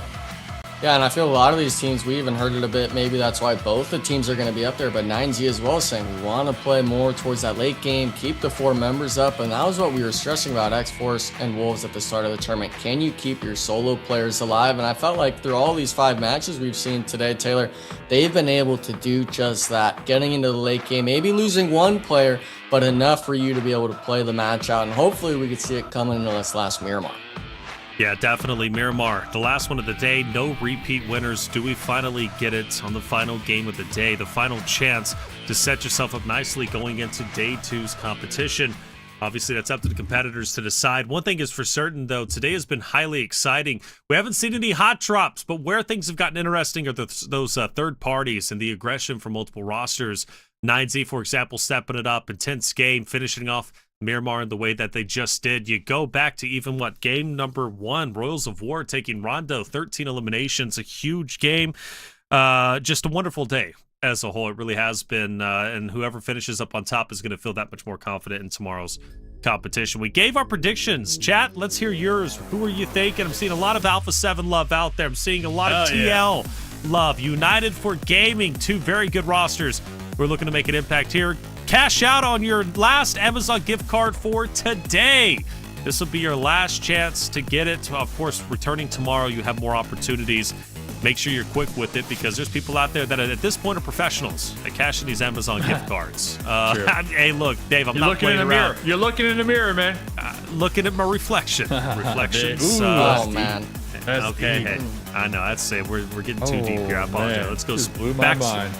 back to surface level. Back to surface level. Infinix, winner, champion deal. Level up with the Infinix GT30 Pro. Built for gamers, made for champions. Speed, style, performance for your next win. Infinix GT30 series. Outplay the rest. Get involved. Whether it be Amazon, whether it be Infinix. Obviously, all these products have brought you this product. PMSL America's fall season. We're super appreciative of that and you out there in the audience. Make sure you hit the follow button, subscribe button if you haven't already. We have 2 more days of grand finals left. This is just the start, but the ending for day number 1. Game 6, Miramar. Let's fly in. And let's see where we're going, Dave. Where are we going? The final game of day number 1, match 6 out of 18 here, Enigma. We got a nice little plane path starting in the south. Going to be finishing right on top of El Pozo. So I'm looking at this and I got a feeling, guys, because we had Monte Nuevo in our last match, I'm feeling a Los Leones finish on this final map. I mean, just keep the urban combat finish, keep it going, keep that storyline going. So I'm going Los Leones here for our final end zone. See, it's not calling to me. That used to be one of my drop spots way back in the day for competitive, but it's just, I don't see it happen. I'm looking at Graveyard right now. Keep the bodies piled up there, and, well, we can always add a few extra ones, but it's not going to be Los Leones. It can't be. But it could be. It could be Los Leones. It could be. Let's go San Martin. Let's just go right in the middle. I respect it. Let's just keep it standard. Nothing weird, nothing crazy. There it is. 100%. Had to pull it over to San Martin, guys. It just felt that was maybe a finish over water treatment. I think, San Martin that'll be our focal point at the beginning, but we'll finish over at water. That's just how this game is going to go. And if I know that, the competitors already know that too. It's all scripted. Yeah. Oh. Even though you take it back from some squads, Taylor. Well, I'm never letting that that things go. interesting. Ooh, hold up. Do we have a bit of a hot drop? Molina's down. iNCO catches him off. Molina, as I take a look, I think he might be in... Well, no, he's not really in no man's land. This is interesting. You guys can't see this, but Resilience has 4 members, all identically placed, north and south, encompassing that of iNCO Gaming. You see it? So you got Resilience on all 4 corners of iNCO, which is quite interesting. I mean, all angles covered, quite literally. I felt like it might have been just a contest for a vehicle, but no, it definitely looks like Resilience was setting up for a play like this. See as well, I'm not sure if they you got can to get hustle, one of the though. observers on the 7. I'm seeing someone with the Winchester. In the wide open.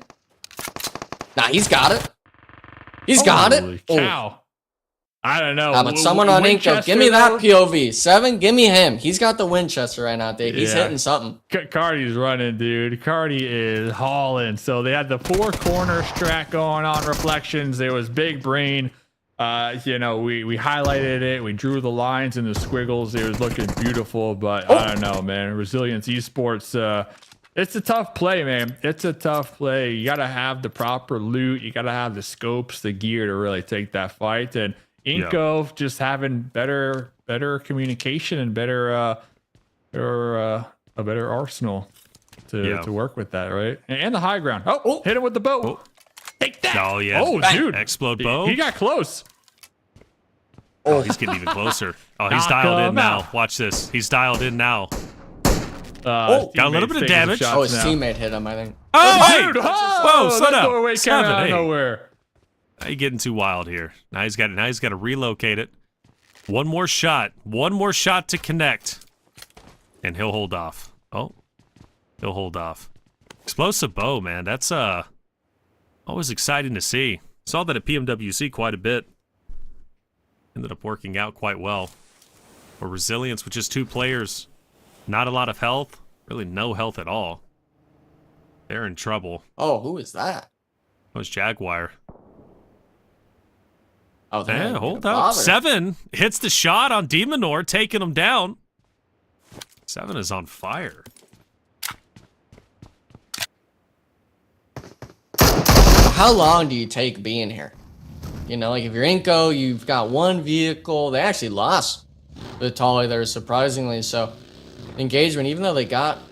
Actually, it was really only just 1 elimination. I don't think this match in any favor was for the blessings of iNCO Gaming, even though they had so many good knocks and damage dealt. It being just Rolls of War next to him, as well as obviously Jaguar we saw pulling up for a second. Really, we gotta like go into blue zone, I feel, and start looting something that no one's touched, because there's nothing going to be free in the center here, Dave. Center is a hotbed, man. You got Team Liquid, you got Maryland, you got Xforce. I think Xforce, out of all these teams, I think Xforce truly need to bounce back here this game, guys. Out of all the teams here tonight, I'm hoping they could make something happen, because if you would have asked me in the pre-show where Xforce would be finishing at the end of the day, I would not have said 12th place here, Reflections. No, that's why I said for Xforce, though, like one of the things they do well traditionally is finish the day off strong, and I think that's what they're going to end up doing here. I think they're going to finish off strong with the win, potentially break into top 8, start tomorrow, start fresh. As Alpha 7 starts to move up, though, onto Xforce, maybe we do have a fight taking place relatively soon. It's Carrillo, who decided to get up here early on. He splits the difference between Fate and Klaus. Luckily, the rest of his roster is going to be there. Alpha 7's been known to kind of pincer in rosters. This is going to be a 4v2. Unbeknownst to them, Aleem, 24K are off at a distance, so Alpha 7, go ahead and hang back a little bit. Push up this hill has got to be done properly. If it's not, run a risk of losing here. By the way, this is Dave's pick, Alpha 7, to win this game. iNCO versus Resilience. This fight is still going on. What in the world? Molina's got a little bit of extra health. iNCO starts to close in. Molina, I think his time left on this map is cut very short. He's going to get, taken down. Resilience is gone. iNCO gets it. Back on board with Alpha 7 versus Xforce. Dave, Alpha 7 are pushing in. Got that mini, we got the 8 times, and we got some juicy elimination points right between us right now, Enigma. So Alpha 7, they've been on the come up as the night progressed. They're looking for that winner chicken dinner. They're going to be north of water treatment. So it looks like Klaus and 24K looking for the alternate angles over here. But honestly, Fate, you're just stuck like Chuck, my dude. Already bleeding on out. So this should be an easy elimination point for Alpha 7. Yep, going to be punching his ticket for the night. Back to the all-you-can-eat buffet for him. But his squad mate's still alive here, Enigma. Yeah, I feel if you're Xforce, you just got to dip out. You're in a straight 4v4 now, 3v4 fight against a squad that wants to take these engagements, try to start their last match of the day with a few eliminations under their belt, but it takes them so long to make these decisions, especially when it's Fate being the one not getting eliminated, now Klaus being the second person out. And unfortunately for Xforce, they were holding this 2-2 split on this mountain range just to the west where 24K's was, but they didn't rotate fast enough. They just left Fate hung out to dry in the compound. And unfortunately, when we compare the gameplay styles, we're seeing it here in perfect form. Alpha 7, even with one player getting knocked, just immediately having the answer in the return. And for Xforce, unfortunately, just seeing this sort of play, this level of inconsistency being consistent, Taylor, I can't count him as being a squad that can potentially overthrow the leaderboard anymore. Yeah, I fully agree with that. Fully agree with that. That's tough. 24K will dip, stay alive as long as he possibly can. Zone will shift though, or towards the south. Alpha 7 will have to rotate down towards water treatment. San Martin is going to be dead center, which happens to be where Maryland's at. You know, I will give them credit where credit is due, Dave. Maryland always finds a way to position themselves nicely around stage 2, stage 3. Yeah, that's true. I mean, Maryland, that's one of their strong suits, right? Just kind of reading the zones and being able to play it accordingly. Now it's their team fights that have been needing some work, but I think tonight, especially going back to their Cerverni winner chicken dinner, I was extremely impressed. So talking about a team that has been putting in the due diligence from the league stage, I think Maryland definitely that squad here, and I definitely understand as well why Enigma kind of picked them. I believe like on day number 1, Enigma mentioned, hey, watch out for this team. This is a team that you should keep your eyes on. So I mean, talk about just having the crystal ball over here. My dude knew exactly what's up. But the Wolves still holding down that first place spot. We got 9Z right behind them. Then Maryland in third place. All 3 of those teams currently sitting on no points here so far. 0 eliminations. We're about 10 minutes deep in this match. Still 15 teams alive here, guys. 15? What about 14?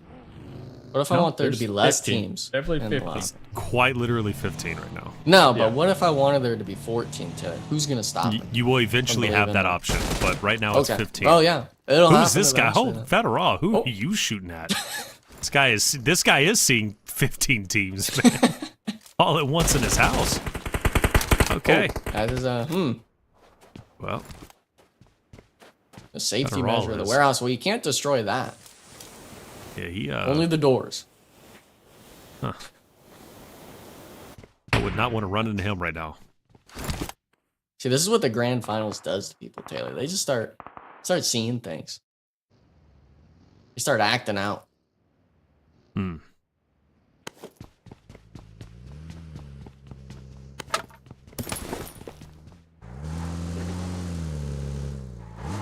By the way, see iNCO, excuse me, on your screen.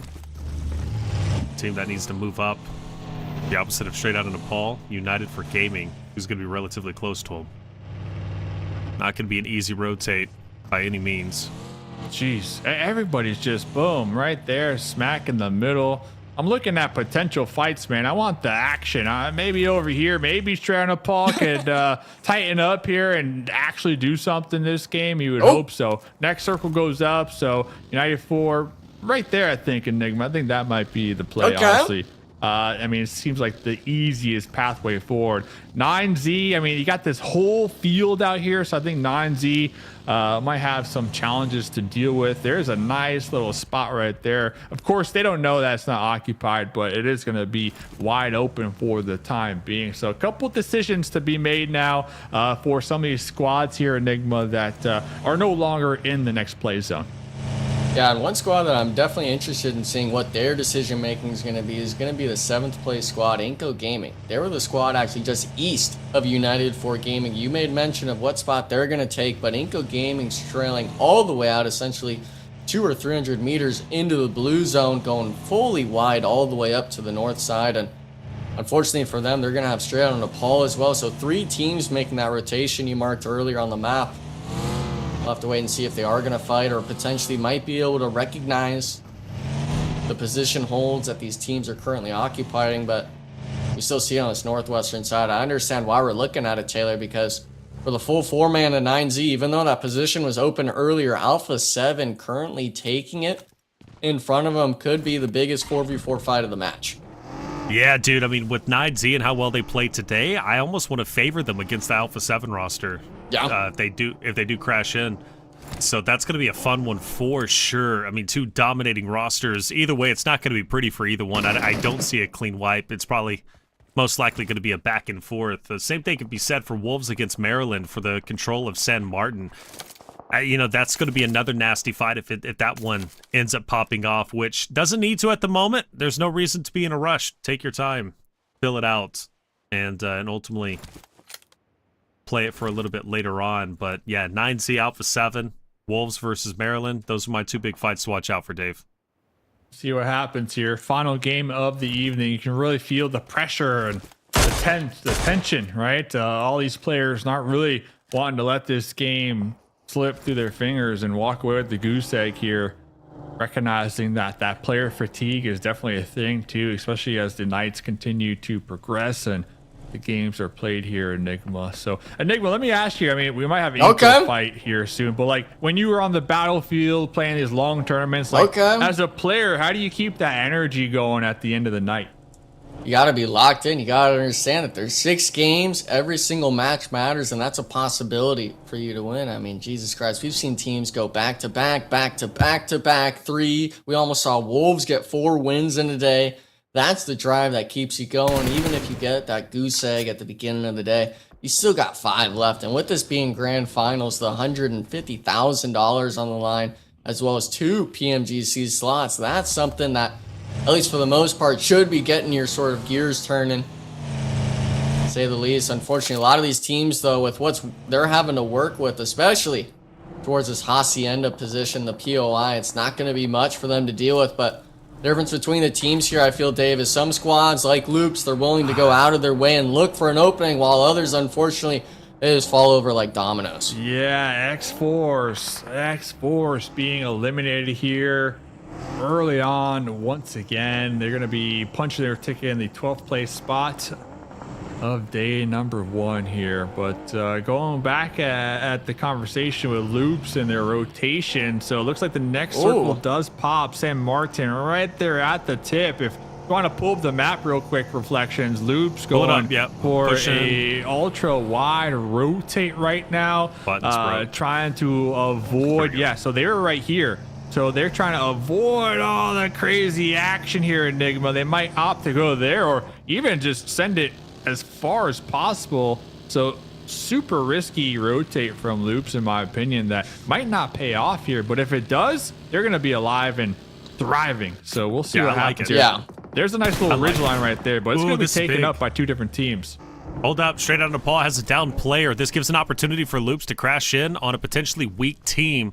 Not as weak as they're probably thinking. We can see the health up in front, but still an opportunity to maybe take out a roster and get some hardcover POI just on the outskirts of the zone. It's going to be a 4v3. Make that a 4v2. Leon down. Wolf down. Loops cleaning up straight out of Nepal with ease, it seems. And none of this would have been possible, and this crash would not have happened if it wasn't for that first down. If that first down doesn't occur, they don't hear the shots fired. Loops doesn't feel confident to push forward. But it's not over with just yet. You have one more player, KC, who's looking to make some moves against Loop. And, well, he's moving in. Shoddy in hands, but doesn't hit the shots needed. Loops doesn't take the bait. They hang out. Can KC clutch this up, Enigma? Well, he's trying to at least. He's got the shot opportunity potentially on the buggy, but he's trying to vault, and it's actually going to be Team Liquid stealing away the elimination. All the third parties' actions. Thought it was going to be one of the Loops members securing 1 elimination, but it will be Team Liquid all the way down south. We turn now northwest, Rolls of War. We were wondering when 9Z was going to make it into this circle shift. It's going to be stage 4, them finally touching the white part of the circle shift. Unfortunately, having Milos down, David right on top. Going to be able to get that elimination immediately, and unfortunately, Dave, I'm seeing 9Z. They're all hunkered down onto the bottom side of the ridgelines here. No control, really, to prevent Rolls of War from peeking over, but their saving grace might be here. Third parties coming in, I believe, from Maryland, potentially. So all these squads, they're fighting on the edges and forgetting about the backside. Look at this. I mean, we're playing King of the Hill over here. Literally, Rolls of War up here on the top. You got Urgod still rocking his mini 8 times. We saw him in game number 1 really utilize that weapon. Catching a slug right there to the dome. Urgod swapping to the UMP, looking for the pickup here. Alpha 7, meanwhile, they're so spread right now, Reflections, that they're just going to be prioritizing the next play zone. We saw Carrillo trying to push out there just a little bit, looking for like the third party. But now with this new circle, it looks like Alpha 7 will be 100% committing to the late game here. Yeah, not a bad idea. You know, Alpha 7, a team that pulls up the majority of their eliminations, towards the late game, so this could be a big play for them. And with only 3 members up, losing one of them, it's definitely the play I'd be making. Rafina from Loops, focused on Bruno Zen, who manages to just skirt by the Flames and the nades, stay up, but Team Liquid starts to move in, and now Kowalski, the hero earlier, cannot be the hero again. The rest of the Team Liquid roster rolling in deep. iNCO falls. My goodness, that is probably the most coordinated push we have seen from Team Liquid to date. That's what you want. And the Golden Murado as well, of all things, which, by the way, only spawns at Hacienda, so maybe that was what they needed. Yeah, just the golden luck. That's all it took, the golden goose. Golden goose? That's a weird-looking goose to me, but... Well, goose come in all shapes and sizes, my friend. I'm kind of scared. Got you loose. What do you mean by size? Goose got you loose.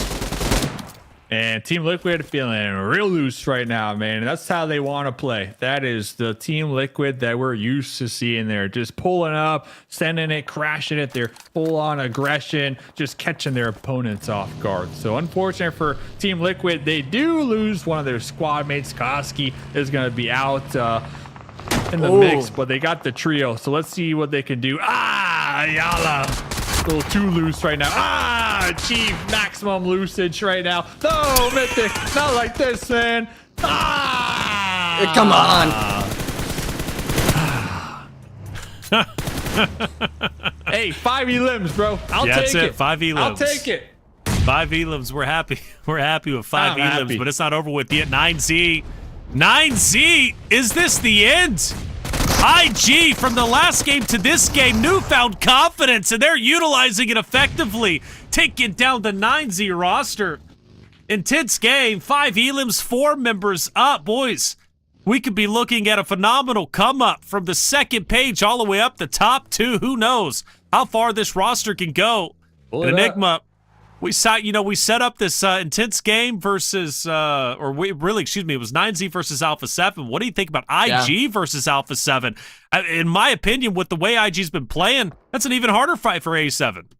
Yeah, and we're coming right off the win, right? Intense game, just took you out last game in a 4v3 scenario, and not even giving them a knock from Alpha 7 onto IG. So big moves, big come-ups for that team, especially when you paint the picture of everyone fighting for that first place positions for the PMGC slots. They got to make this game theirs. And for the most part, them taking out 9Z, the second place squad in the lobby early on, to say the least, not in the placement range, definitely opens the door for a lot of these teams. But the struggle bus, we can't ignore here.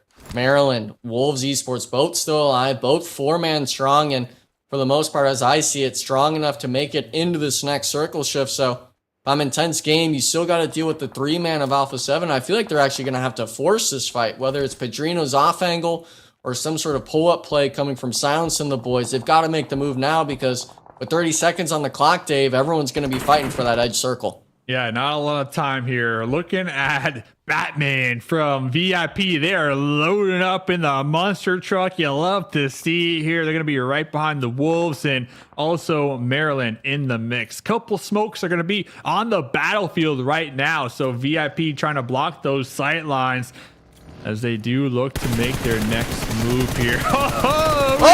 Pulling up.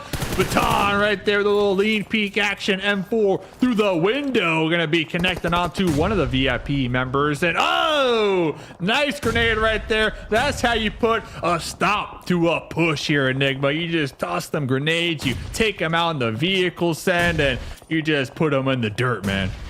Yeah, in the dirt especially. I'm worried about Wolves though, because we're seeing Maryland now from the east trying to get some pod shots, maybe even a nade into one of the smokes they just threw down. You've got to clear out VIP here. There's only the duo up, 3 total if you count the Nox player, but you've got to clear it out now as we turn back to the west. This is the fight we wanted to see. What was Intense Game going to do? They full slam onto the Alpha 7 boys. 2 players knocked, leaving just 1 up for Alpha 7.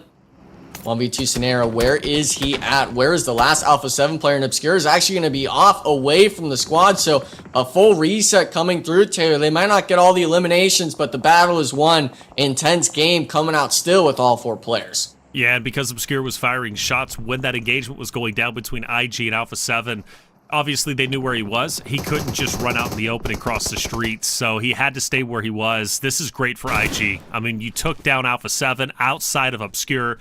Looking like, once again, another wonderful game coming out from them.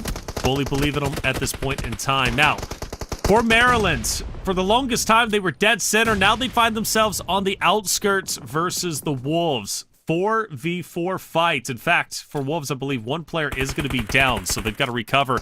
Gui Boy, side angle on Coops. I thought surely he was able to spot him, but I guess not just yet. He'll back away, hill up just a little bit.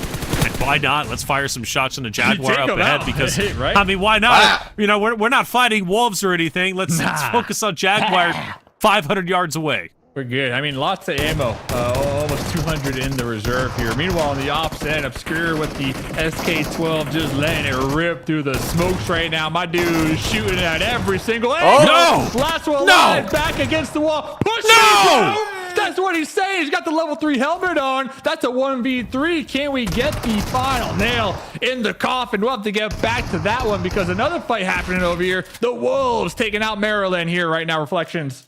They're doing it. Wolves are taking out Maryland. Only a couple more to get through. That's going to be Cinetexa up ahead. Coops is going to swing it wide. Obscure back on board with him for the 1v4. The 1v4 will happen. IG collapse. Obscure takes them down single-handedly. The man filling in this time around, day one of Grand Finals, makes the play happen when they needed it most.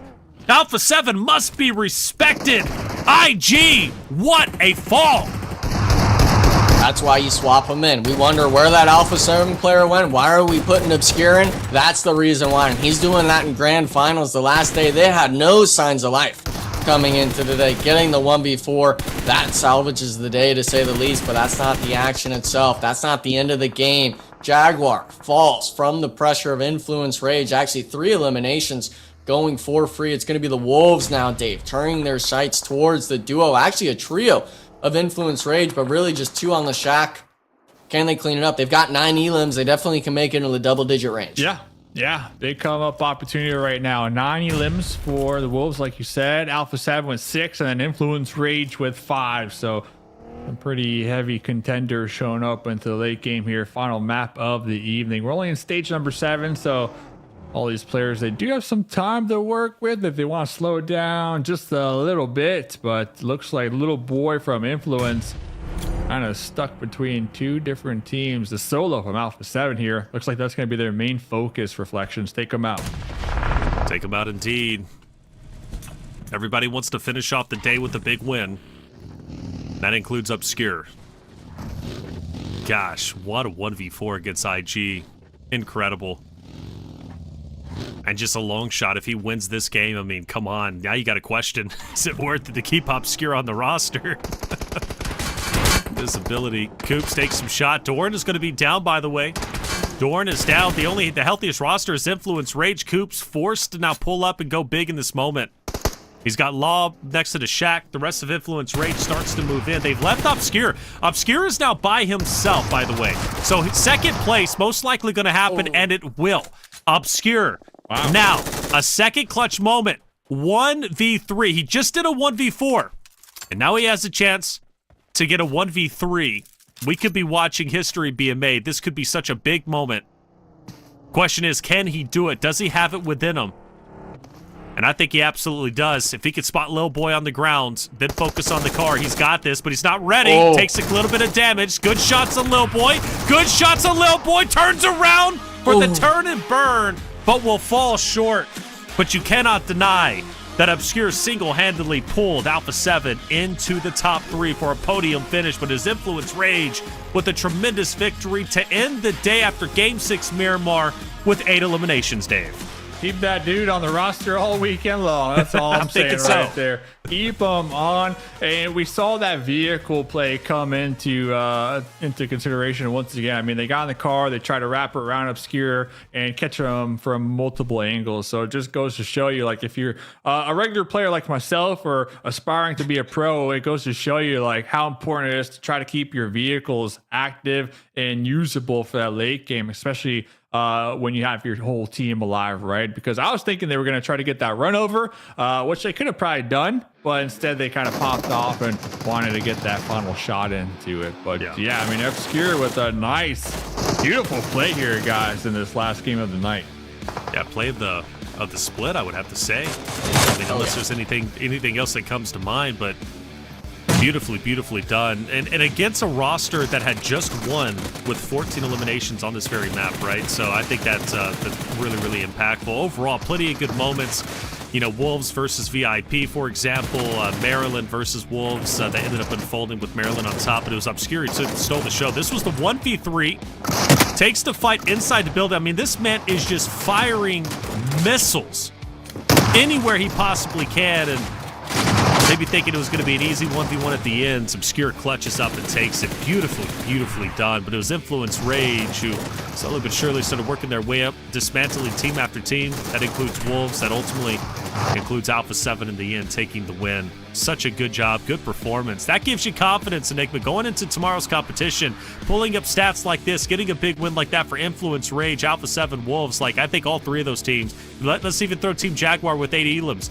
A great final game to end the day for multiple reasons. And a lot of the part when it comes to these squads competing, I'm always interested in seeing what they're doing to get these eliminations. Influence Rage, they weren't sitting still. They were making motion in the ocean. They were trying to get active on Alpha 7 while holding the Wolves back. They took the aggression to Jaguar on the Shack. They're trying to make plays instead of waiting for other teams to steamroll the rest of the lobby. And unfortunately, we don't see a high elimination count coming out of this last Miramar here tonight, but 8 nonetheless is still points needed desperately for a squad like this as well, and for the match results as well. When it comes to the standings, they still sit at the top when it comes to the overall point total, Taylor, but the rest of the lobby, I'm seeing Alpha 7, Jaguar, Wolves, they still put up big numbers. Yeah, big numbers that they got to be happy with. Wolves been highly consistent all day long. They've had, 3 top 2 finishes. There's a 3rd place finish. The other ones was, I think, 5th and 7th. I mean, you want to talk consistency, the most consistent roster throughout today's competition. Big fan of that, and just a wonderful job all around. As far as Team Jaguar, had plenty of good moments. They did, especially this last game with 12 points. We're happy with that. Maryland, still 6 points, excuse me, finish off the day. Solid work. Showcase that they could take the fight. It's quite literally anybody out there. We take a look at page 2. Loops, though, let's talk them because Dave, Loops came in.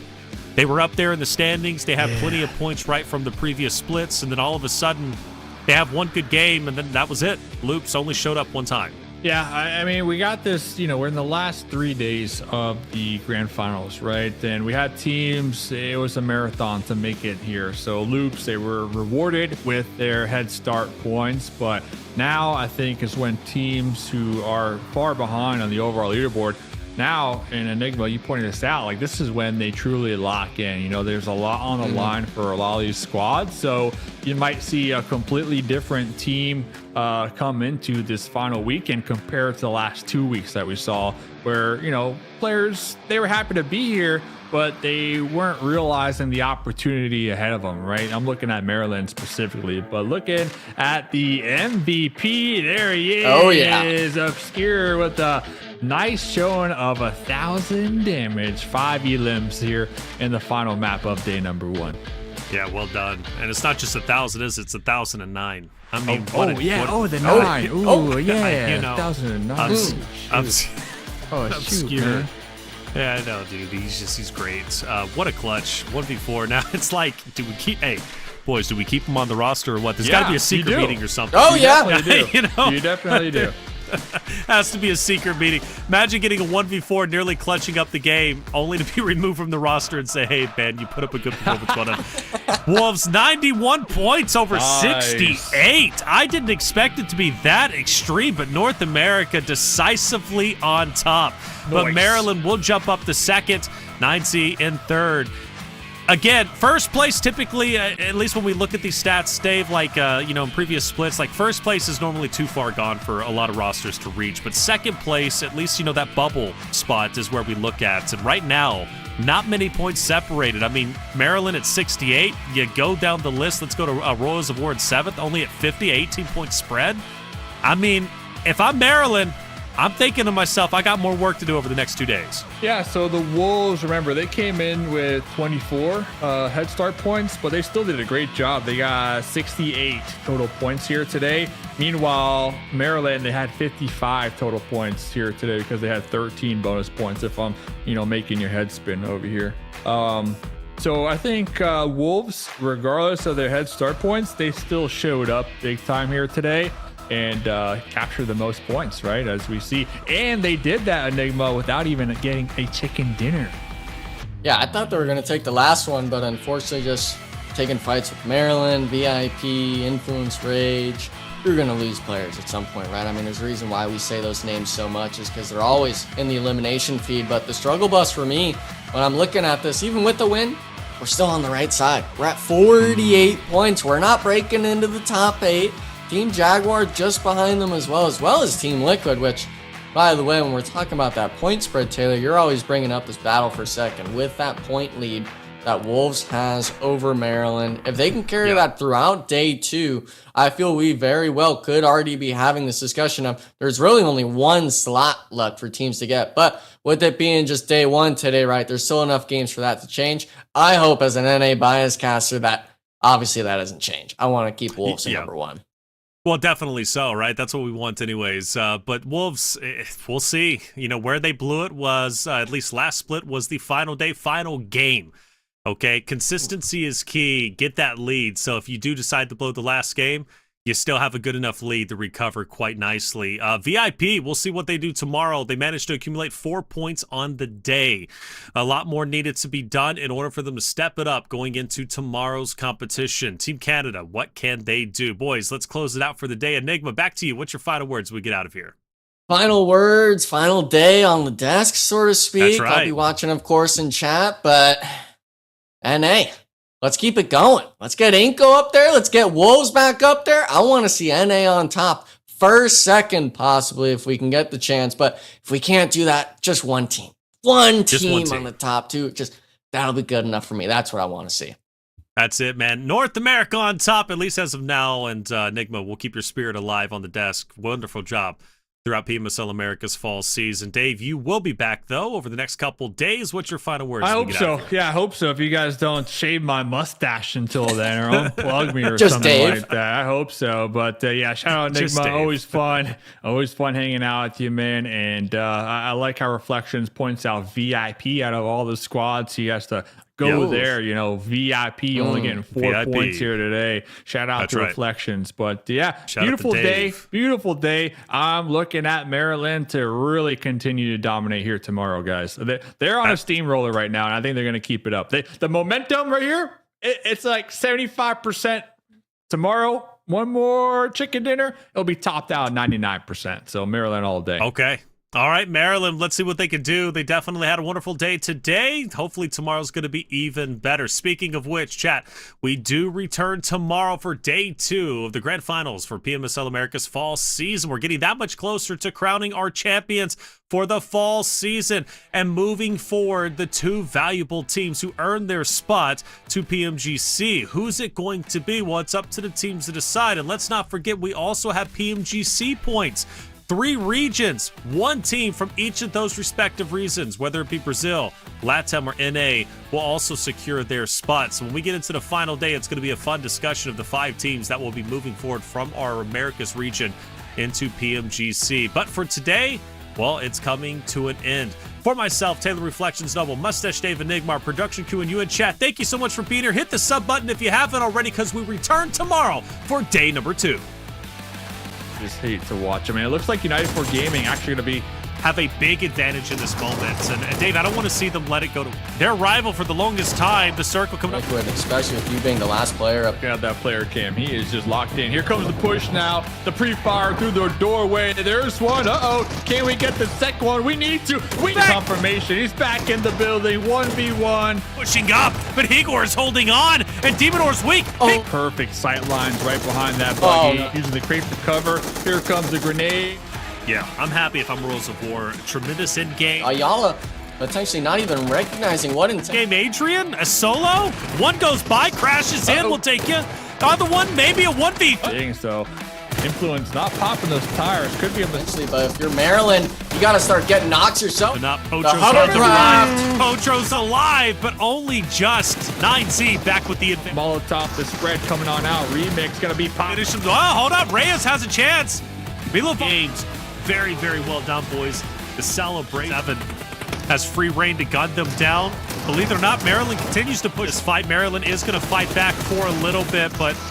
And Glee Boys putting up a fight! Oh! So 9Z definitely have an opportunity to be to drive forward. Nade, he's still alive. And he will. Loops coming in with that winner, chicken VIP. I have no idea what VIP's doing. I'm going to be completely honest. Quadruple their points here. Got the little DB pushing Maryland. Maryland trying to defend Cerverni. Look on you. You've got to make the most of it. And for Mythic, does find one. Dusted, right? But because they waited down there so long, they bring into this weekend when it comes to on top indeed, and in a big getting back-to-back wins. I mean, that's just what we've seen in the Snap forced to, he's on fire, pushing out. Snap hit the they look to Pincer and McGrellin, who is in the smoke. Vitali jumps down. Not many options. Critical in saving Remix's life. Throws it perfectly. Cement pushing up on the team. Liquid, Rafa leading from the rooftop, but the nades are rolling in. But Obscura stations and get their first win of. They do look to make their next move here. Well, just letting it rip through the smokes right now. My dude is shooting at every single angle. No! Last one alive, back against the wall. Swing it wide. Obscura back up with him for the 1v4. The 1v4 will have by himself, by the way. So second place, most likely going to have takes a little bit of damage. Good shots on Lil Boy. Good shots on Lil Boy. Turns around into the top 3 for a podium finish, but his influence rage with a tremendous victory.